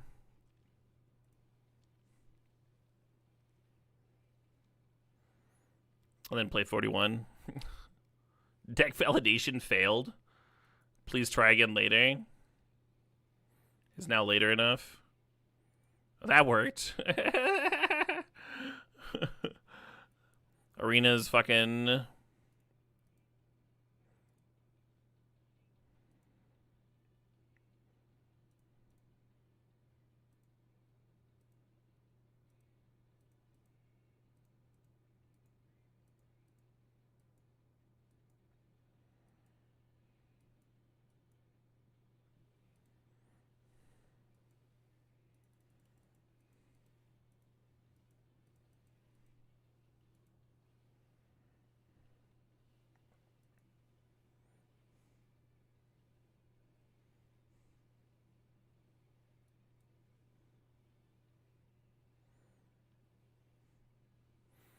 What was my other cut before? I'm just gonna Blade Splicer, I think. I like it here, but maybe... I mean, I just gotta cut something. Oh, it's another token producer for staff. Yeah, maybe it stays. I think last time I didn't have wins in. I'm just gonna cut Absent. I'm gonna cut Absent and I'm gonna re-add the Wasteland.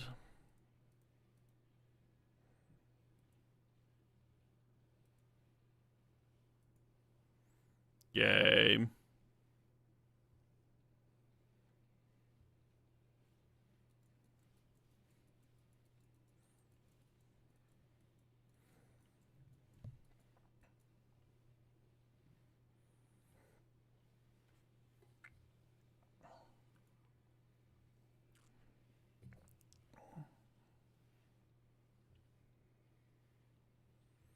Fuck.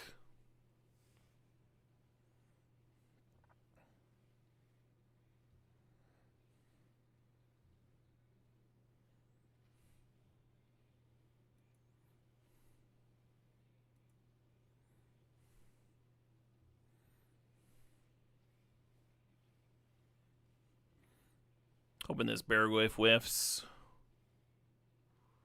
I guess it's a lot less likely to whiff now.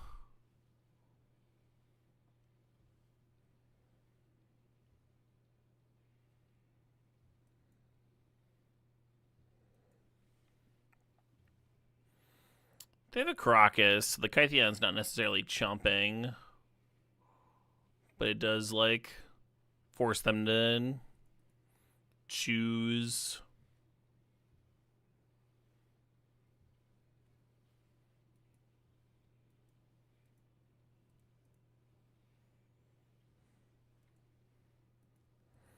What's this Lutri doing in a white-black deck? Oh, they got islands. They got islands.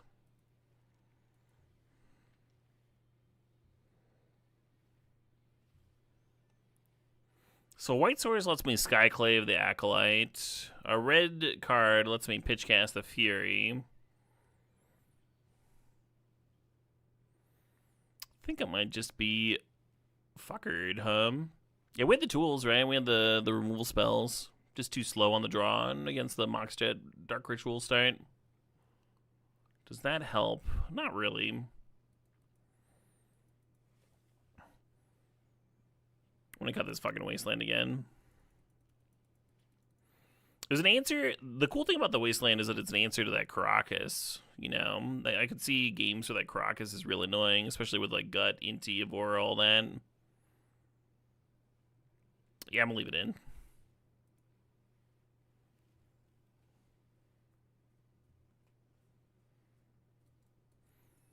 I was at 17 lands before. Yeah, that doesn't help me with cuts, where it's actually detrimental to cutting to go up to 17 lands again.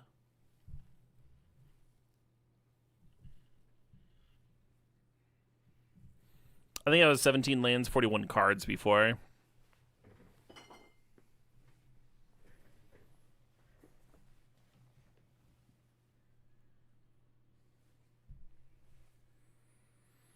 Let's listen to some Rainbow.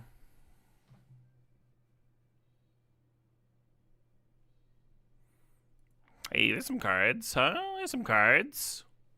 Y'all ever see some cards before? I've seen some cards.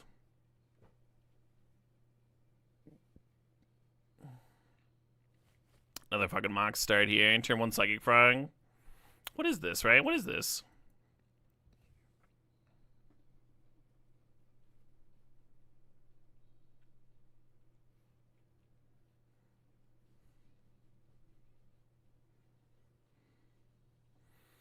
If you can map the win rates of cards played on turn 1, I assume turn 1 Psychic Frog wins like 99.9% of the time.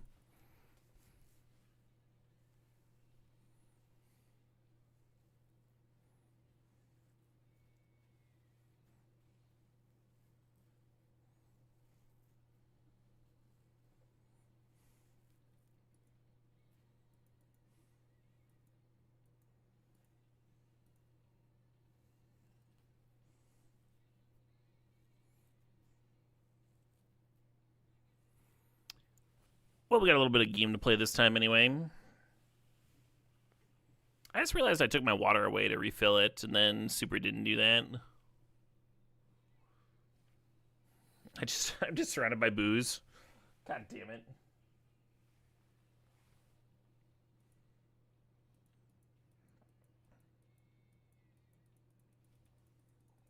It's not a complaint, mind you.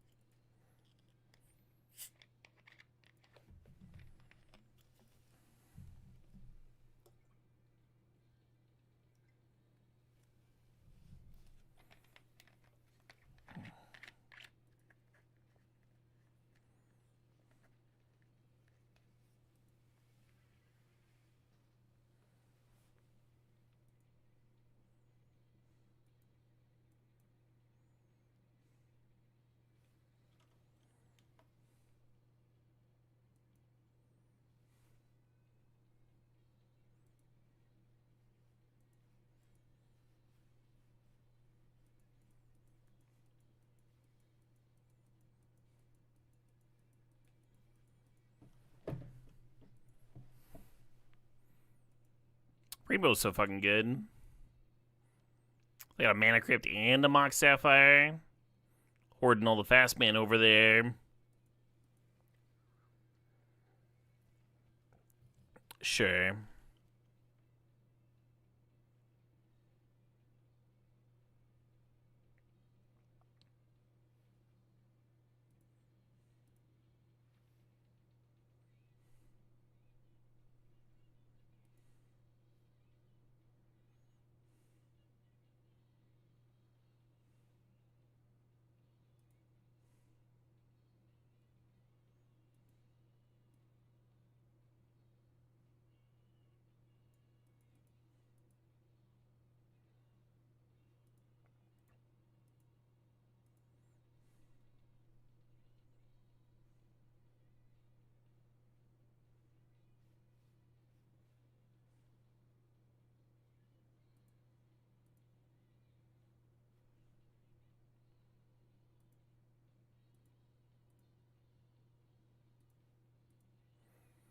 Little loot on, huh? Little loot here or there.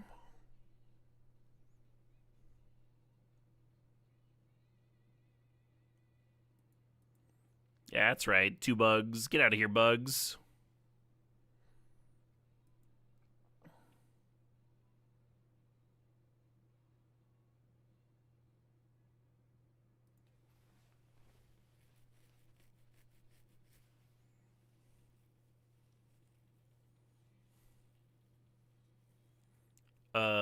Rude. Did you know that was a rude thing to do to somebody, opponent? Oh man, I forgot I got to meet these guys this year. 3 inches of blood.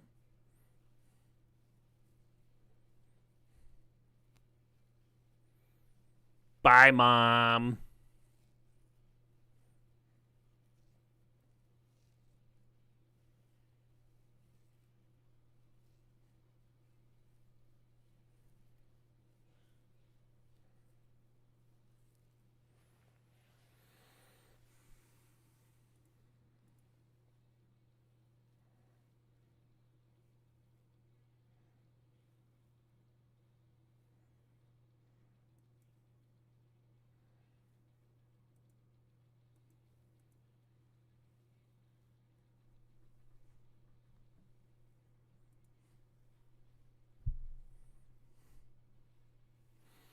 It was kind of tough whether to play the copter or the wave, right? And with the copter in play, even if they like kill my blade splicer, then like any creature off the top lets me start popping walkers, you know.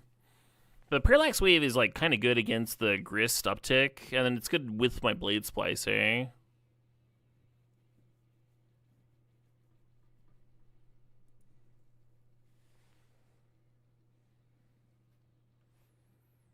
Their order of operations was a little off here. They should have led on the Rex Sage and then upticked Grist. Oh, they're popping their own Mox Sapphire? Okay. No real reason to do that. Oh, they didn't? Sure.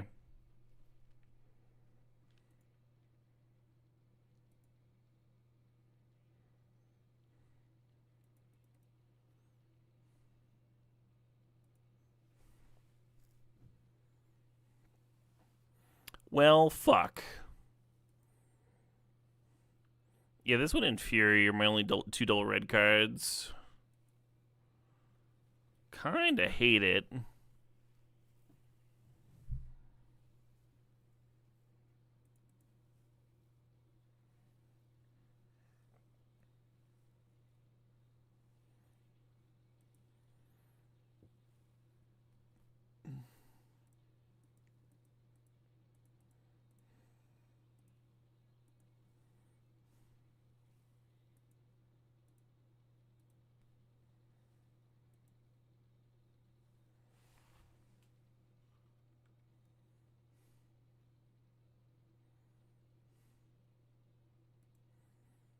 Yarp.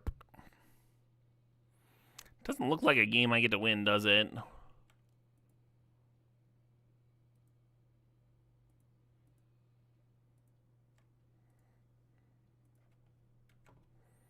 Yeah, if you hold control, you can burn through all your parallax wave counters if you want. And I wanted. Ooh, here we go.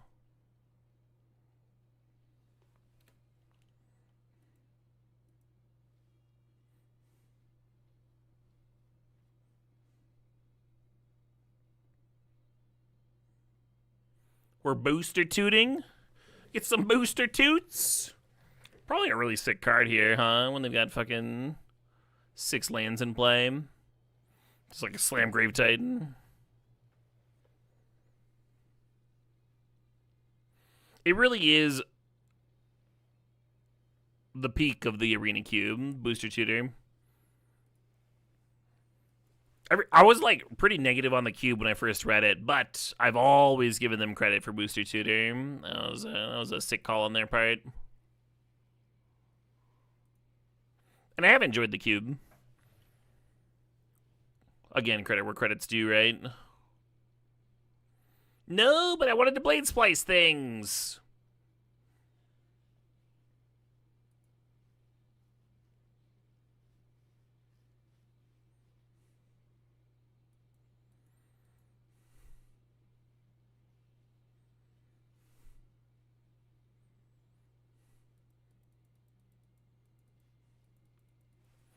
If I strip mine from my mountain, I'm gonna drink some more rum. That's what I'm gonna fucking do. Don't make me do it, opponent. Oh, they got a creature land. That's pretty fucking good, too. They got a lot of nice Gasola over there.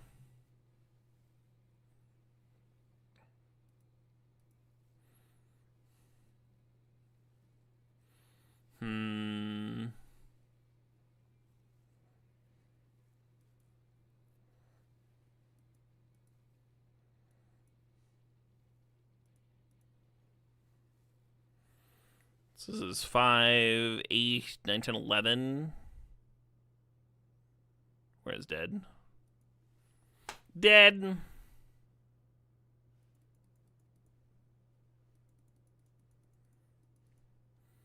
I'm losing my fucking diamond pips. Last time I drafted this cube, I was climbing. We're 0-2. 0-2 with Boros. Boros that has a Johnny plus a Goblin Bombardment to that. I guess, to be fair, I haven't drawn those cards, but... I drew the Ajani once and it got discarded, right?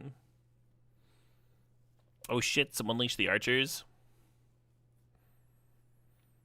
I was, there's this Romanian metal festival that I want to go to next year that I was looking into. And, it seemed like Unleash the Archers was oddly popular over there. This Canadian fucking metal band.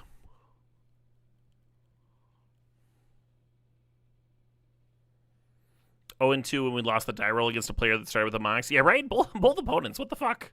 What is that?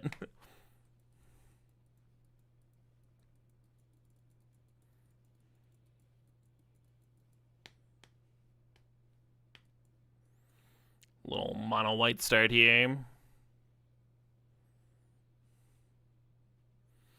But Caleb, you could have bluffed turning into a 2-2. I could have, yeah. That would have mattered.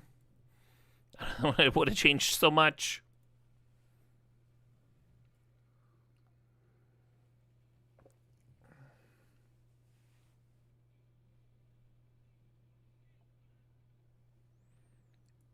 I will say, I've seen Unleash the Archers live. They are impressive.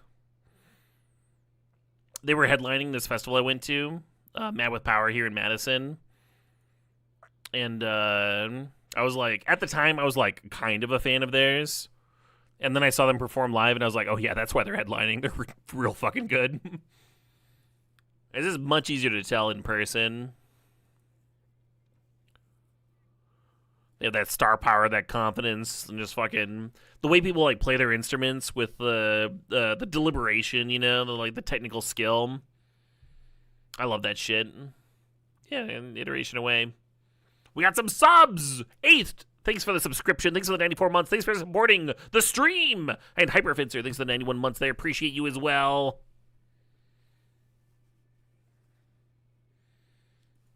So this is my 3rd opponent in a row with a Mox, but we're actually a little ahead on board, so that's something, right?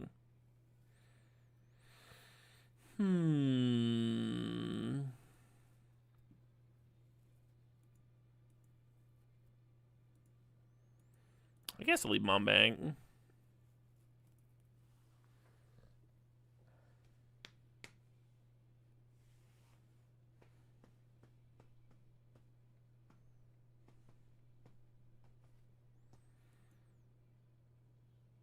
Are you trying to neg me? Don't eat yellow snowboy? What are you doing? It's a little sad, don't you think?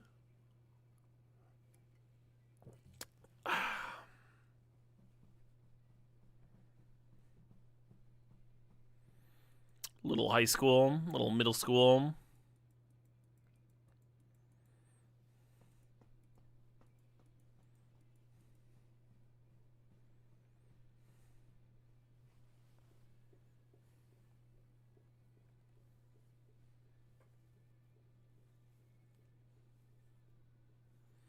If they had Ephemerate here, the Containment Priest would be a pretty sick blowout, actually.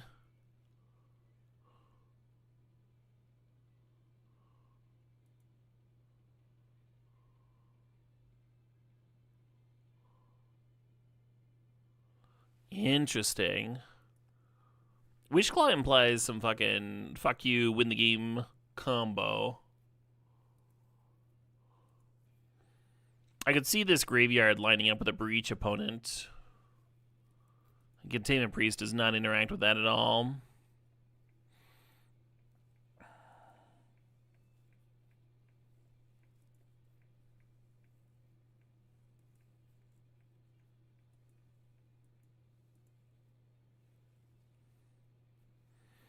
Does attacking with Mom impact the clock? I don't think so. So we have 4 of them down to 10, and then we would have 6, 7, 8. Yeah, it's just not different.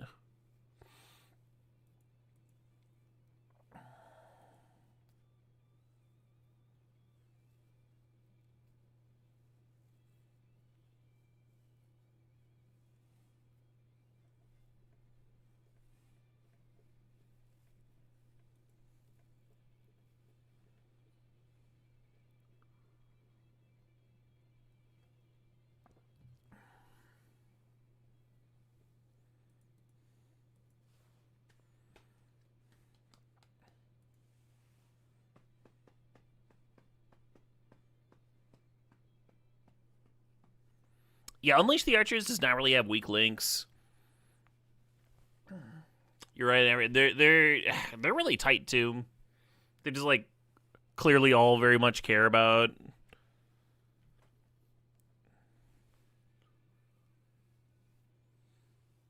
crushing it. You know, it's a band where like everyone's on the same page.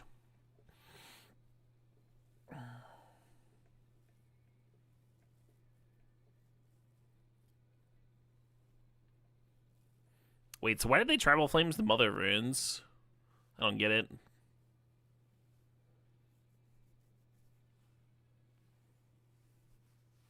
It's felt like discarding a Tribal Flames, I guess.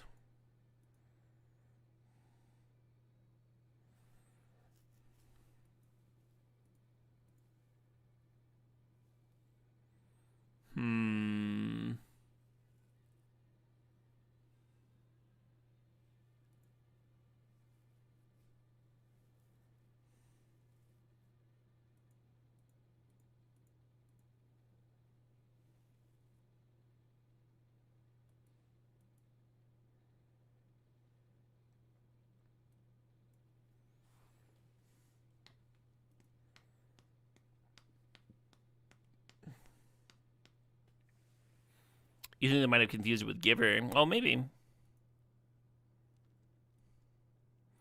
I thought about hitting their 1 green source, but I think Regrowth is likely going to be one of their few green cards.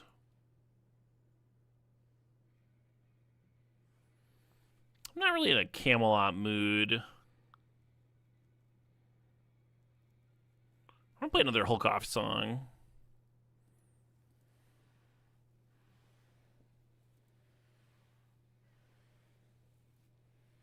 Oh shit, what up? Hey, Commando Zacko, thanks for the sob, the 104 months. Alright, there's the Breach. Now what?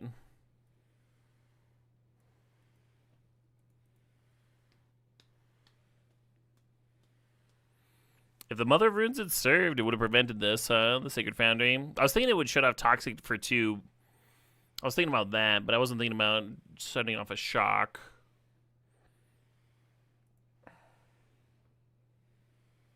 If the Overload wins, it is a one-sided Wrath. Yeah, exactly. I think if they found LED, they would have played it in Exile. Yeah. Cool. Well, we've defeated Hate's usernames at least. Just by playing creatures and attacking with them.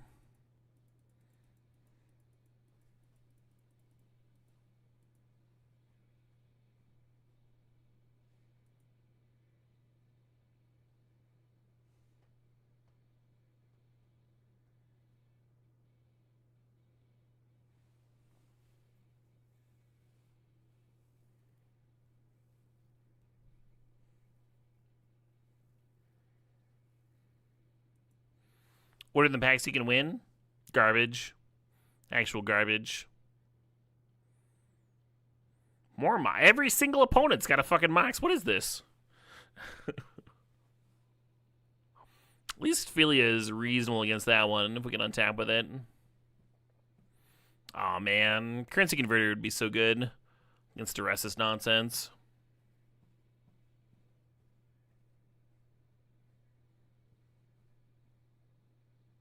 Two Moxin.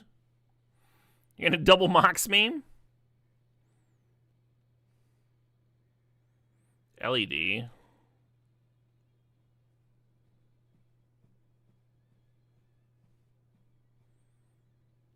I mean, if I'm them, I'm playing a fucking Luris there for sure.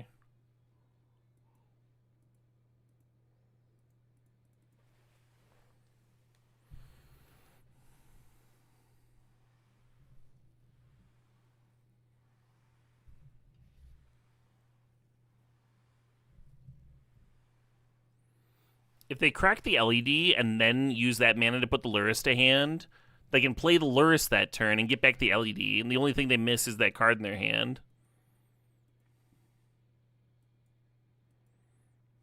Just saying.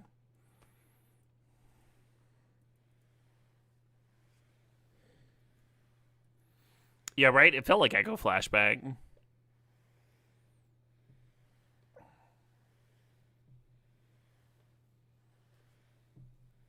Right, Malicious Demise? That's exactly what I was thinking. It is troubling that that last card is worth keeping over getting Luris in play on 2 turns sooner or whatever, but it is possible they just didn't see it. Hard to know.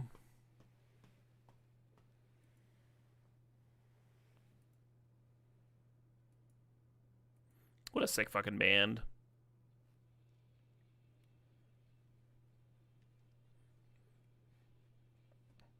We reached the part of the playlist that I formed. I was like really feeling the vibe of power metal, but I hadn't had much experience with it. So I actually built this playlist asking my chat, hey, what are your favorite power metal tracks? What should I add? And that's what we're in right now. We're in that chunk of people just like feeding me their favorite power metal songs. Pretty cool. I like those like stream collaboration things where everyone gets a chance to contribute a little bit. And I get total control and final say over the final product. Yeah. Mind Twist, Tom. Play this thing. Yeah, Mind Twist is not amazing against Currency Converter.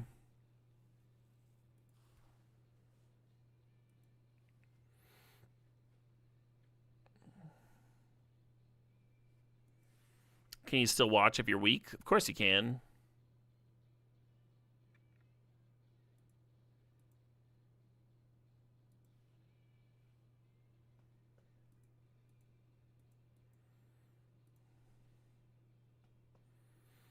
Attack you, Stone Rain you.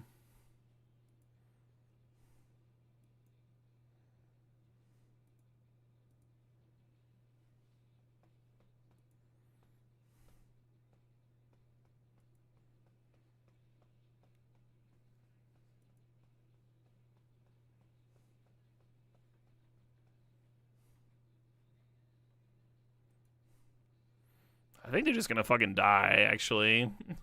The more I see of their draw here, it looked like really scary at first, and I was like, yeah, okay.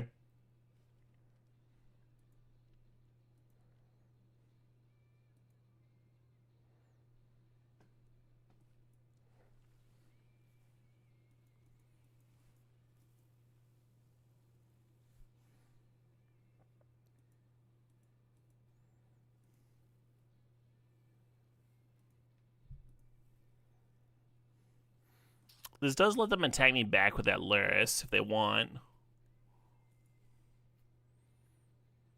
I think that's okay. Maybe I'm wrong.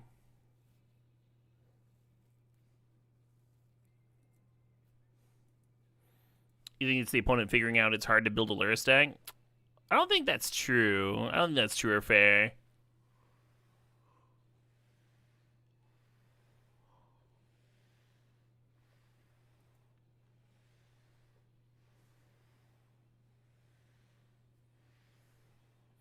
Like sometimes you just draw your mana sources, right?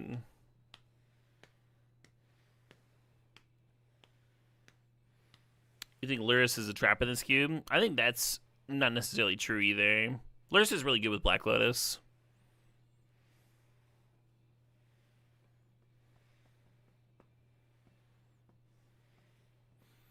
I was gonna say, I was actually expecting them to pass the turn. This is the line that I like. Cracking the LED to get the extruder activation in. It's nice. In response, I'll make a treasure.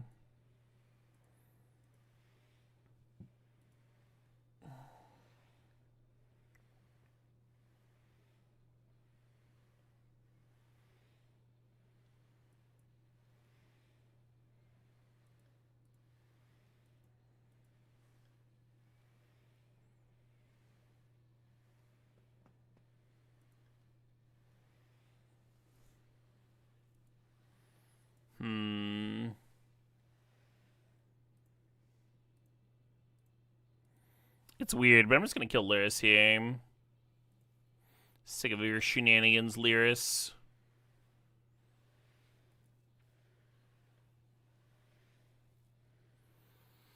Which does leave me a little behind on board, but I was behind before.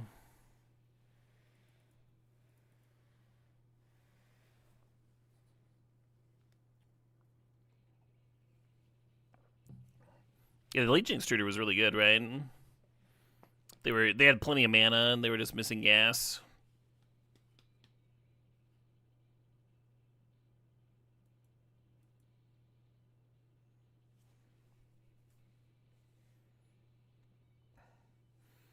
You think this cube's problem is how many redundant pieces Boros has and how utterly dogshit green is? Yeah, I think like everybody realizes that that's the issue in terms of balancing the cube. What's weird is that like cube curators don't seem to give a shit. They don't seem to like care that the cubes aren't balanced. They're like, what are we gonna do? Simply like nerf Boros somehow?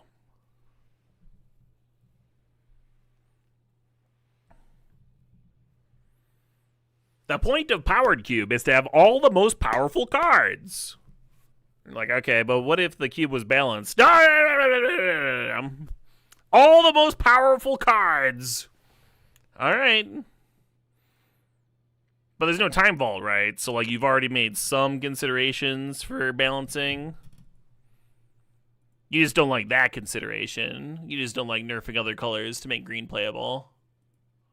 Okay. Well, I'd like to say that this all makes sense, but it doesn't exactly. Inti's pretty good with Evora and Currency Converter, but the 6th land is kind of sick with this Figure of Destiny, right? So we're just going to chill here. Try and find that untapped land and see if we can just win, Stop right there, mister. Yeah, hold your horses. There's some horses around here that are not being held right now, is what I've noticed.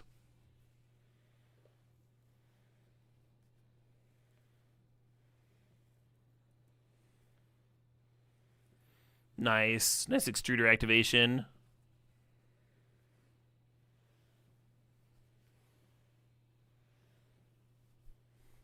What is green missing? See, that is the mistake that a lot of the cube curators are making with the cube, is like, what do we just need to add for green to make green better? Let's just buff green. Let's just add cards that have not been designed or printed by wizards that'll magically make green as good as Boros. Oh, that's not like a physically possible thing.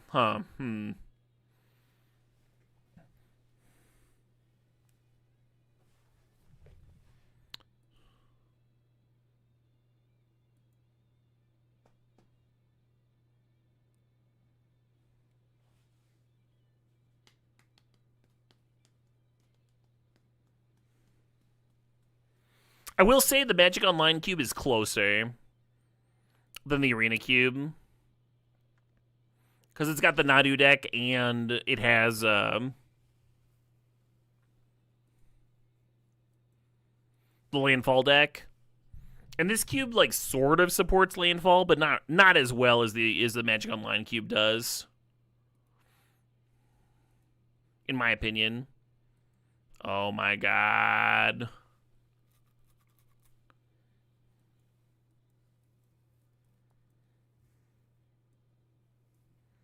Alright, I'm just gonna cast it.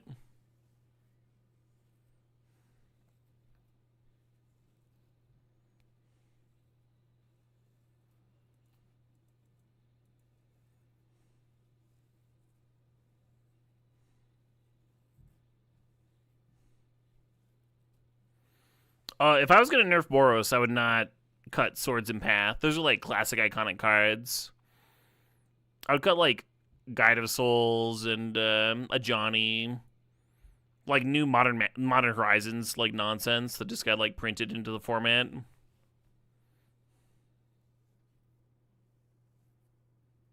Oh, I could have gotten one more damage in, but the converter activation, huh? What was I thinking?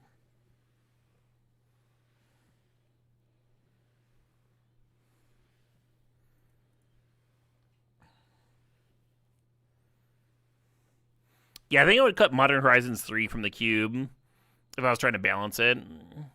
I just be like, that set didn't fucking exist. Fuck that. Mono White was like the best deck before it got Guide of Souls and Ocelot Pride and all that shit. It's just egregious right now.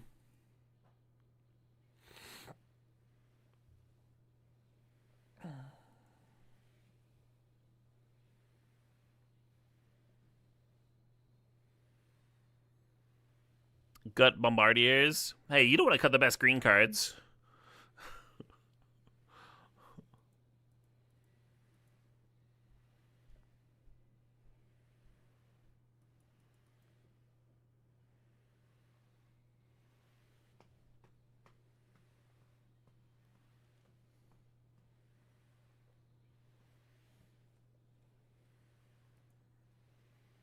Pawn's got kind of all the cards in the universe, huh?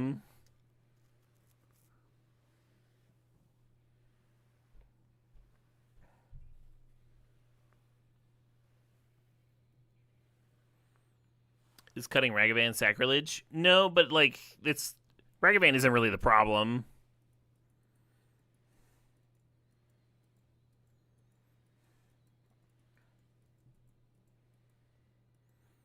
Ragavan's the best red 1-drop, and like red doesn't have good 1-drops. I needed to do this in response to the Voidwalker, and instead let it in. Oh, I didn't even fucking loot. I misclicked. Alright, fair enough.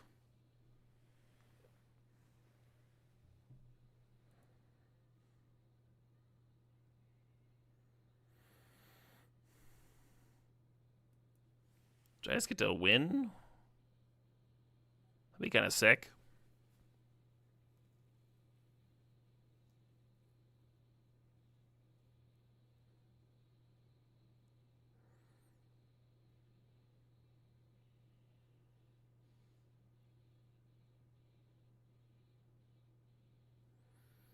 So Voidwalker versus Die.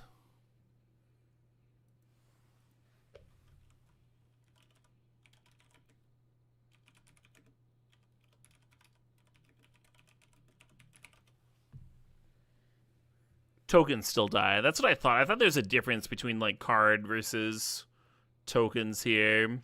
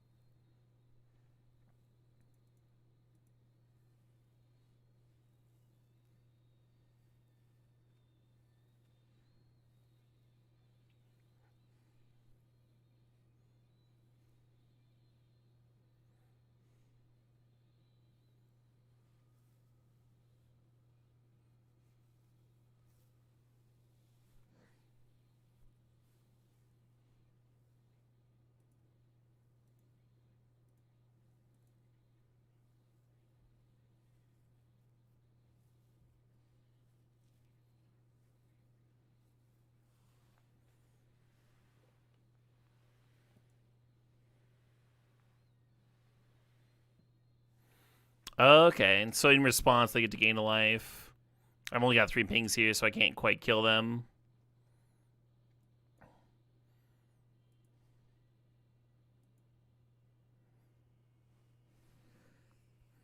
I'm glad I played it careful, huh?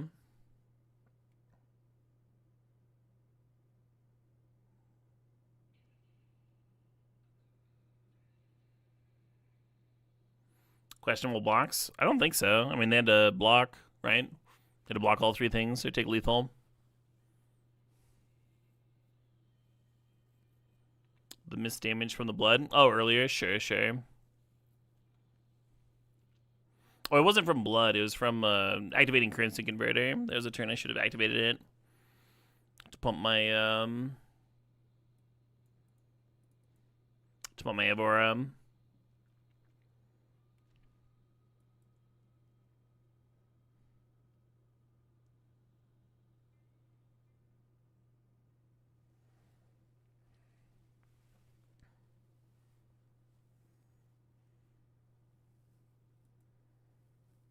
Annoying.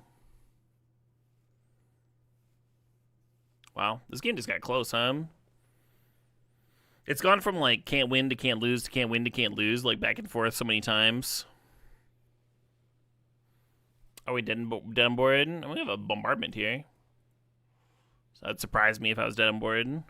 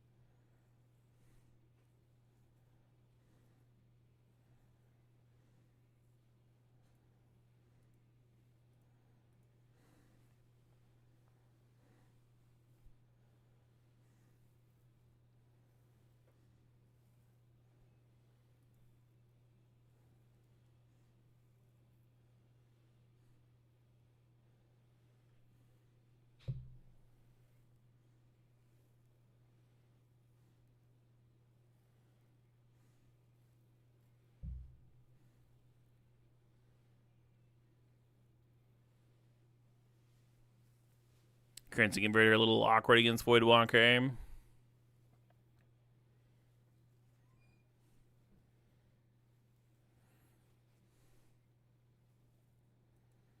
Voidwalker staying untapped is interesting. Are they going to try and play my Johnny? Love that for them.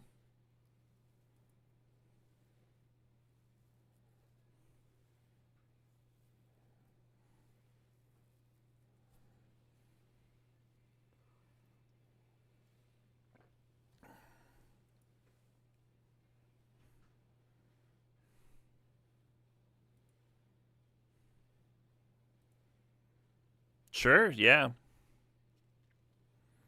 Resolves, no responses.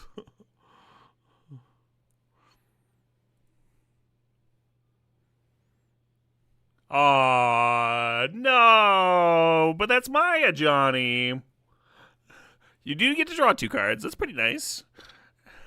Sacrifice my board, draw 2 cards, give you a Johnny. Okay. Yeah, so a Johnny exiles and then comes back into play under his owner's control. Because I'm the owner of a Johnny, that means I get in a Johnny when it flips.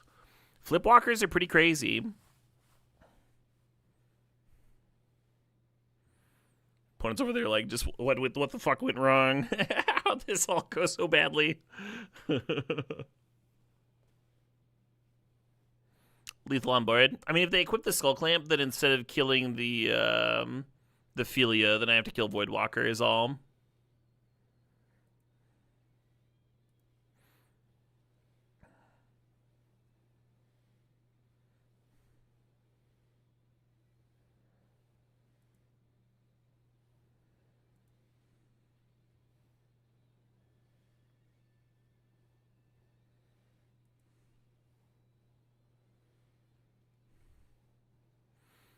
It's an exciting card, but I'm just gonna... Wait, do I not have 6 mana?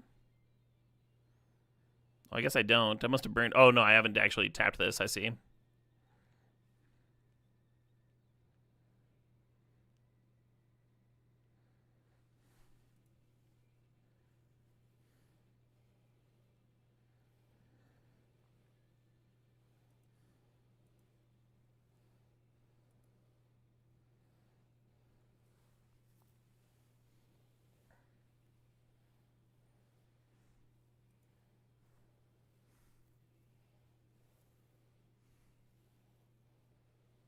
Hell yeah. Whew. What a game. What a fucking game, huh?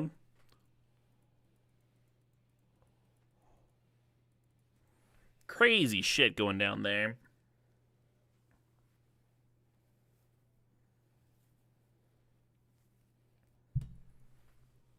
I played Figure of Destiny on my my first Pro Tour. It was Pro Tour Amsterdam back in the day. It was a tournament with a lot of volcanic fallouts and a lot of fairies. And the finals ended up being Doran versus White Weenie. I was the one person in the tournament to bring black-white tokens, but I had a lot of the pro-red one-drop. So I was like pretty prepared for volcanic fallout. And then I was main decking a bunch of Zealous Persecution, so I had a reasonable fairies matchup. Mostly lost to randomness.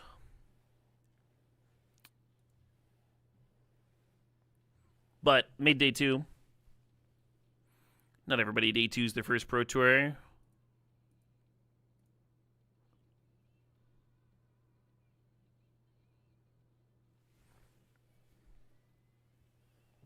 Yeah, Burrington Forge Tender.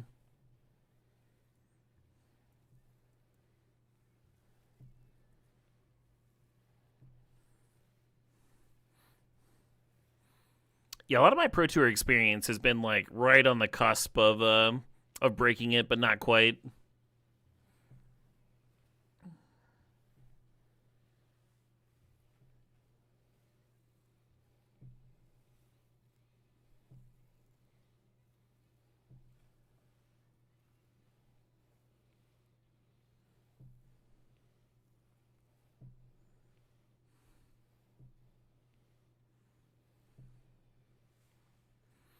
What's my rule for when to turn away Wasteland? So if the opponent plays a Mana Dork or a Mox, Wastelanding's pretty bad because you're like already behind on mana. You don't want to trade even on mana when you're behind on mana. Most of the time.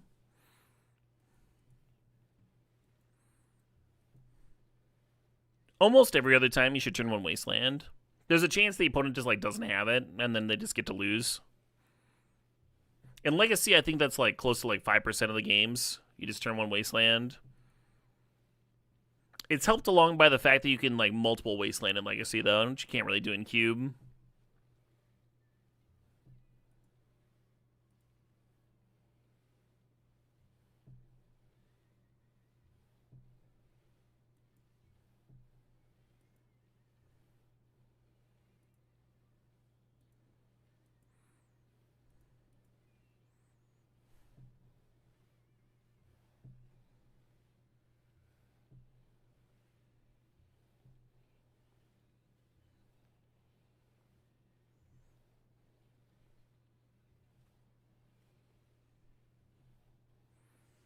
I think we're talking about different Pro Tours, Zowie. Amsterdam had to be a fun place for your first Pro Tour. It was not. I did not like Amsterdam much at all.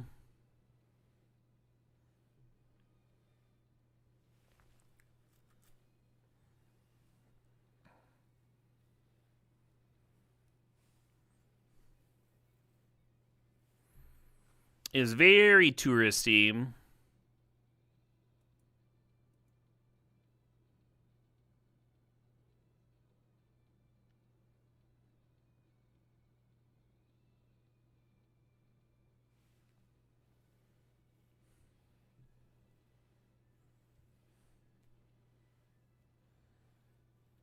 I guess I'll bottom it.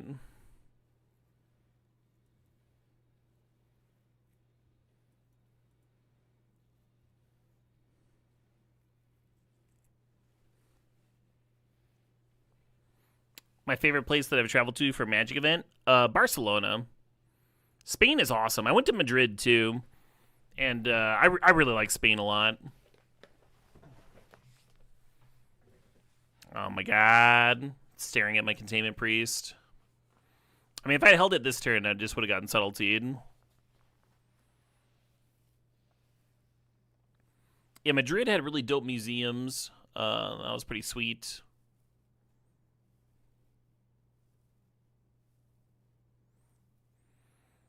Barcelona just had a lot of awesome stuff going on at all times. And that was enjoyable.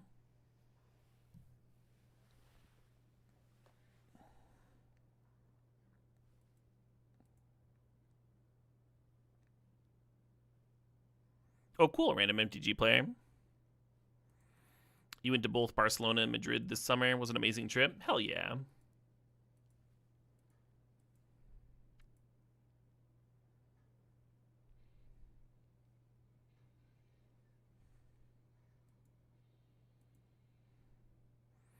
Yeah, really good food.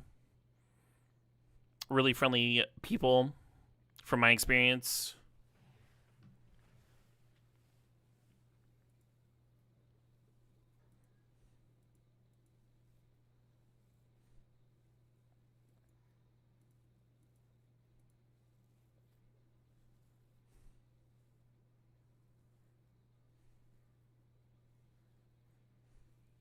I think I lose my planes, they lose their shrine, and then Winds gives them another land here.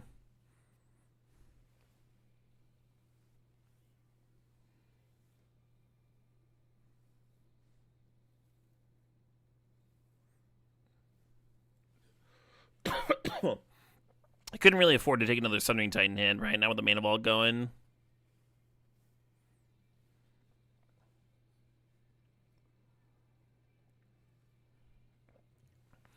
I also got to go to Hawaii for Magic, and that was awesome. The weather in Hawaii is so damn good. Even on days when it rains, like the rain is there for like 10 minutes and then it's awesome and bright and sunny again. The temperature's always fantastic. I think I would love to live in like a tropical climate.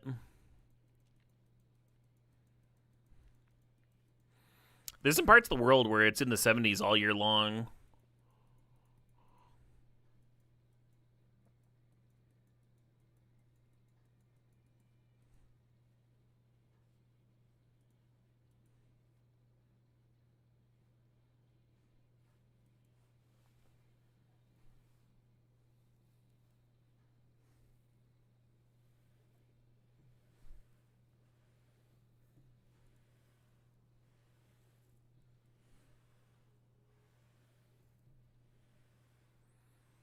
Okay.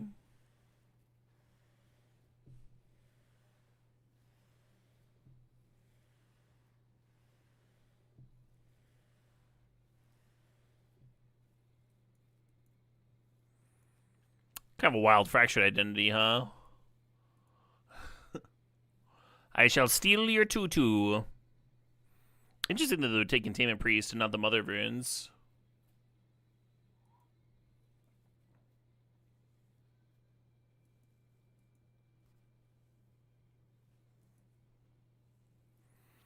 Did I pick up a true Hawaiian shirt while there? Oh, yeah.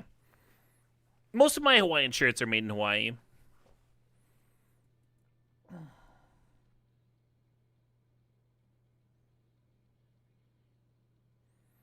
Would you like to steal my smuggler's copter? Too bad.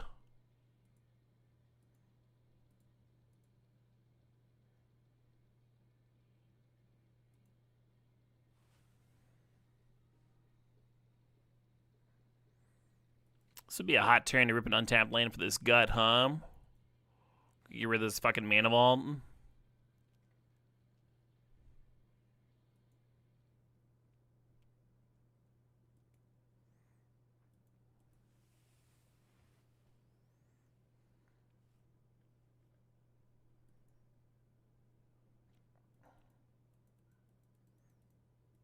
Probably just winning.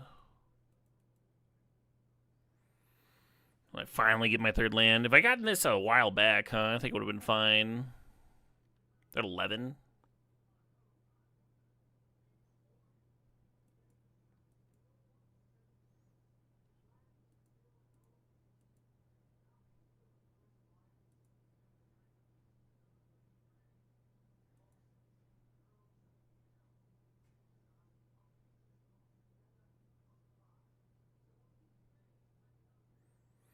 Yeah, we only have 8 damage here.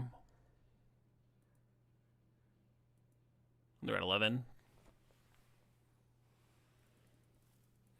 Bummer. Well, this deck was better than that, but so it goes. I'm going to go to the bathroom real quick. I'll be back in a few minutes.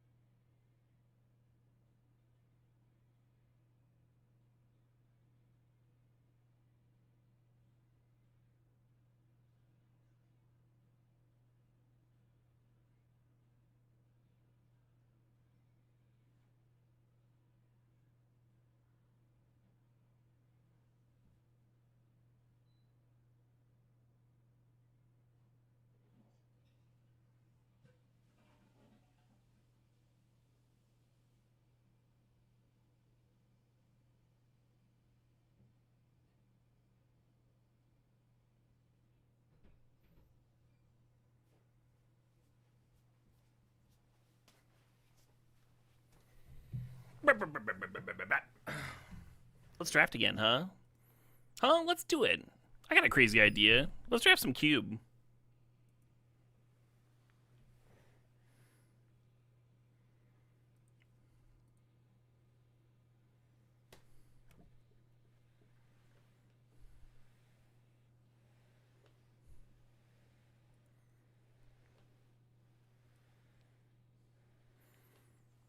So one of the coolest things I've done in this cube is put the fucking green clone aura thing on a Pyrogoyf and just made like 3 in 1 turn. It's real fucked up. Opponents had like 20, whatever, it doesn't matter. You're gonna take a fucking billion, that's what you're gonna take. Anyway, cloning Pyroglyph is a lot of fun. I'm going to try and do that. Cube on the MTG Trivia channel. I also grabbed some water. We'll see if my win rate goes up with some water in me.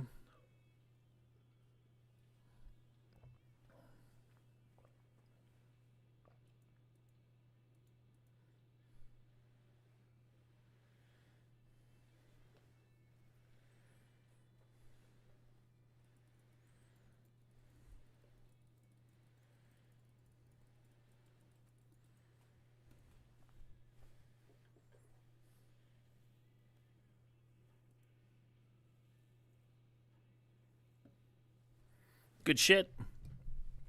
Pack one, pick one, Pyroglyph. Maybe I'll get some fucking Moxen this time, huh? Last deck didn't have any goddamn Moxen in it. That was its only fault. Oh no, Dobbs. Yeah, you gotta eat something. Gotta eat something. A little something. Oh, there's Metamorph. I was talking about cloning the Pyroglyph, but then I almost passed a clone. We can't do that. Can't do that.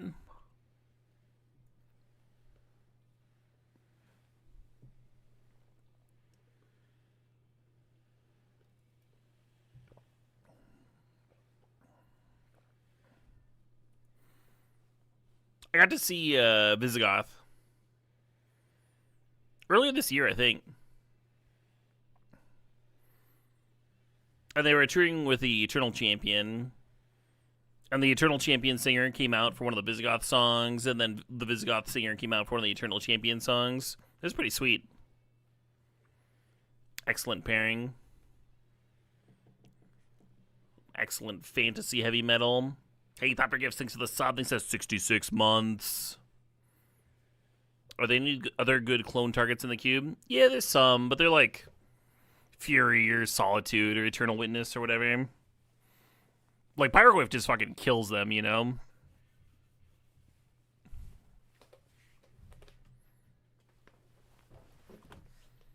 I'm gonna grab this Baroglyph.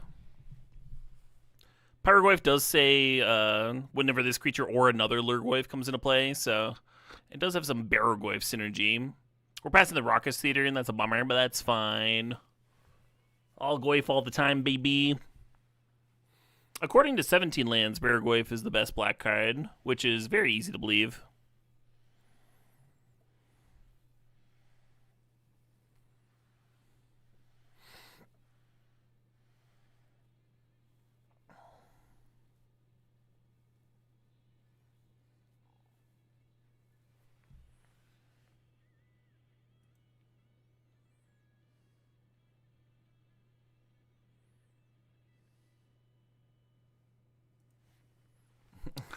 It's all Booster Tutor.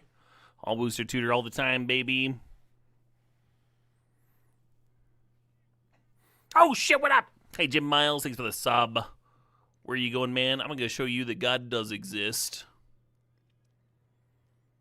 We're fucking quoted Con Air. That's what we're doing.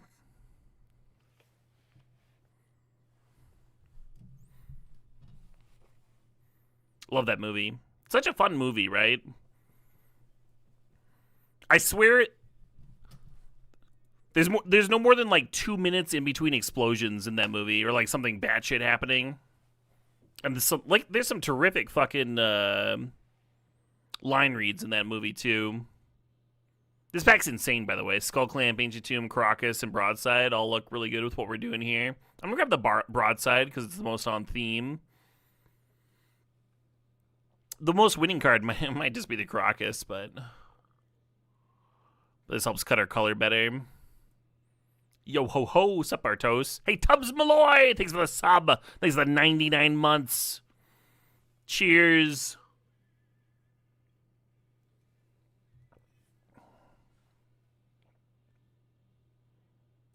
Oh, Sacred Foundry. Oh, wait. We're not Boros, though. We're black-red. Does that change anything? We could leave Mardu open. Is Retrofitter interesting? Is the Skyship Raider interesting? What if black's not open for some reason? I'll take the Sacred Foundry, just in case. Just in case, huh?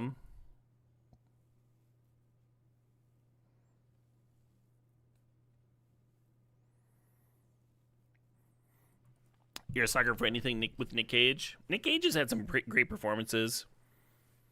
Huge fan of Mandy. I think it's one of my all-time favorite movies. And Nick Cage was like really well cast in that film.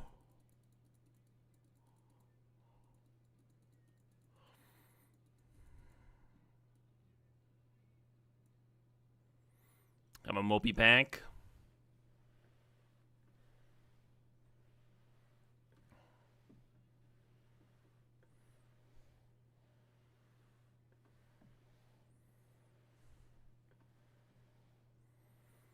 The cast for Con Air is just incredible. Yeah, Malkovich, Colm Meaney. I could go on, but I don't remember names very well.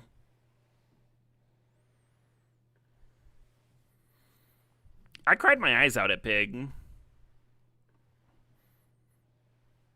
That movie, I watched that movie. I first watched that movie when I was like really missing somebody, and it just killed me. You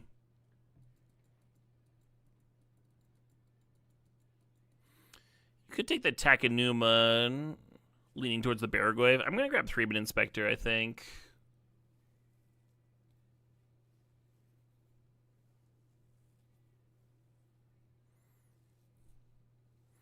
Chappelle? Yeah, peak Chappelle, huh? He had like a kind of a hot streak in terms of comedy films for a bit there.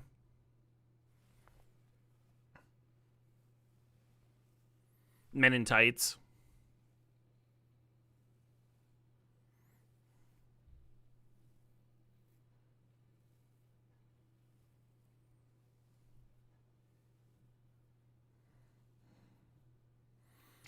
I'm gonna grab the Glory Bringer. Not thrilled about that pack.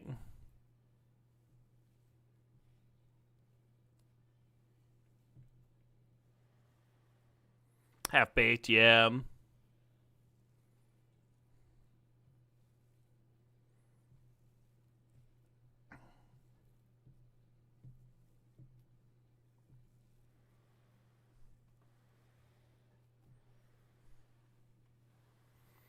You stole a copy of Half Baked from your stepbrother. Best decision of your life. Incredible. Wow. Showdown, Helix, Solitude. I wonder if Boros is open, huh? I'm gonna take the Solitude, actually.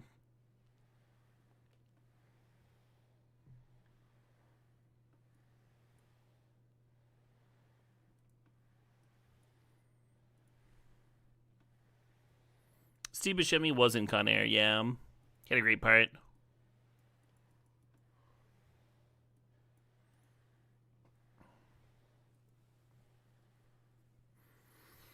I just rewatch. I just finished rewatching The Sopranos, and he shows up in that show too. He's kind of shoehorned in though. It's kind of like the writers were like, we gotta find a spot for Buscemi here. Just like make up some shit.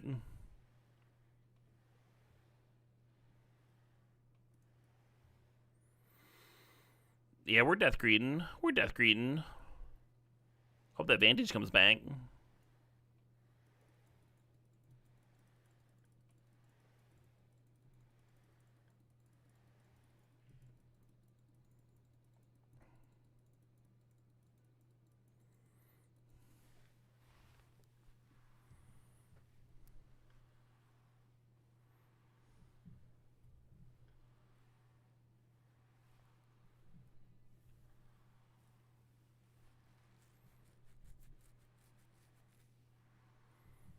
Did I watch Kingpin? No.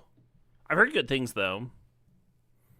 I just haven't been quite in the mood for like a gritty, Kingpin show.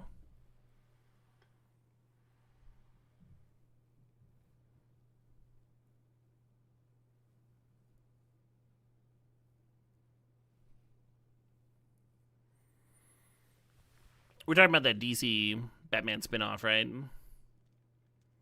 Or am I confusing names?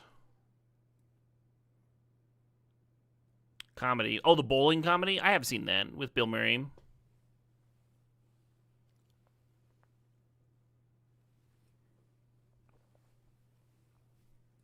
A little Ocelot Pride action. Yeah, I was thinking of the Penguin.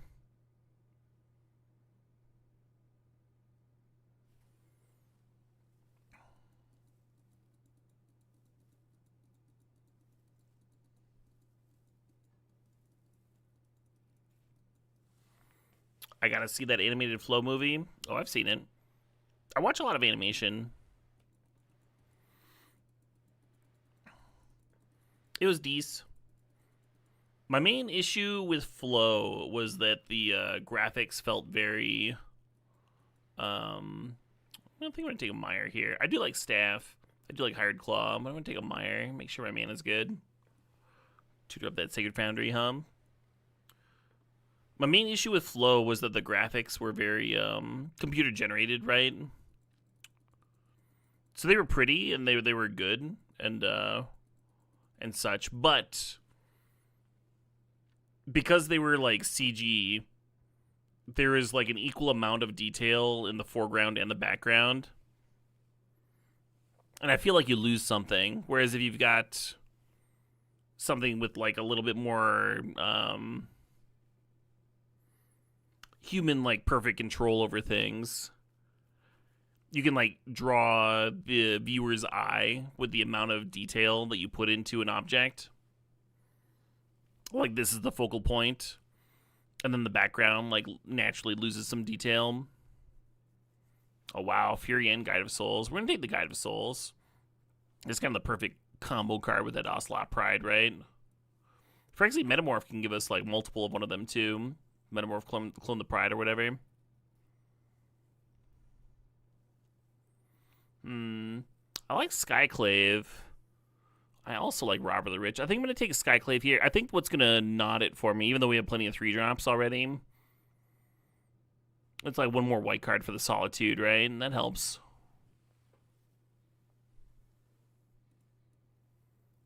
But yeah, overall I dug it. I thought it had a good story. There was some interesting, like, so with Flow,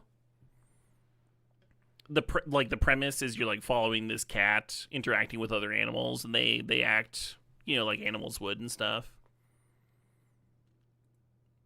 There were moments where they were like very clearly not acting how those animals would act, and then that was breaking for me. That like broke my immersion a few times. Whereas if you have a more fantastical film where the animals are like clearly not acting like real animals, then it's easier to set aside that part of your brain and just turn it off and enjoy it.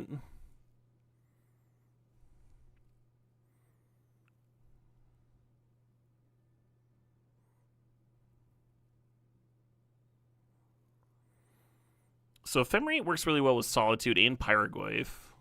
I feel like that's enough. It's good with Skyclave too. We have 3 in there. I'm going to take Ephemerate. Yeah, the suspension of disbelief. How are we doing on playables? Kind of bad. Oh, it's pack 2. Okay, yeah, give me the duel. Kind of great. Never mind. Hey, Dragon Lord Freya, thanks for the sob, the 6 months. Big cheers. Big gratitude.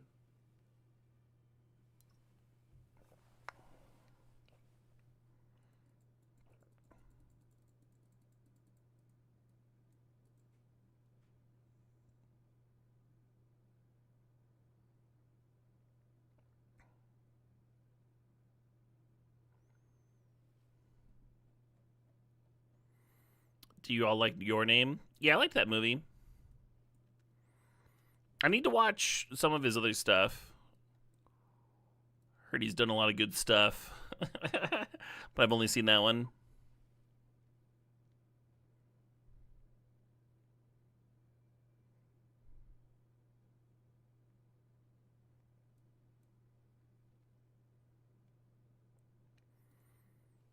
Yeah, the Plateau would be nice. Evangelist and Bolt are both good. We're going to take this Chrome Mox. It won't be amazing in games where I've got Pride and Ocelot, but in games where I want to jump my curve, we have all these 3s here. It's going to be solid. Probably get a nice wheel out of that pack, too. I'm going to take Vista, just to have nice mana all the time. Yeah. His Library, interesting. Is Stoneforge Mystic. I don't think we've seen the good combo cards with Stoneforge Mystic, like the 7-drop. It's a bit more of a gamble than Library is.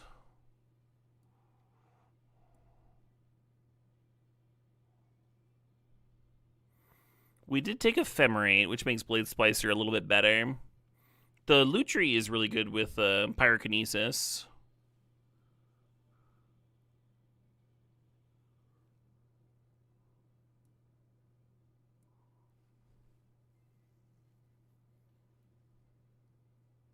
Little Luminarch action. The Arena Glory would be nice, but Luminarch's pretty good with, like, the Ocelot Pride, for example. We have the 1-drops for it.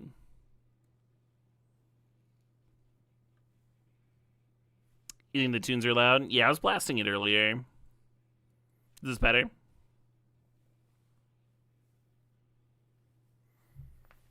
Chrome Mox over Mox Diamond? All day, every day.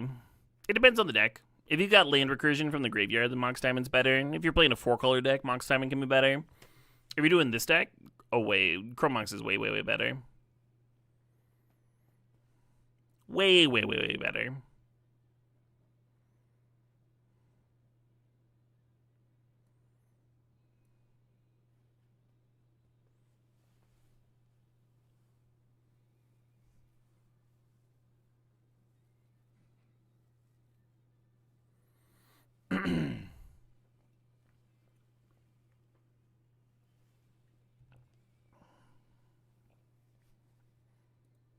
We're gonna have the Parlor over Wandering Emperor.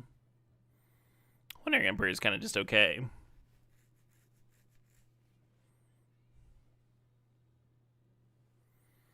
So we have like 7-ish lands right now. Ooh, a voice. Which means I need like a couple more playables here.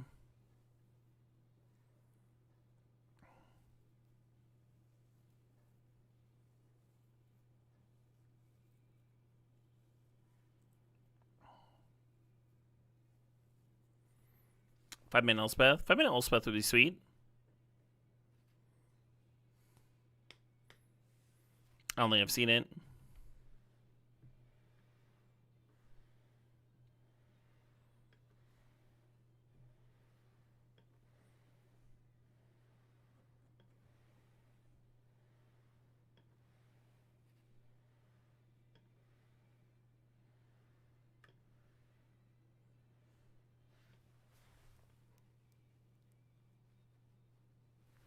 Well, the Plateau came back. This pack has a couple of good white cards in it. Nova Hellkite versus Path. Currently we have Solitude and some good red removal.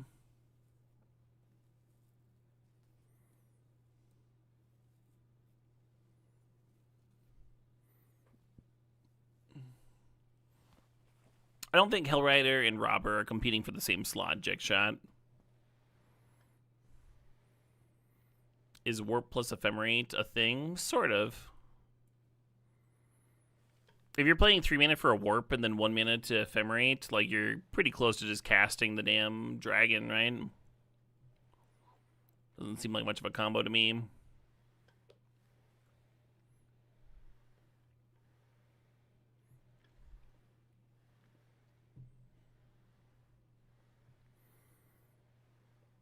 People do the blue Warp with Ephemerate. It's a 2 mana, put a 4/6 into play, draw a card, and then Ephemerate, 1 mana blink it, get the compulsive in play again, draw a card. But getting a 5-drop for 3 mana is a pretty big difference from getting a 5-drop for 4 mana, right?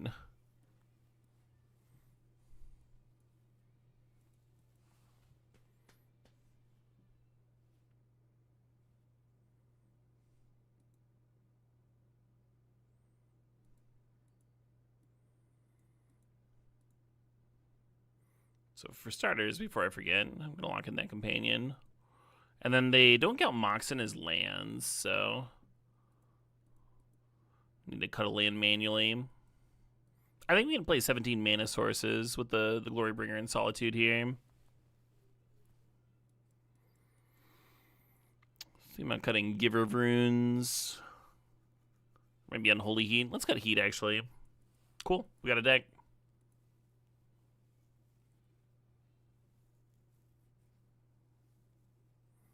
Do we need the Mire? Bloodstained Mire? The Tutor's Plateau? Why would you ever cut that?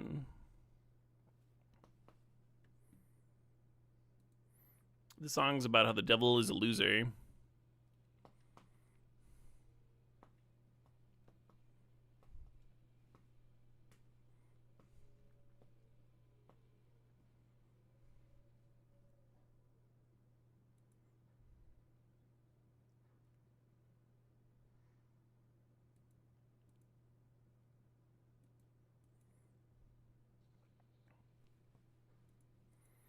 It's gonna keep on giving me priority because of this fucking Solitude.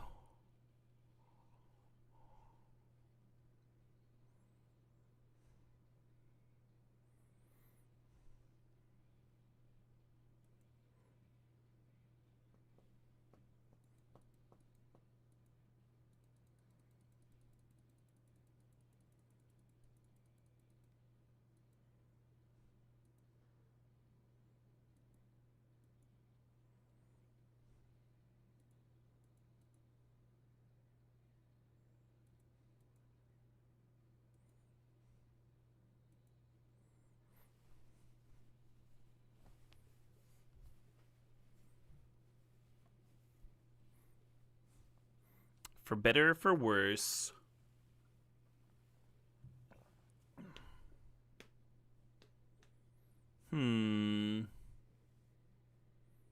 Sure.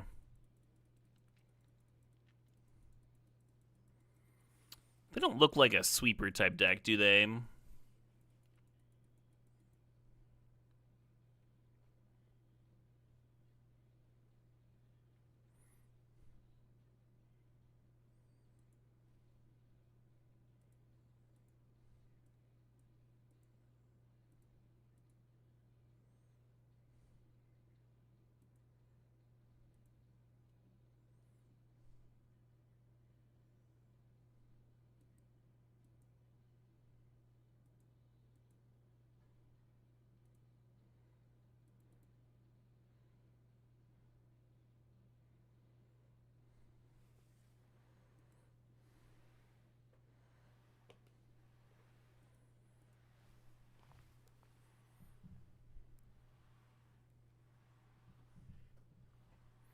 Thought about cloning the Robber the Rich, actually.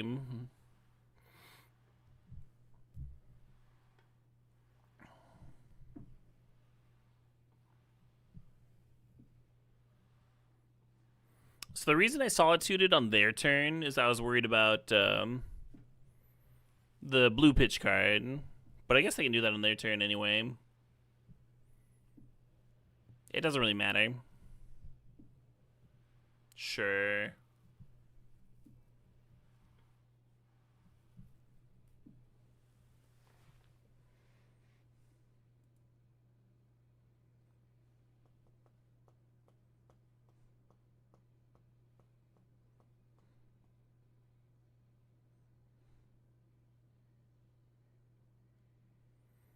I'll get an answer to my robber. That is very annoying.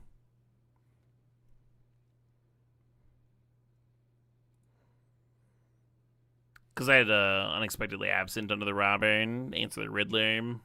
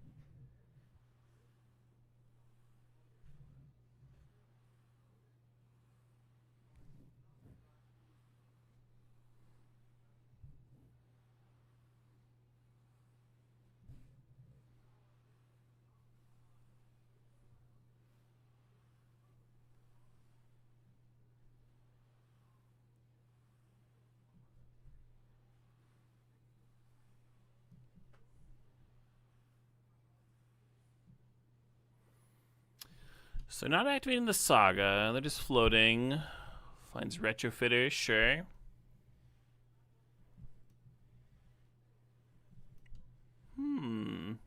Interesting.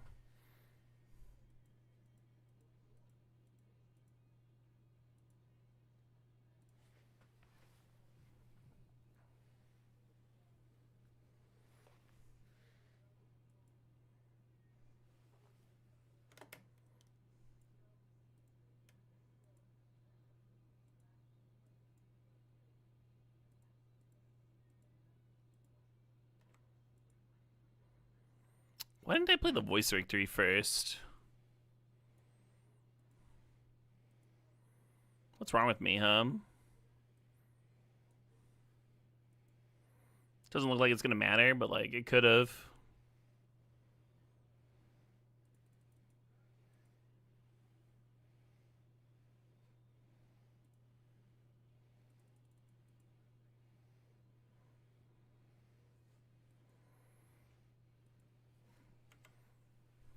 Opponent's at 9. I'd say they're likely advantaged here. After the one-sided sweeper, even though we answered their Riddler. It's hard to know without like knowing what their hand is, right? They did also just like thin me a bunch.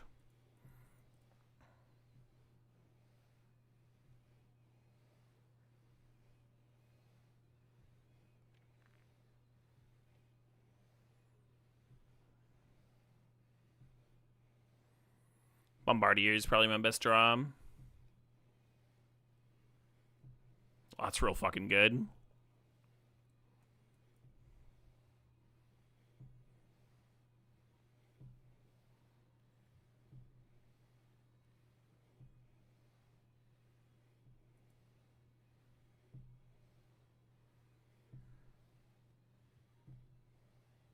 Yup. And then we serve in, they can make a blocker and block the 3-2, take 3 dime.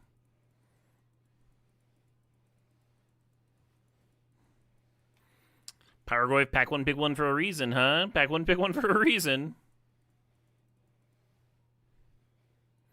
Wait, Dominaria? They're not singing about Magic the Gathering, are they? I didn't know we were listening to fucking nerd music.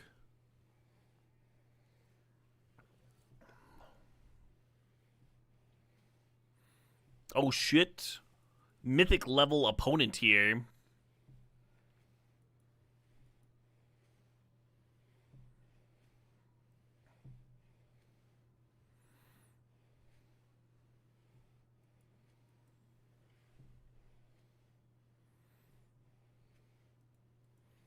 My name is Robin of Locksley. I'm here to rob you.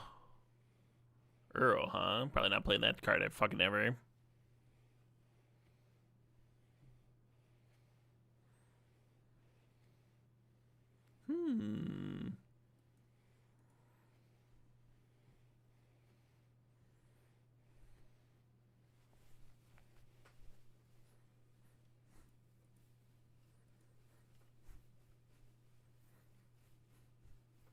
Oh. I don't think it's going to happen, but my god, would that be awesome if it did.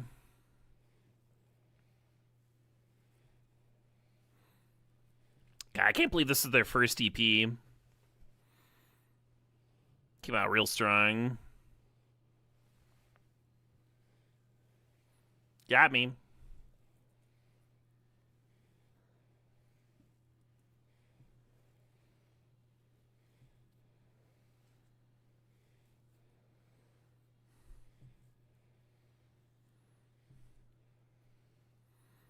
Am I getting encountered again?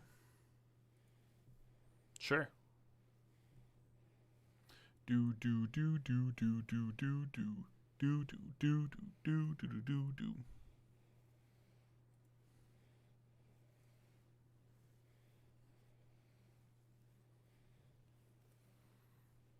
You wonder how people figure out they can do the high-pitched 80s metal scream? That's a good question, yeah.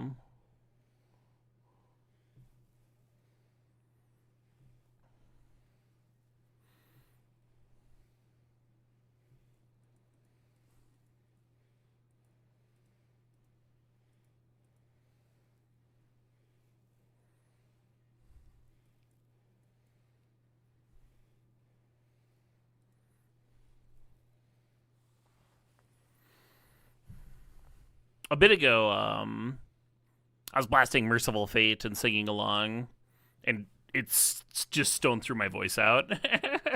My body was like, "Why did you do that? Are you fucking dumb?"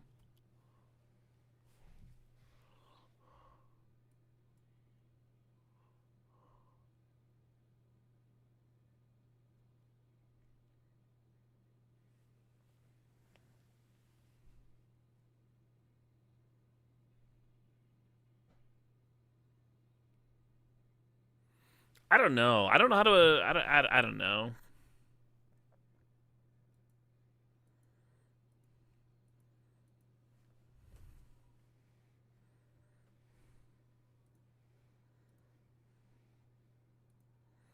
Wait, should I just fucking kill the Nissa?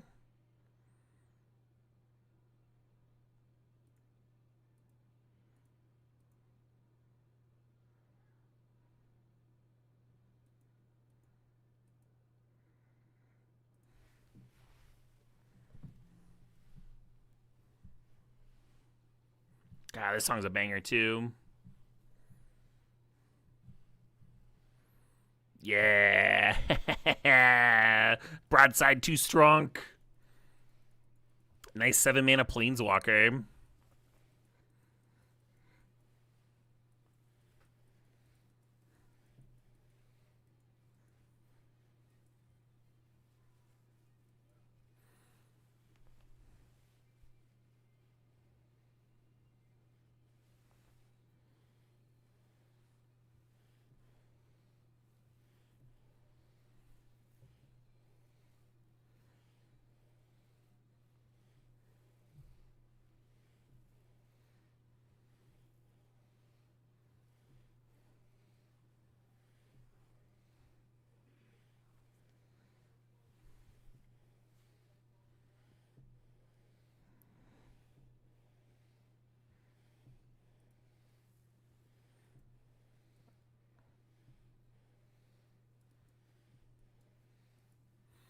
The opener was probably a keep actually, because we could have fetched out Parlor and tried to find something to do on turn 2.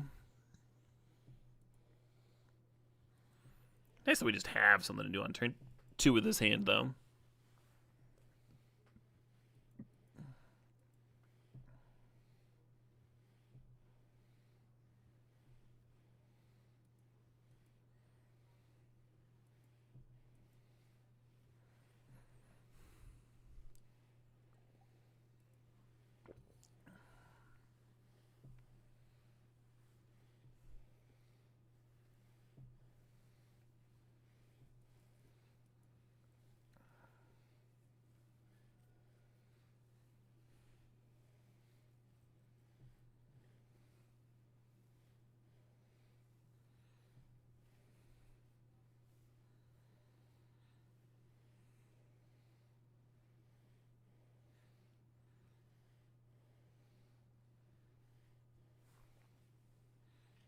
Sure. You have dealt yourself a damage. Well done. Is it my turn yet? I'd like to get about with this murder business.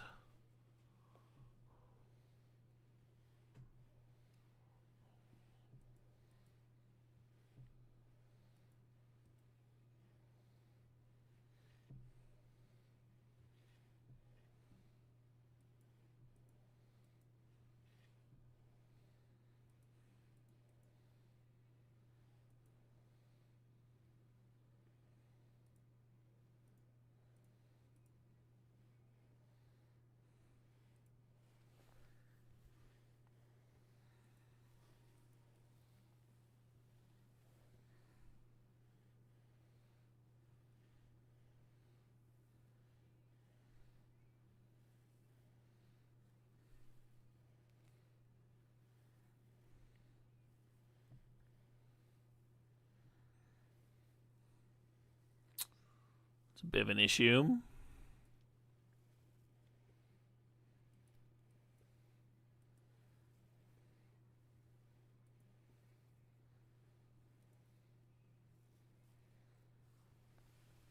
Did I ever talk about Neil Gaiman being canceled. You mean his fucking sexual assault allegations?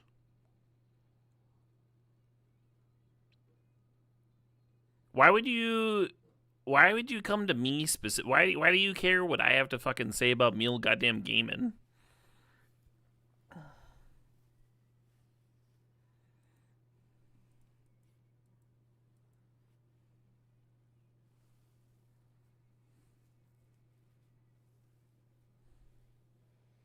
And why now? Yeah, right? Wasn't that like years ago?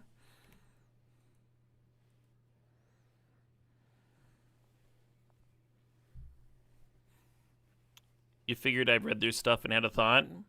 Yeah, don't fucking rape people. What the what the fuck? Yeah, you maybe had something deep to say.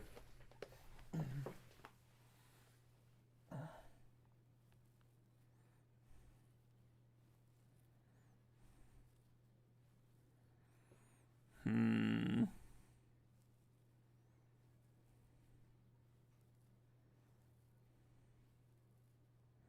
So we only have 8 damage here. If they get to untap, then they're gonna have a bunch of life gain. Kind of bad, huh? Kind of bad for me.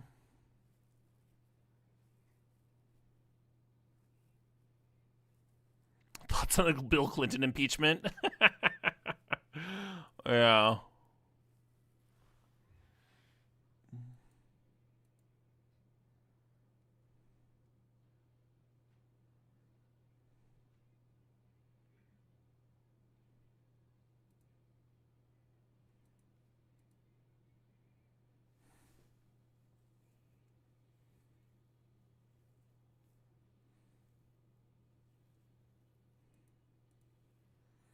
I think I'm just gonna serve with bombardiers.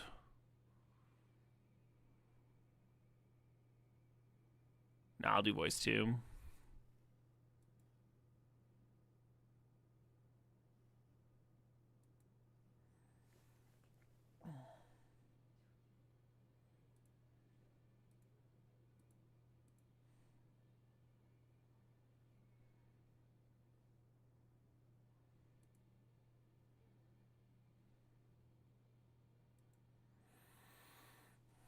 Yes, the issue with this spot is that like every card in their hand fucking gains life. So I'm gonna need to rip something real juicy, I think.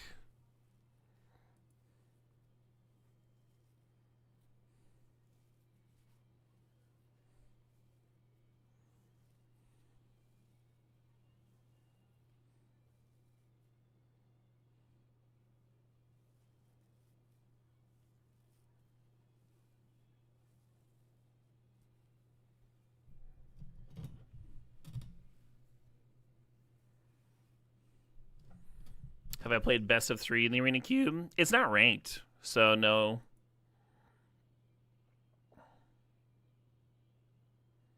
Oh, that's a bad sign. I sacked my voice of victory, and now they're like passing to my turn. That's a real bad sign. They've got this Beza that they could cast, and they're just super not.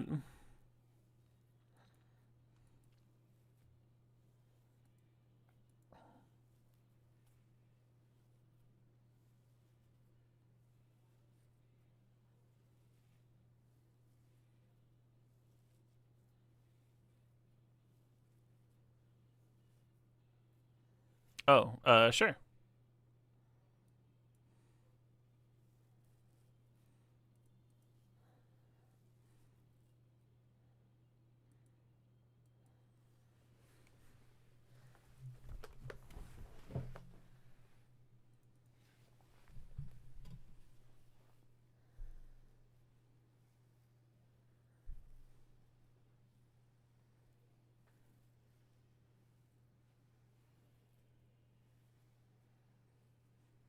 Why isn't it ranked? Best of 3 is never ranked. They wanted to give the casuals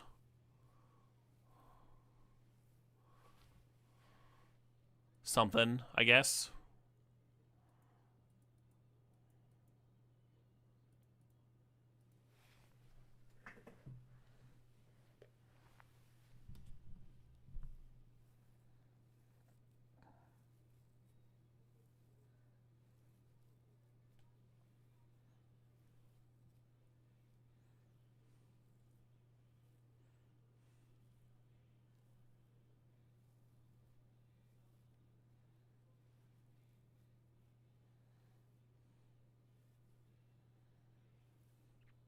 pretty good.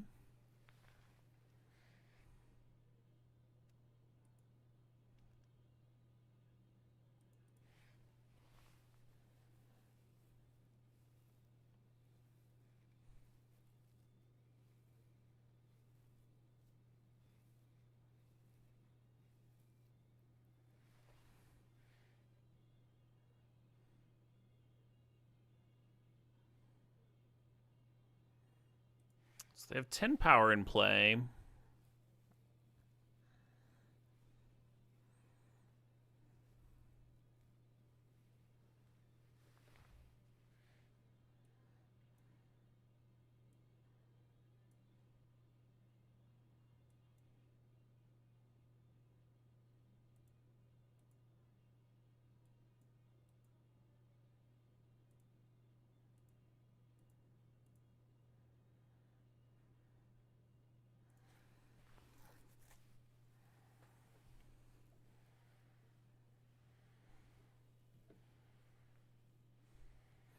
You feel like it's backwards? You think best of 3 should be the competitive format because that's what people play in competitive paper for all of Magic's existence? Yeah. I guess that makes sense.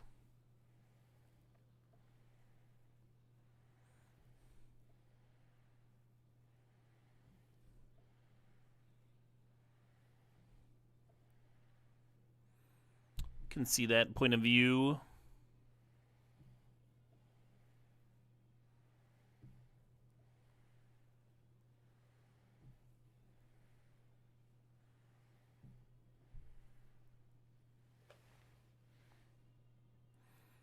Pyroglyph just fucking winning another one.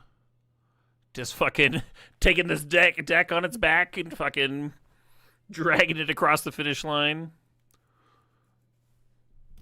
Pack one, pick one for a reason, huh? Pack one, pick one for a reason, then, Pyroglyph. Good shit.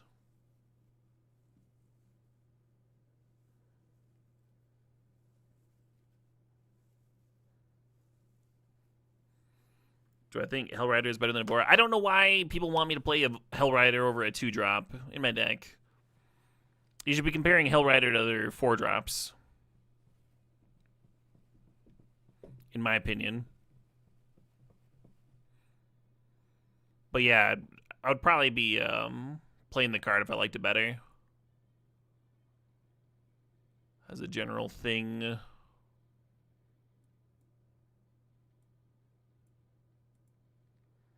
Not gonna let them untap with that shit.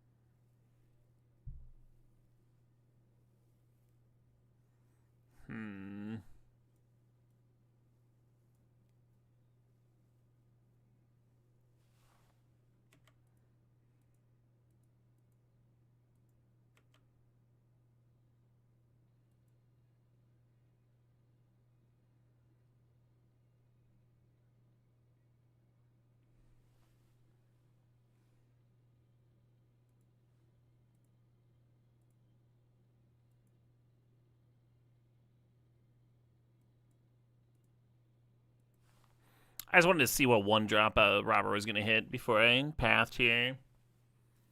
We're giving them a land, but we're also like kind of taking away a card too. The Glimmer Lens. Something.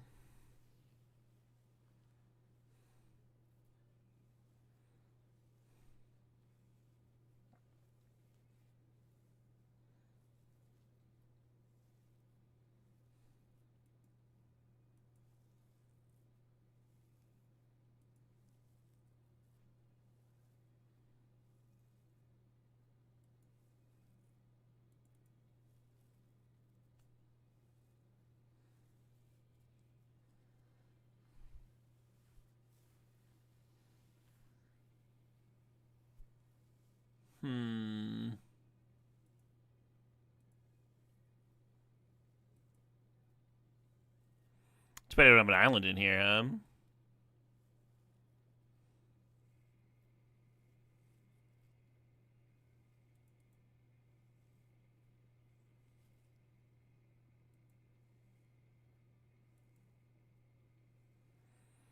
think I was supposed to respond to that by ephemerating the Nia.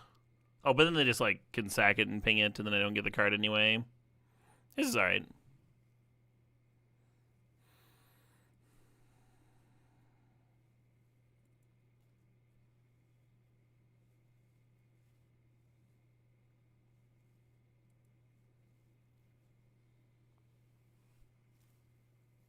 Gross.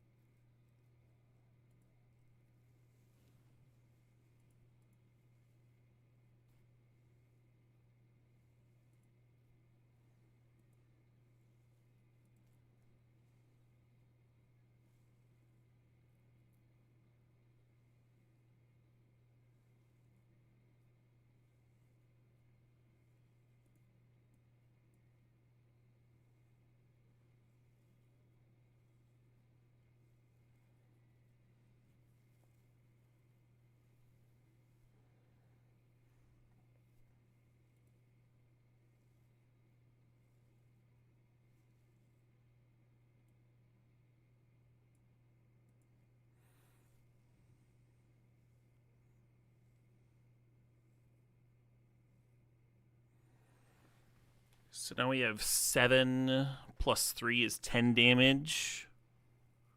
Not quite enough to kill them, huh? Counting the Guide of Souls pump, right? That brings you to 7, and then Broadside Sack's Guide, and that's another 3.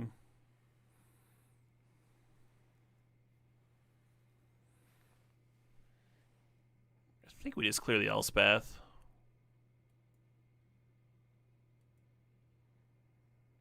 Jump the Bombardiers, get out of Flage range. I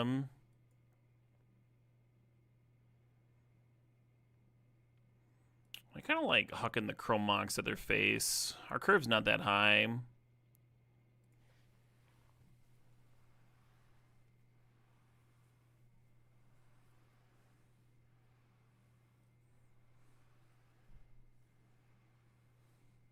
Yeah, that Ephemerate was weirdly good. And just like save my Bombardiers.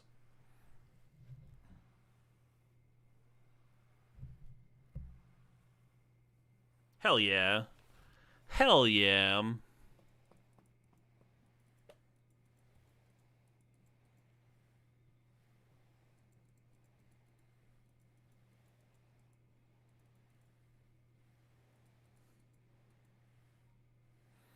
Elspeth was at 6 stops. I don't know. I don't know what you're changing there. I'd have to go back and look.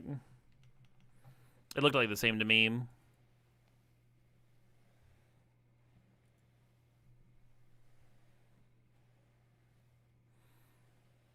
Someone's got to do it, Thopter Gifts.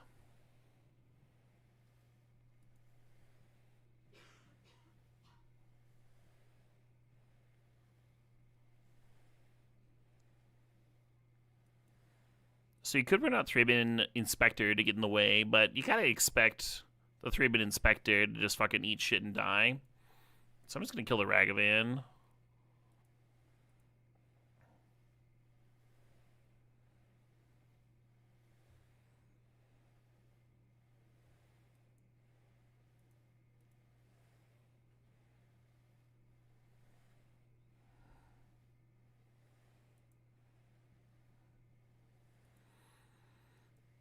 What's my win rate in this cube with Boros? I don't know. I'd have to look it up.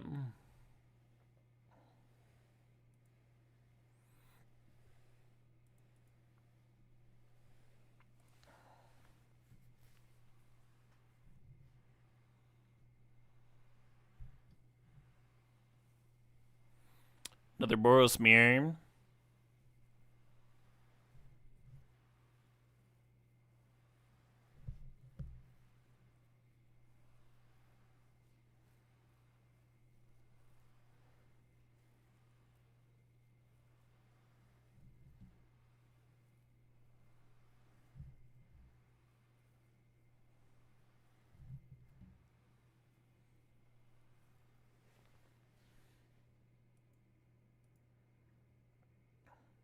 Land fishing. Nice.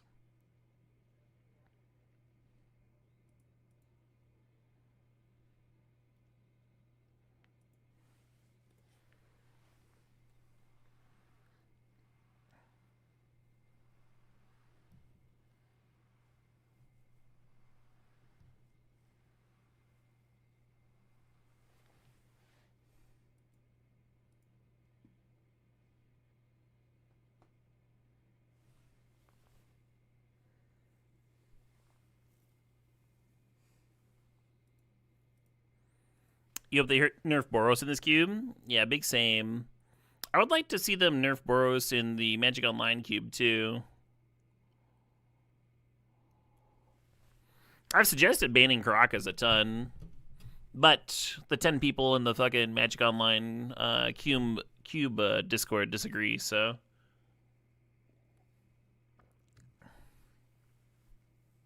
What are you gonna do? Parallax Wave, nice. Well, we have 2 comes into play abilities.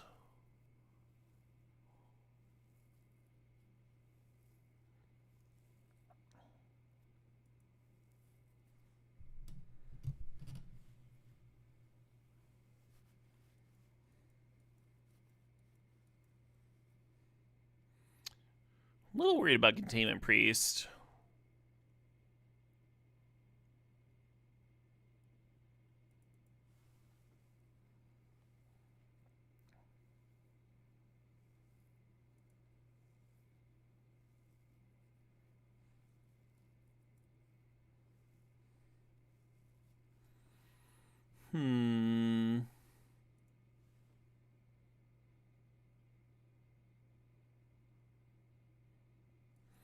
Guess I should have played this pre-combat.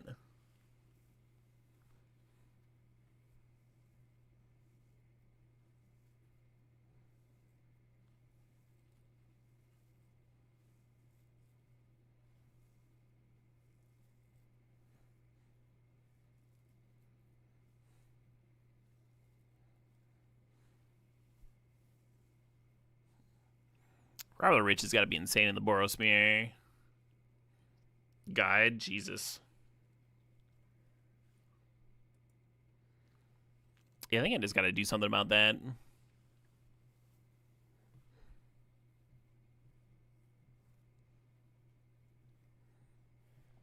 Land would be sick here. Nice.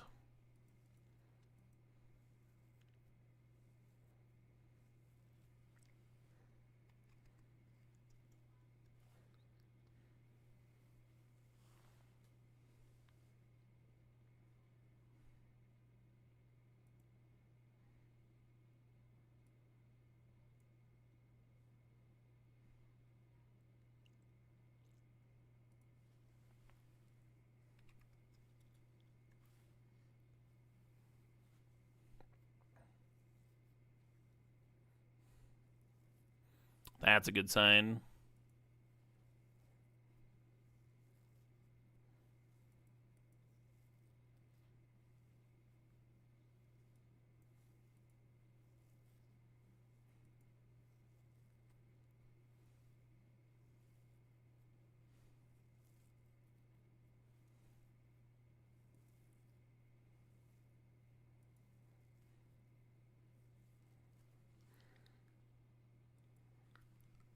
Sure, get that card.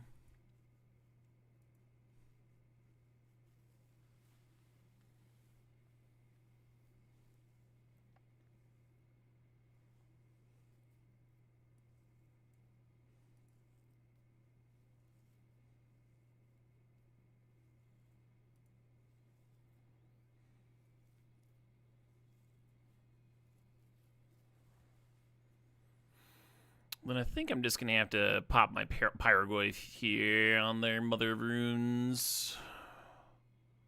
Mom, a little too good. Oh, apparently I should have been going face this whole time.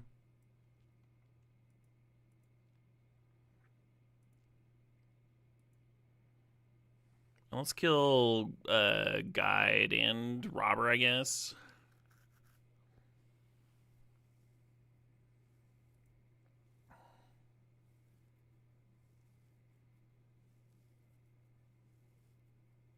Oh, sup, Ocelot Pride.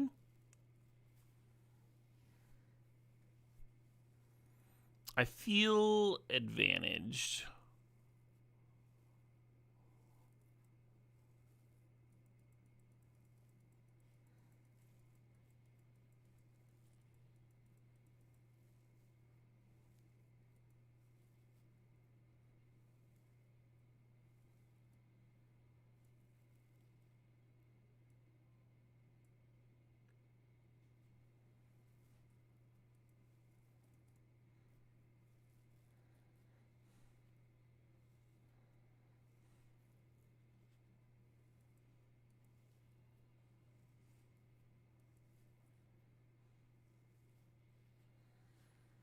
Is this the 7-0 deck? It might be.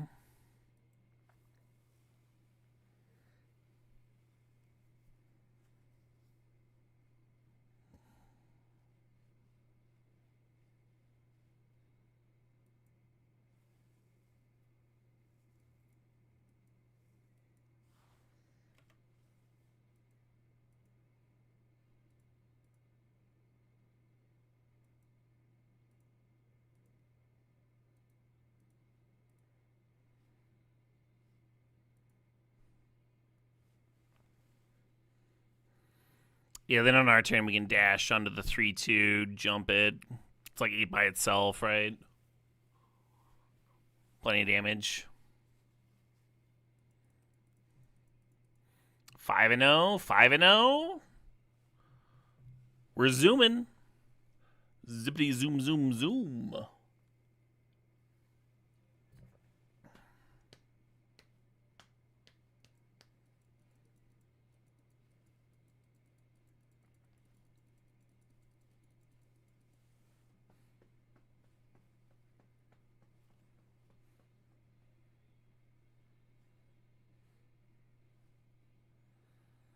If you're 7-0, Arena should let you keep going until you lose.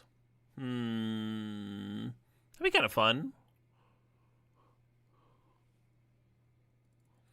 People can see how far they can go. Get an actual win streak going.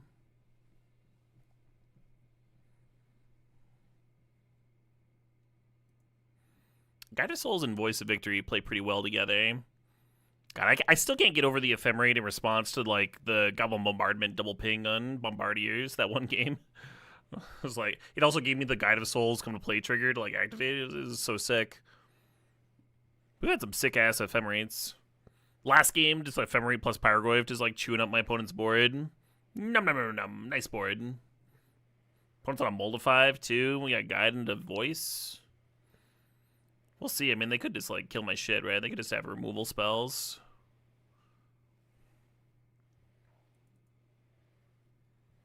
Next turn, I want to stack it so the Voice triggers resolve before the Guide of Souls trigger, and I can pump something this turn.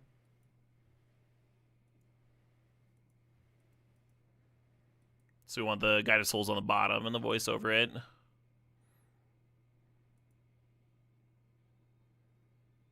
And then I'll pump, I don't know, this one.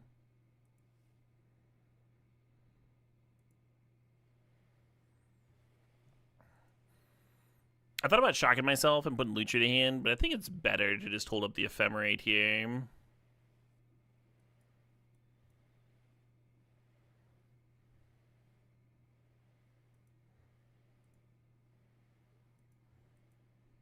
Same thing,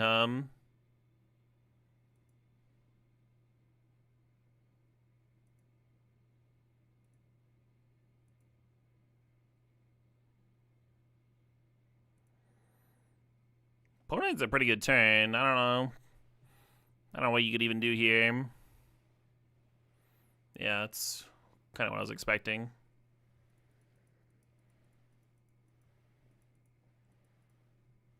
Hell yeah, Brickmaster. You should feel powerful.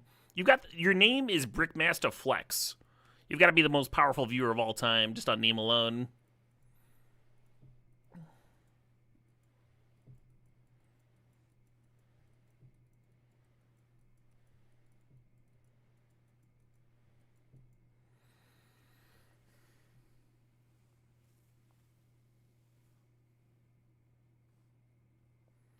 You bet chat can't even name 5 things that aren't Jackie Chan? I can do that. Tomatoes, salsa, ketchup, Jackie Chan. Shit! Fuck! I was so close. Alright, well, that's impossible. Nobody can do that. Marble Skull, the Brilliant, versus Evan. Sup, Evan?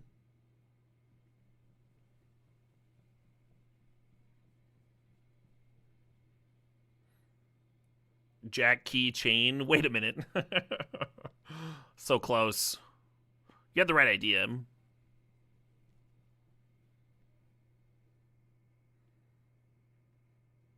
Oh, man.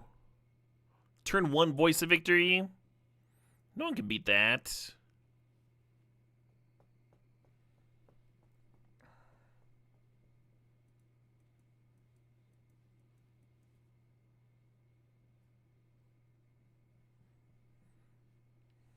Pyrokinesis would be good on this board. Dr. J Hero is gifting 5 subs. Appreciate you, Dr. J Hero, the hero of the stream. Congratulations to Pug Naciously, Jeter22, Sneakhole, Supertramp 6363, and Battleground 2. Hell yeah. Big cheers, Dr. J. I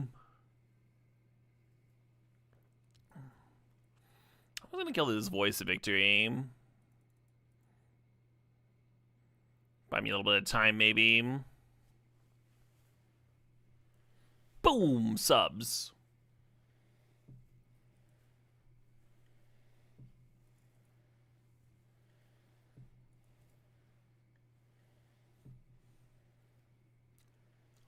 Well, Pyrokinesis is still looking good.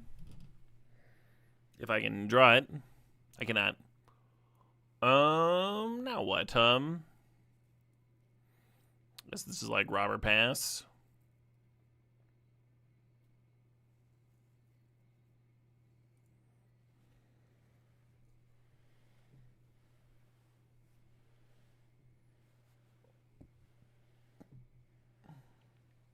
Stinky Reach doesn't really matter here. We're probably trading with a vat.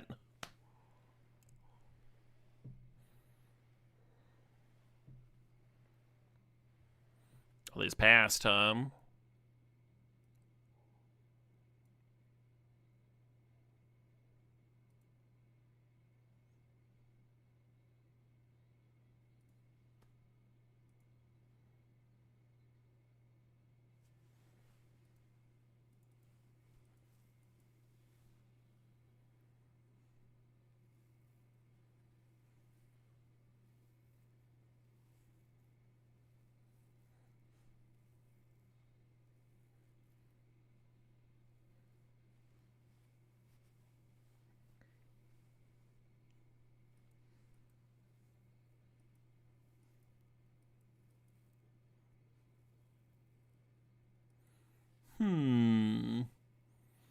Timio card's pretty good. Oh, now we draw Pyrokinesis. I see how it is.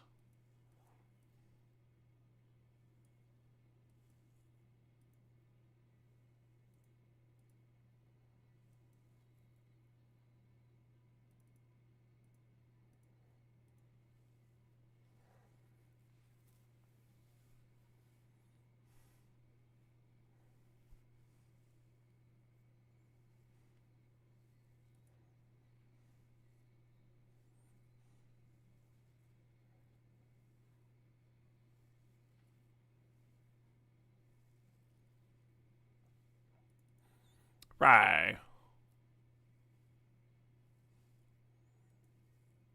A rude. I guess I was just supposed to serve and see what they did. Ooh. Yeah, it's fine. Yeah, now I'm down on that fucking 3-bit inspector.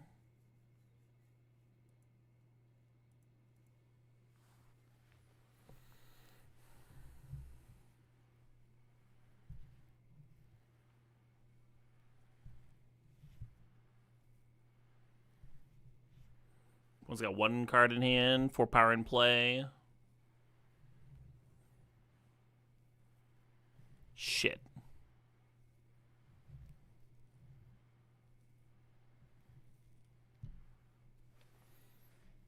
Alright, I'm going to take it, and I'm going to rip a land, and the land's going to look real good. Alright, I'm not going to rip a land.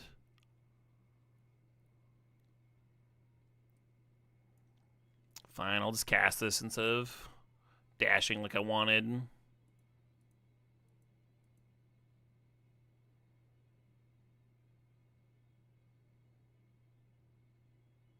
You're blocking the double strike trampler? Okay. Fair enough.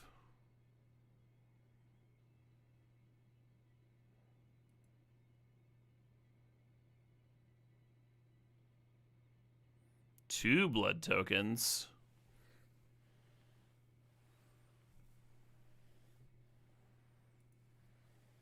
To the curtains with ye.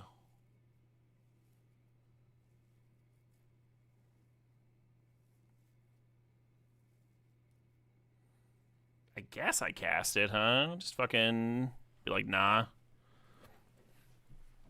You can have a lot of things, but you can't have a 3-4.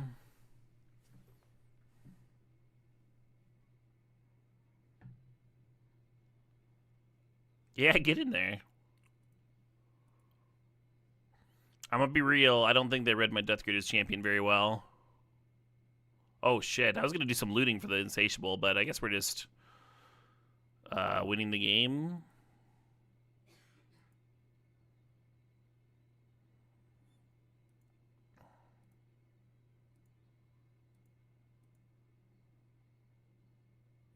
Sick. Victory. We're 6-0. We're Diamond 1. We got everything, man. We don't have to give up shit. I want it all.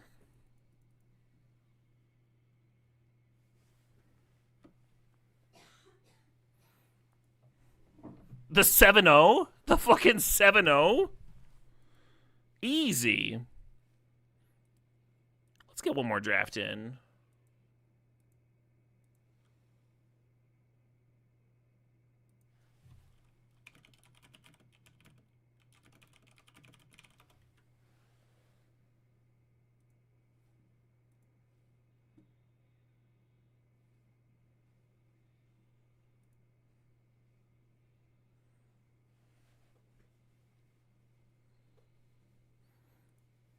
I'm gonna draft this strip mine. That's what I'm gonna do. Y'all can't stop me. Don't even try. Teferi also first pickable. That's about it. The Goyf's the Hall of Fame for that deck, right? Yeah, that was a pack one, pick one Goyf, and it was like, this is what we're doing. Let's fucking go.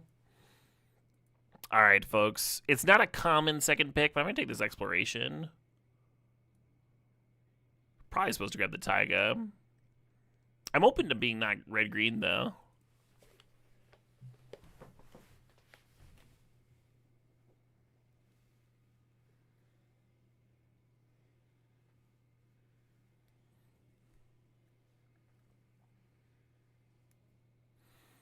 So we're looking for ways of tutoring for the strip mine. And ways of rebuying it over and over and over again. And apparently I'm looking for a channel. I didn't know I was looking for a channel, but I guess I was. Hard to pass a booster tutor, let me tell you.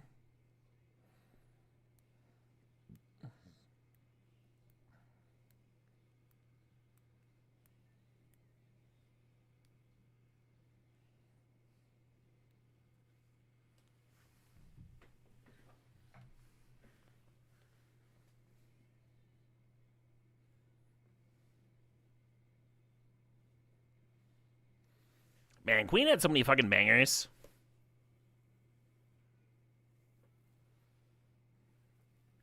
Do y'all think Queen is more pop or more rock?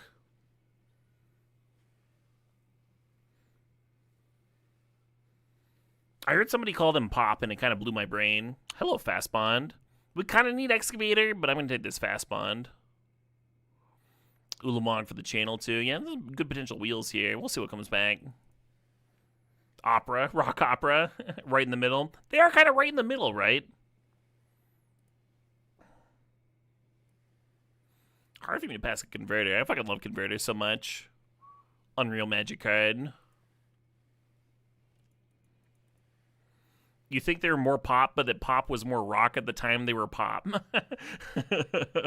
Pop did change a lot between like the 80s or whatever in modern times. That's true.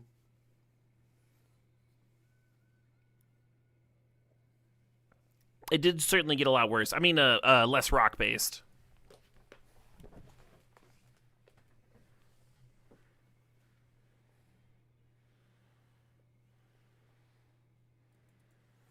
They became pop by shaping the culture. Oh, that's interesting. Sure. If they'd been less influential. There's a Titan there for the channel.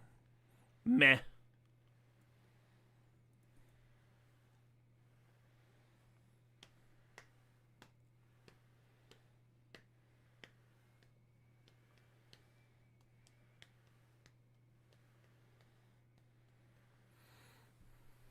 We don't really get pop with like a fucking guitar solo like this these days.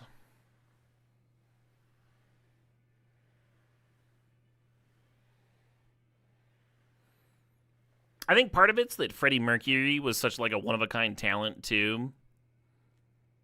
That even if they were largely playing like rock opera music,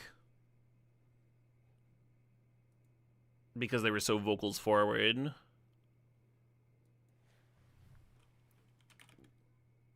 I'm kind of in the mood for more Queen.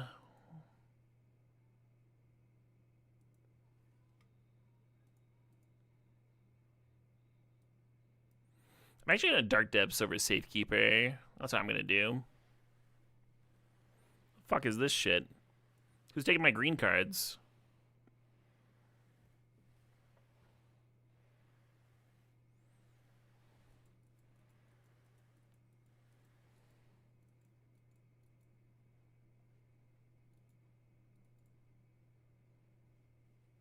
Right? Shouldn't everybody else be forcing Boros? What are they doing? The first week that Arena Cube was on here, I was like perplexed because like I was used to green. I was used to being the only green drafter when I wanted to draft green, right?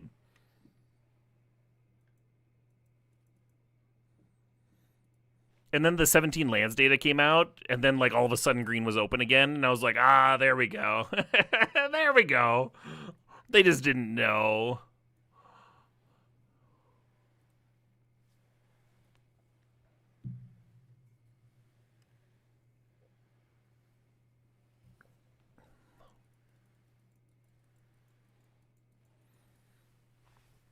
So the main thing that could potentially wheel, they probably won't because green hasn't been that open, is the Crucible effect, right? The 2/3.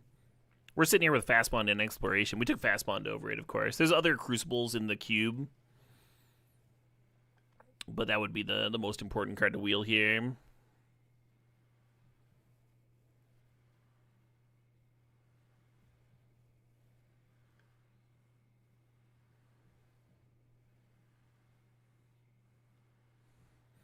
What are the best Fast Bond and Exploration enablers? I mean, my experience has been rebuying Strip Mine is the best thing to be doing in green.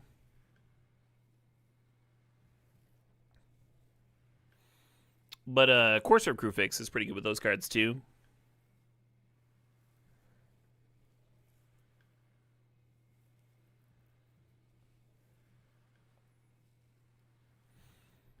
So the premium card for us right now is the 4-mana 2/2.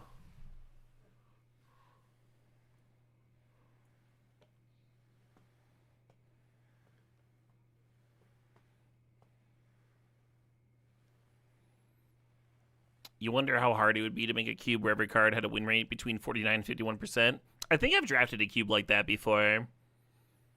It showed up. There was a color restricted cube at CubeCon. That was like the bug colors. And the idea was that there would be like tempo and control and mid range, like all these archetypes supported. But there was such a flat power level that it kind of felt like you could take any card from a pack, so long as you're thinking about like your curve and your mana base. It didn't really matter. Hey, Tom Marks, thanks for the sub, the 41 months. Long live Mono Green. Yeah, so Ulamog is the Infinite Euro is pretty good with Channel, but Excavator Strip Mine's a little bit more important with what we're doing. That's a excellent fucking wheel for us. Yeah. I think we're going to have a good deck here. I've got a good feeling about this.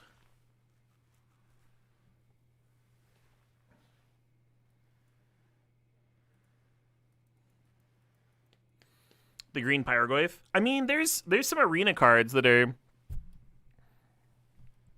So what about that green 4-drop on arena? That when you play a land, it like doubles the land. That'd be an interesting one to see if it like tangos with vintage cube cards. But they made the decision to just like not include arena cards, so we don't get to see it.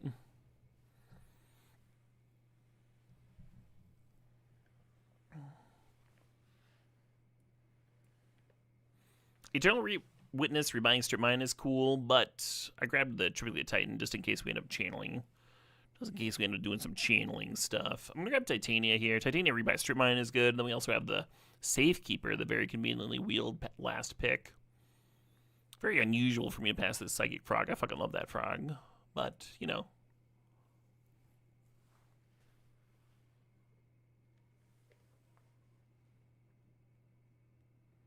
You wonder why the Harmonizer isn't in? Harmonizer. Oh, yeah. Yeah, I don't know either. That card's good.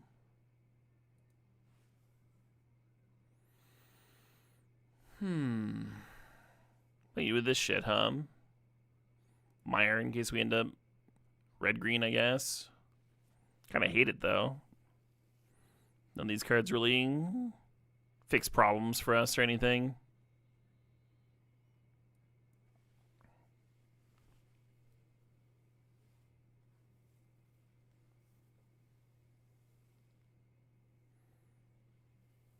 Ugly pack.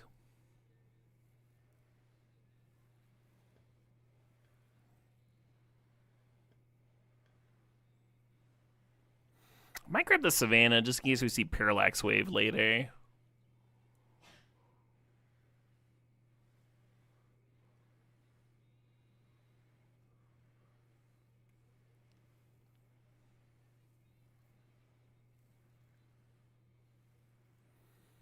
The Enlightened Tutor is actually a little tempting here. Just like always have the fast bond.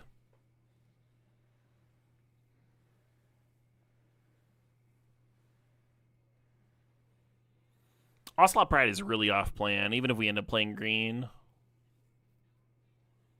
We just don't have ways of punching it through.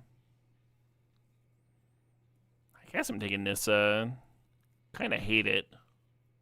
Ice Till, there we go. There we go. Now we're on plan. Now we're on fucking plan.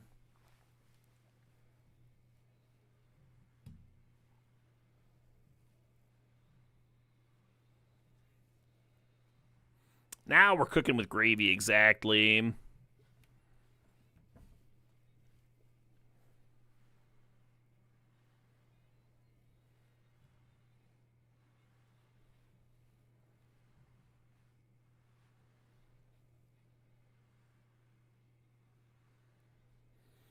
If Endstone wheels. Endstone and Fastball's pretty sick, I will say. Hey, here we go. This is a cool pack. I wish we were getting multiple picks out of this pack, because Rumble, Tracker, and Mycospawn are also important to what we're doing. I'm actually going to take the Mycospawn because tutoring up Strip Mine is kind of... it's good. It's really good. So we want to do that. Very Strip Mine focused deck here. The 6 could wheel, yeah. We'll see.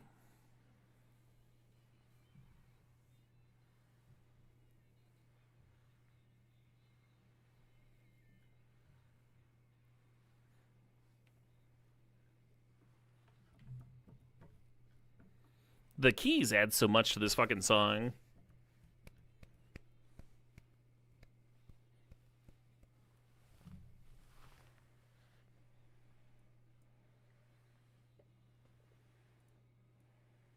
Sure.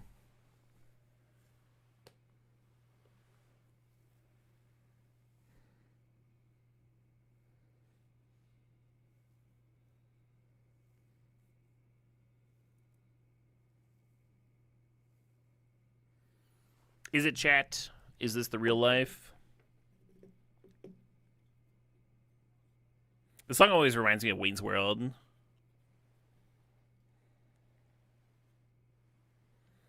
The bit where Garth is just like mouthing along to the words, but he's doing like clearly like doesn't remember the song lyrics. That was not improv, and it was not written in the script. Dana Carvey literally forgot the words. And he's like, I just thought nobody would notice. It was just rolling with it. And they thought that was hilarious, so they just left it in the movie.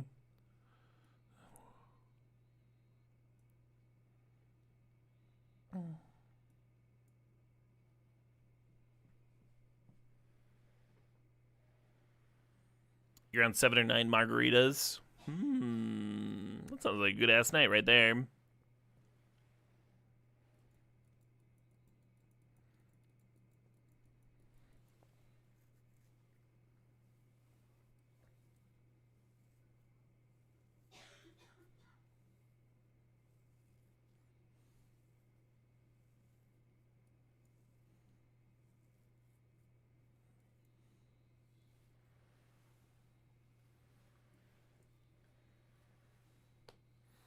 A rough start to your week. Depends. Not everyone's got the same work schedule, right? Maybe their Monday is actually their Saturday.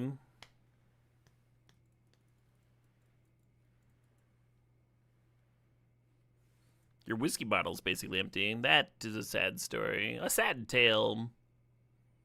Mana Crypt, huh? Oh, Mana Crypt action. I'll crypt some mana.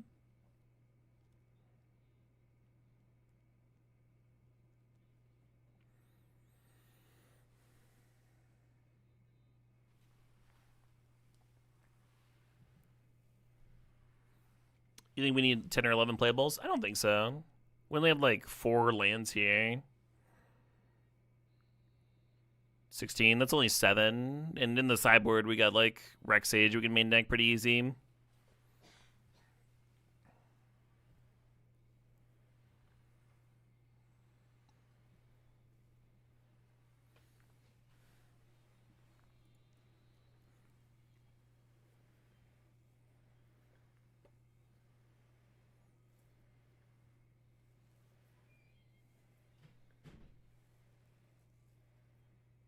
Blech.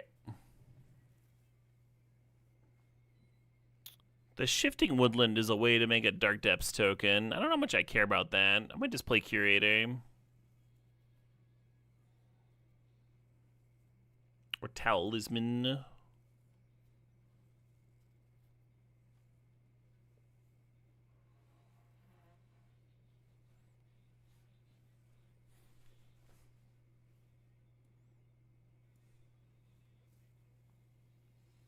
Hey, that's a good-ass Courser. That's a good-ass Courser right there. I like the crop rotation, too. Hopefully we get that one back. Should do. Reclaimer is the best card for this Mana Crypt, right? Just slamming a fast threat. I'm sorry, Chariot is. Chariot's the best Mana Crypt threat. Reclaimer helps me find the Strip Mine in the Dark Depths. I just don't know if we're going to get the Thespian stage for the Dark Depths, right? That's the main concern there. Very possible. I'm just going to grab Chariot here. Fuck, I don't know. Hey, J Turp, thanks for the sub. Thanks for the 9 months.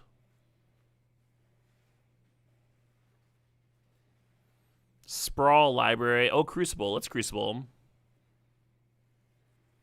Not going to get a wheel here, unfortunately.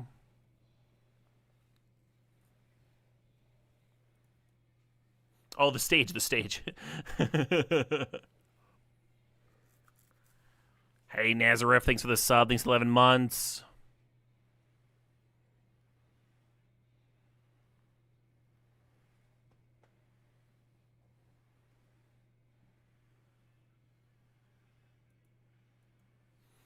Yeah, I just need like 2 more cards. I think we'll get there. How many drinks am I in? At a beer, 2 ciders, and this is my first hard drink, but it was a pretty stiff one.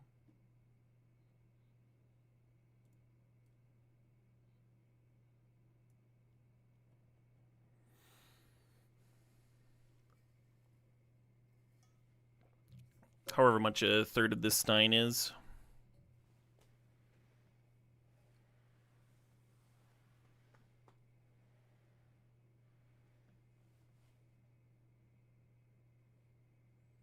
Nice Stein. Well, thank you. It's Longest John's merch, if you've ever listened to them. They got some bangers.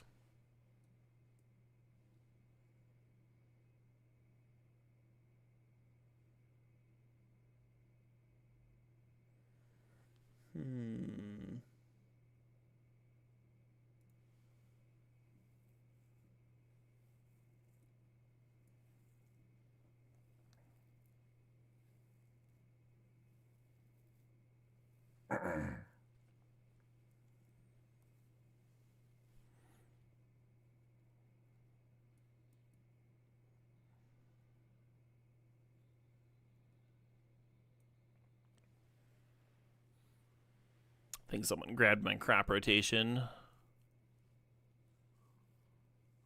Yeah, the woodland got a lot better with the Dark Depths stage combo.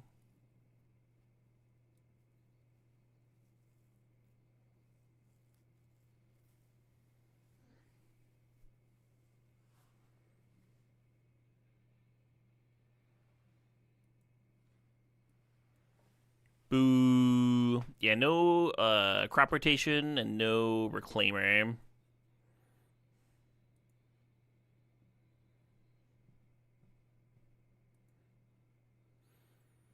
Yeah, so it's saying 17 lands. It's counting Dark Depths, but it's also not counting Mana Crypt, so it's kind of fine.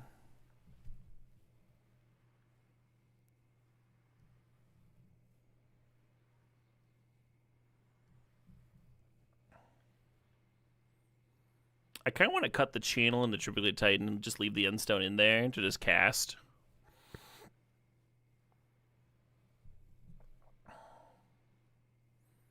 Play like Rex Sage. Maybe Explore.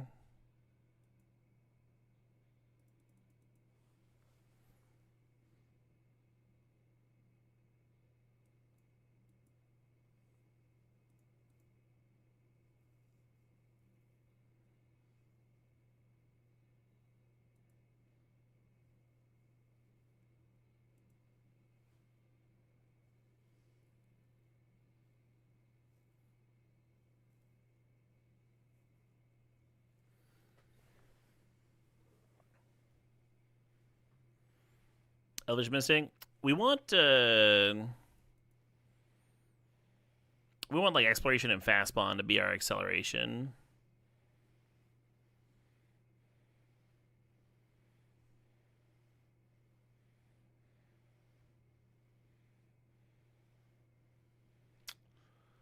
I guess, huh? I guess we'll see if that's a load-bearing Lotus Cobra. Kind of dislike it. Kind of dislike the hand.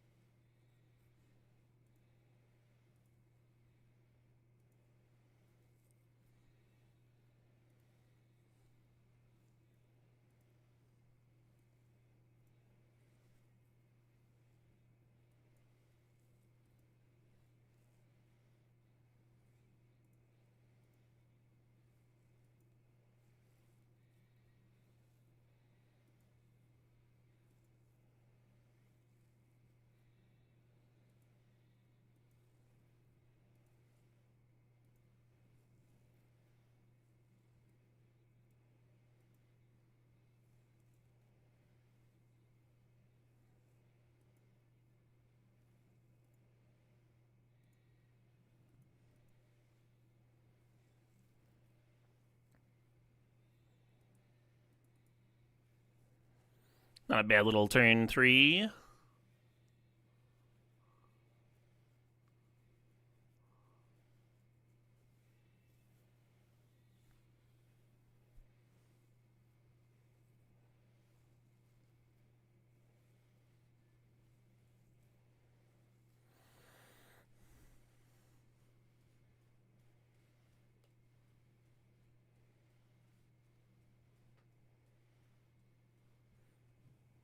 Chat's all counting the chickens. We do have a backup Crucible. It's kind of nice, even if they answer the Explorer.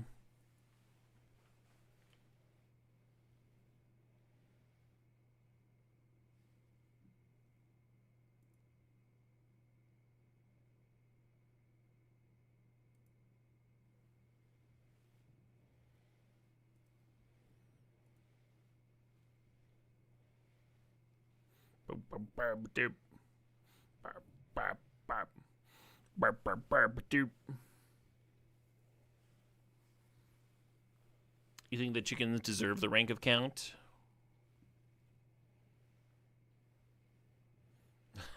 Sack expedition map, failed to find, concede. Alright, fair enough. Fair enough, you know? I respect it.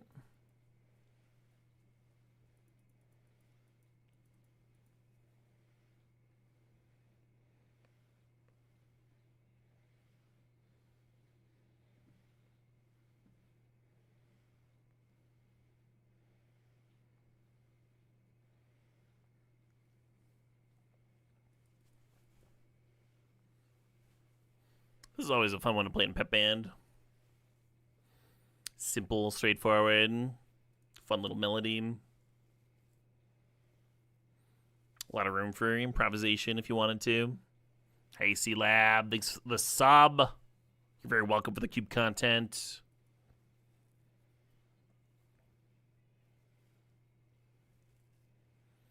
Am I on the draw here?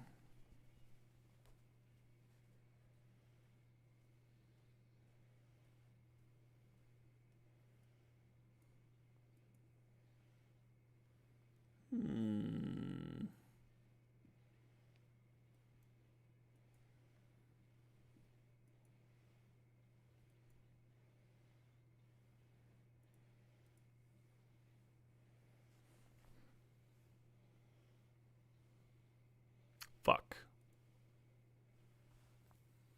Well, there goes my plans,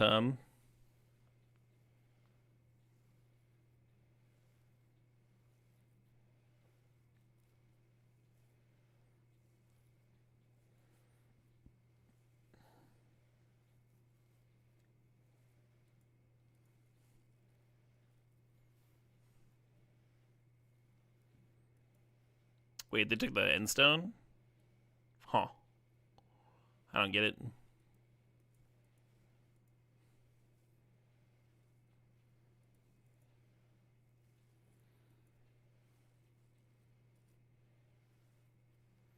Yeah, Super don't get it, right? Maybe they thought I was like too close to casting it. Yeah, that's just not happening.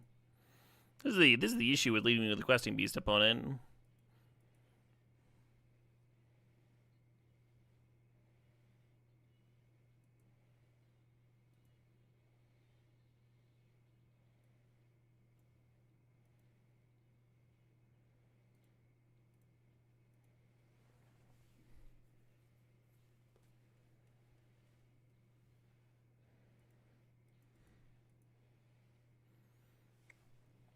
Y'all think they regret their Thoughtseize decision yet?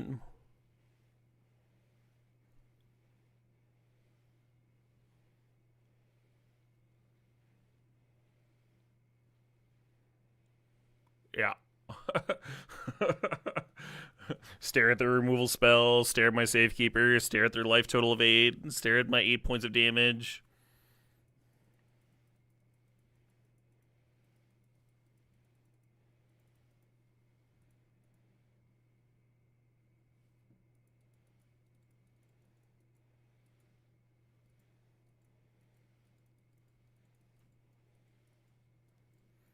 I don't think we would have gotten to cast the 7-drop.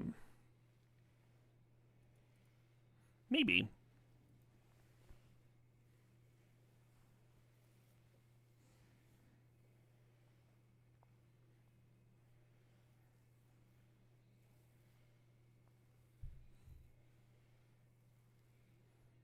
Very fun tomorrow now.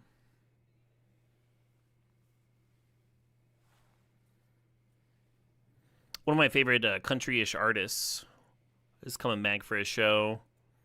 16 horsepower. Hadn't played a show in 21 years. And it's only a 20-hour drive from me. Still considering it. 20 hours is a minute, though.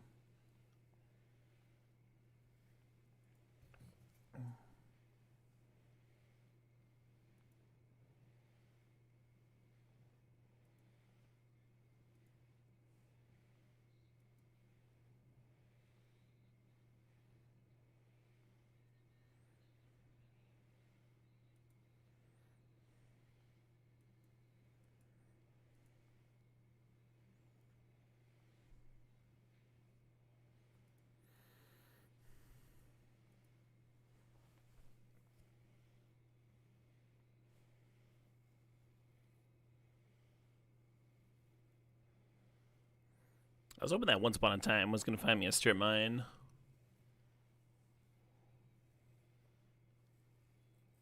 Oh, well, there we are. So if I Mana Crypt, if I just play the Cobra...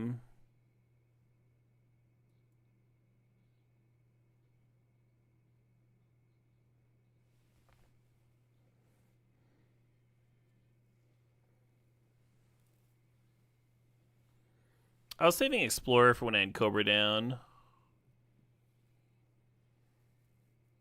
Interesting.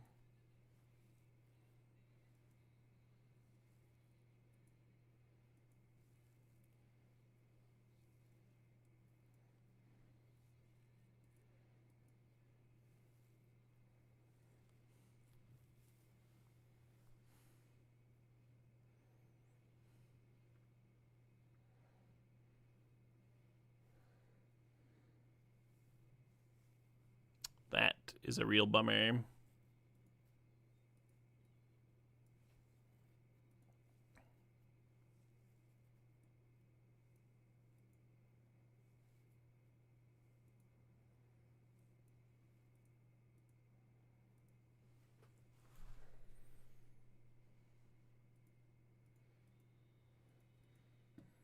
I already listened to this one.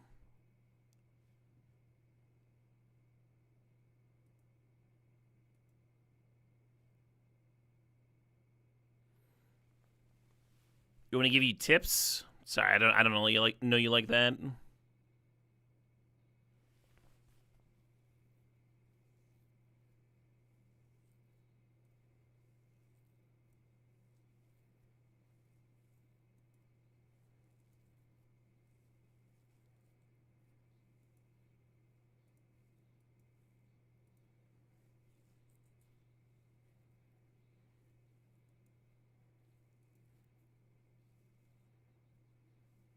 Ooh, Dark Depths.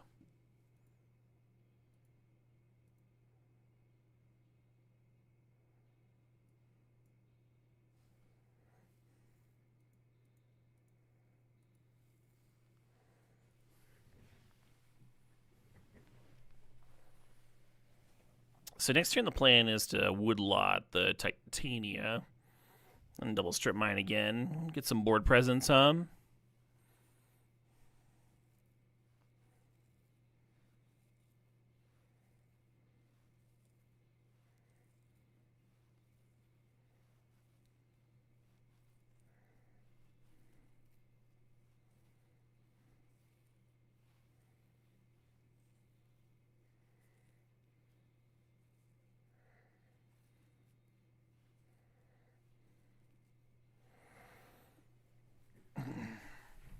They have one card in hand. Fuck. Gunked up all my plans. Because I lose my, the Woodland can't copy Titania. We no longer have the strip mine. There's a lot of issues now. Yeah, we need to get the strip mine rolling before the Urza came down, The Urza gave them a bit much.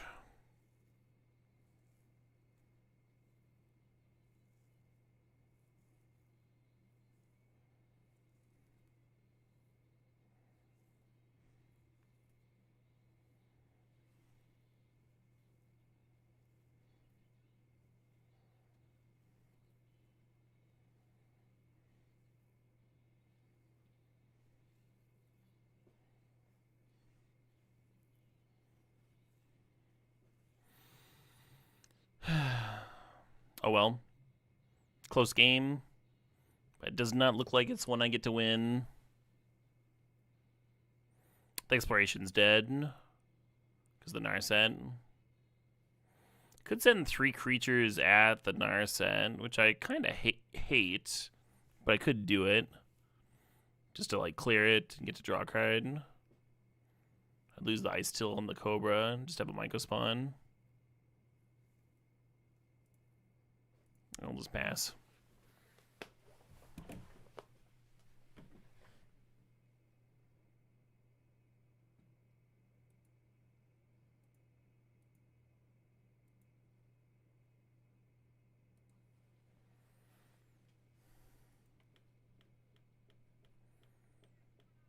Hey, 3/4 Christopher. Thanks for the sob. Thanks for 93 months there.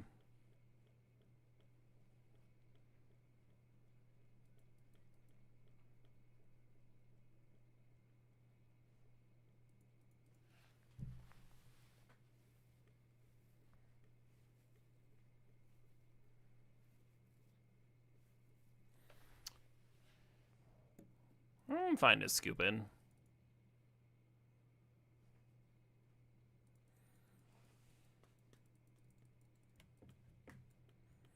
So close.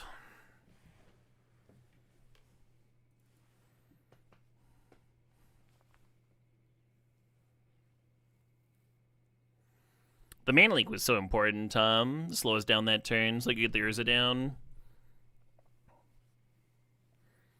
And then they really needed the Twister that turn, or we were gonna fucking spit out like 15 power the turn after. Between like Titania and the Strip Mine there.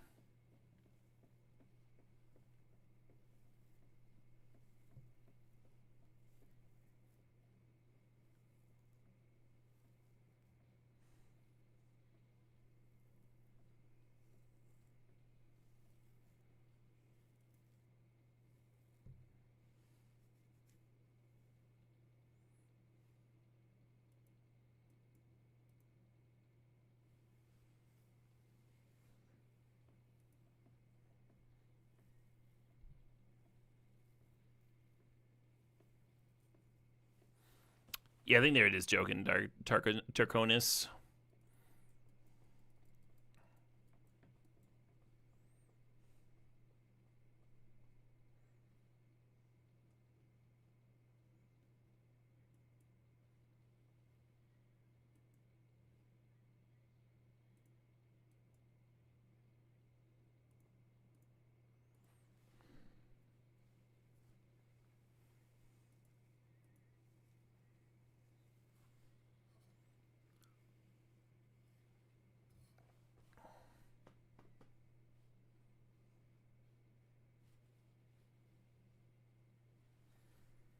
How's the cube feel compared to Moto Vintage Cube? Like the exact same fucking thing.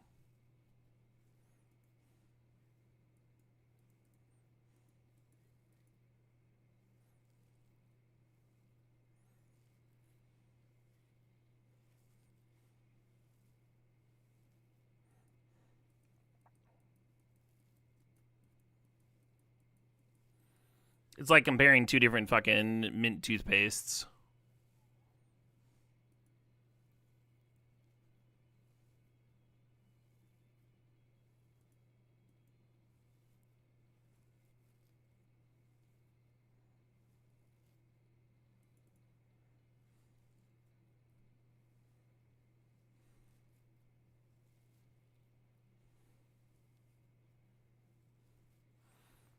You think Boros is slightly stronger? I don't think that's true. There's no fourth Aerlingus in this cube.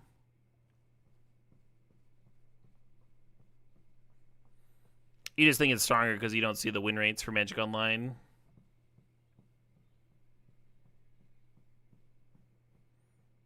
Literally have no idea why y'all think Boros is stronger here.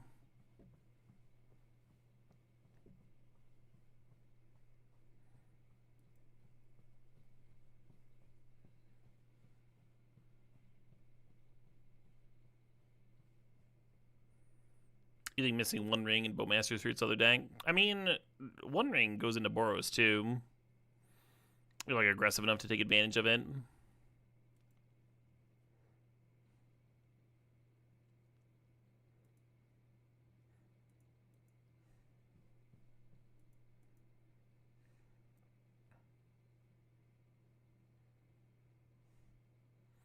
It's kind of just Bowmasters.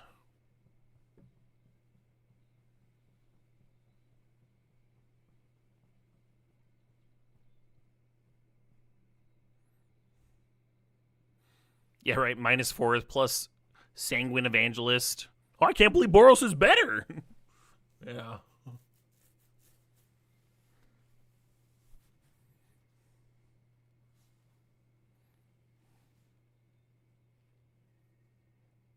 Hmm.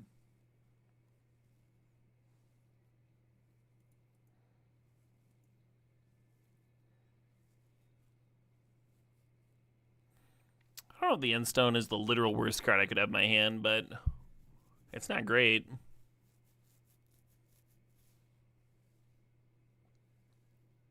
Yeah, no Athar either.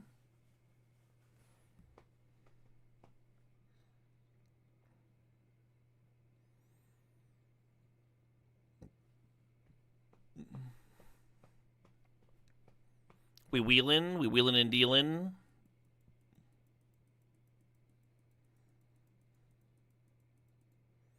Having to chump the turn before when they had Hull Breacher. If they just activated the converter on their turn, like they still had the Hull Breacher, they would have fucking gotten to do the thing, you know?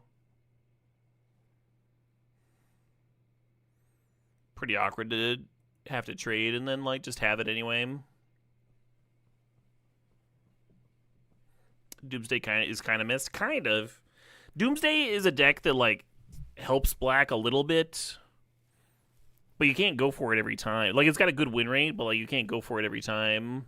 And not everybody wants to play Doomsday. Like that's a very niche sort of player that's like excited to play Doomsday, right?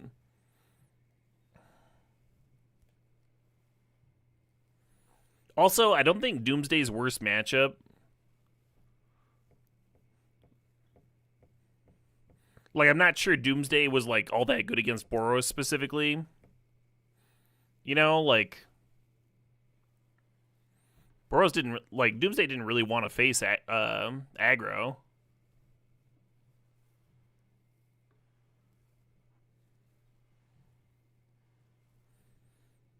You lose half your life casting that shit.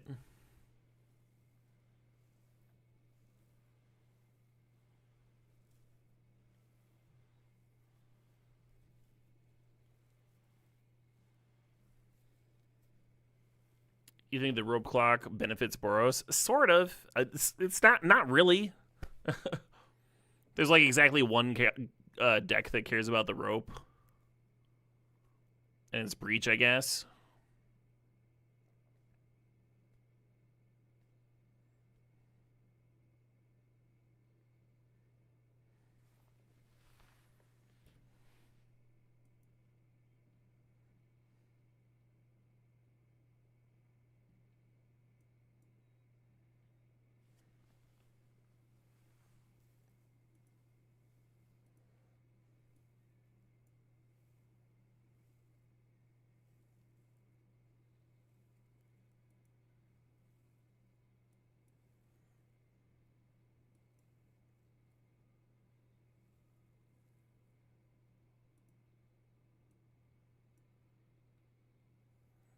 Well, giving them a treasure is pretty unfortunate. Regretting the Explorer here.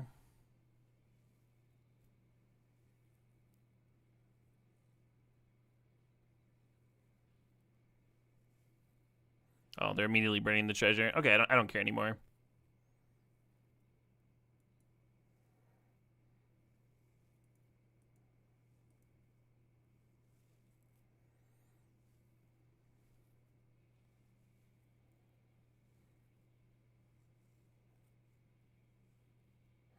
Haven't seen you try to do a Zerd Orb Infinite Mana on iPad. Hey, fair enough.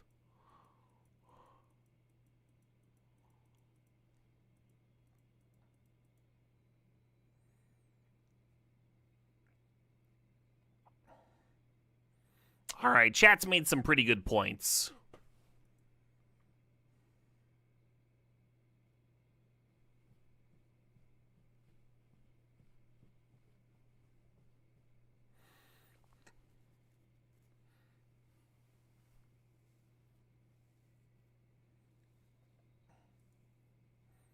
I miss that Questing Beast. Remember the Questing Beast was just soloing?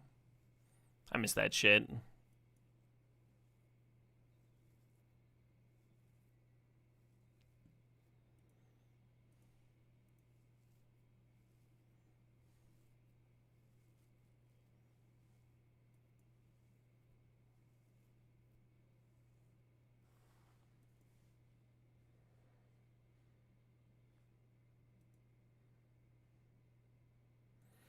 The self-mill with Ice Still here might find us Dark Depths combo, I guess. I guess that's the plan here.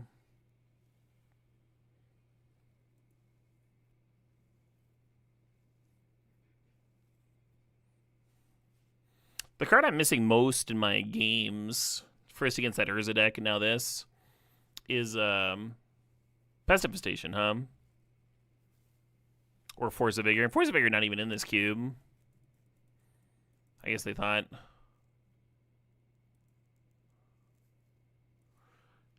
Green was too good. I don't know.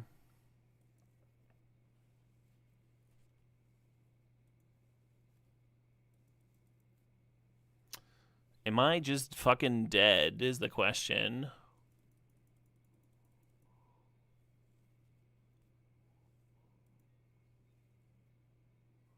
Yeah, I am.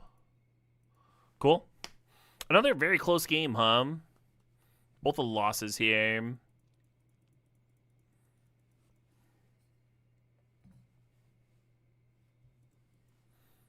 Back against the old wall.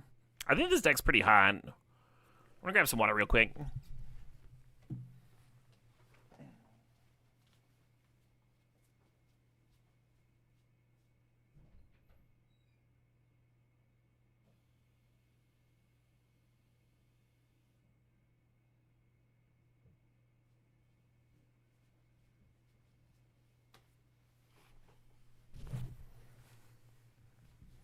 Yeah, that's the thing about Vintage Cube. Like, sometimes you get handled, sometimes you do the handling. This is at least a green deck that can do the handling.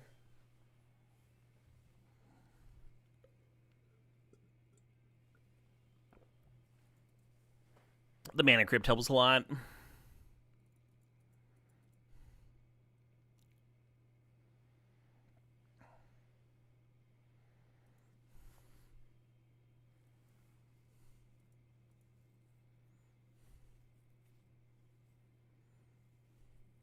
Don't you dare duress my Crypt.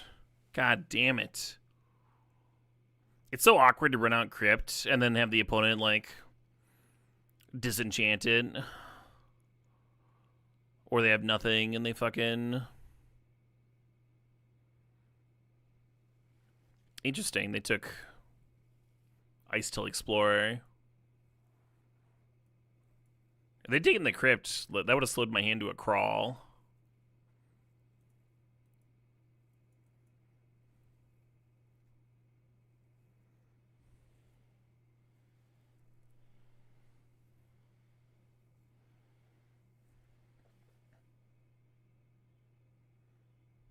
Doesn't even let me choose. Some bull honky, in my opinion. I'll run this out, even though it doesn't help me here.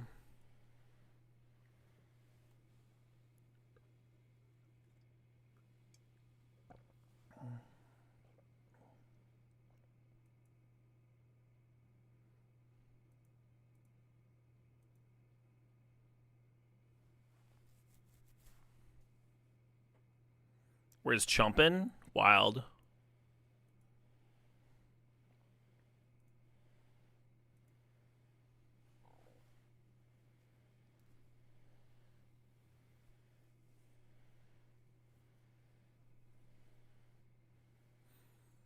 Don't mouse my Titania. You don't want to do that.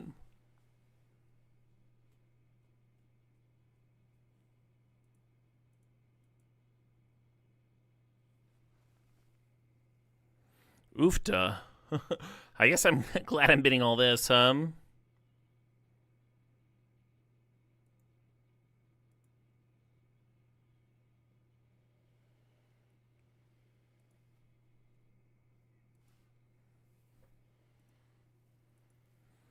shit, what up? Hey, BK Dash, thanks for the sub, thanks for 47 months.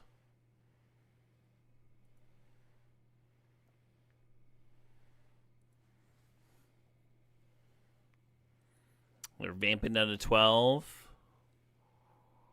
What would you vamp for here? Toxic, maybe?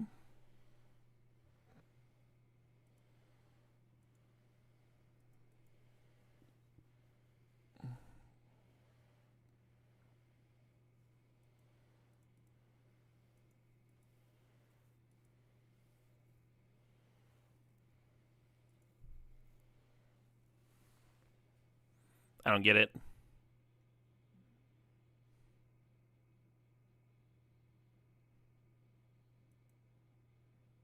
Hello.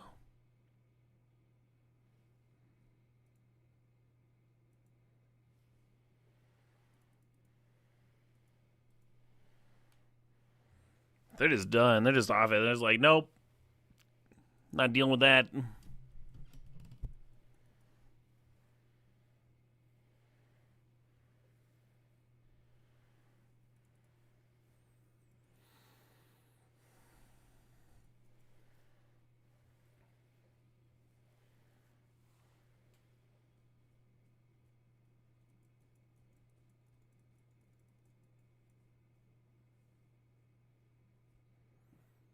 I guess.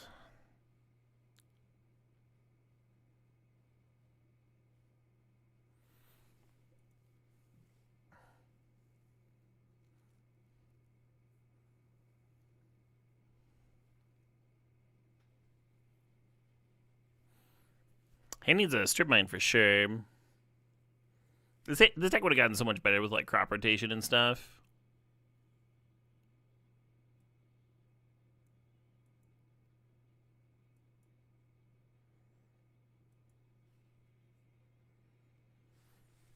Which we did see, but they didn't wheel for some reason. Someone grabbed them despite not having Dark Depths or Strip Mine. Happens.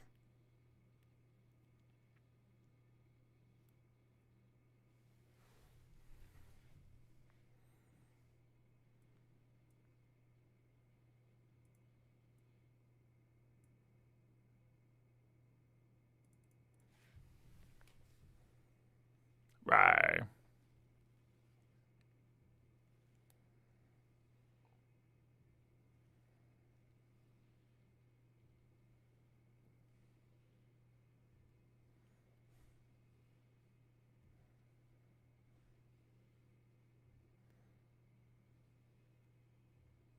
They're looting, huh? Okay.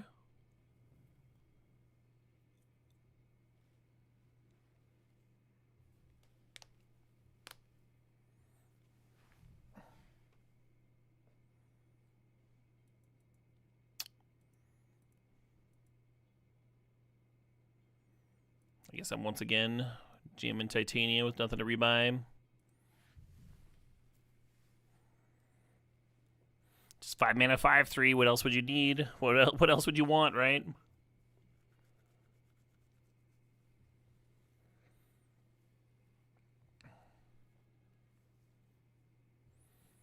Yeah, with Wasteland and Strip Mine and a tutor for them, you expect to have it more often than not.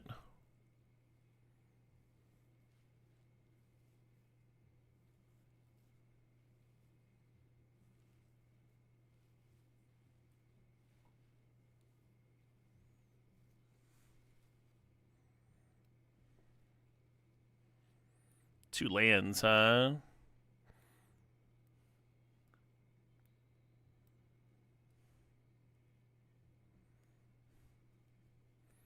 Then don't take Jace on the Frantic Search again. Nexus is interesting. Kind of implies show and tell.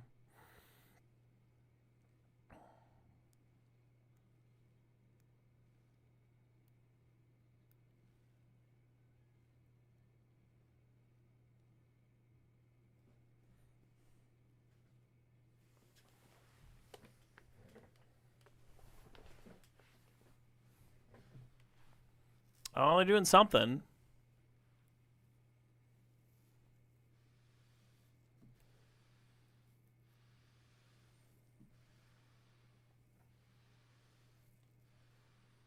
Okay.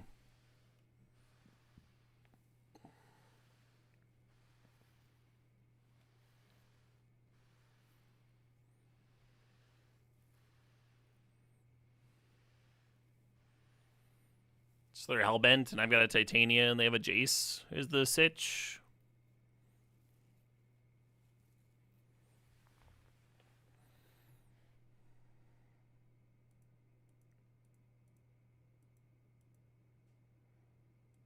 I guess this turn they can downtick and bone shards with whatever they've drawn. 10 counters, let's do it. I don't know if we can 10 counters before we get a Mana Crypt. I mean, I'll activate it.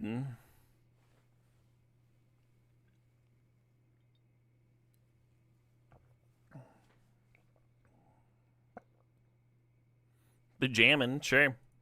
Jam it up, jammer.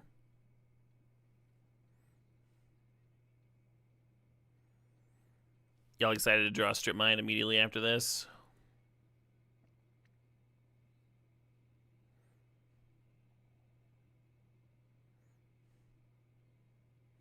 Fast spawn, perfect. The perfect card.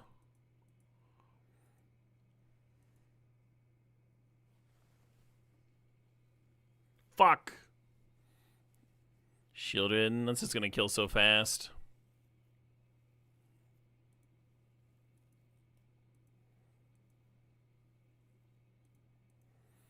I mean, we're 1 mana away from this end stone. This could buy me a little bit of time.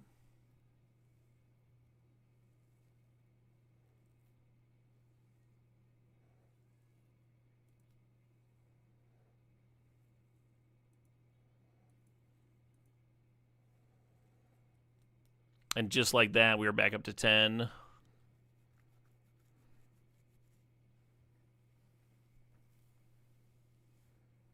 Shit. Alright, so I just die, yeah.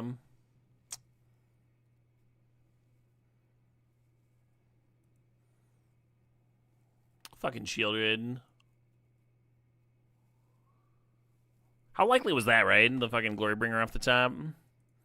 That was just the most specific punish for not wastelanding. You could imagine. The shielded was pretty brutal, too. Not ideal for us. Well, sometimes you don't get there. Alright, friends. I'm gonna go to sleep. Oh, shit. We did a lot of Kamigawa Neon Draft playing today, huh?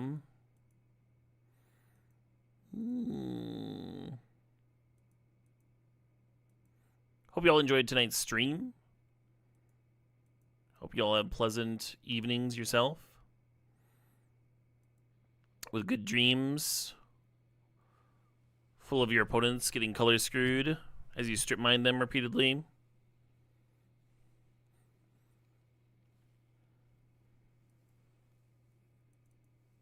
Cheers, everybody.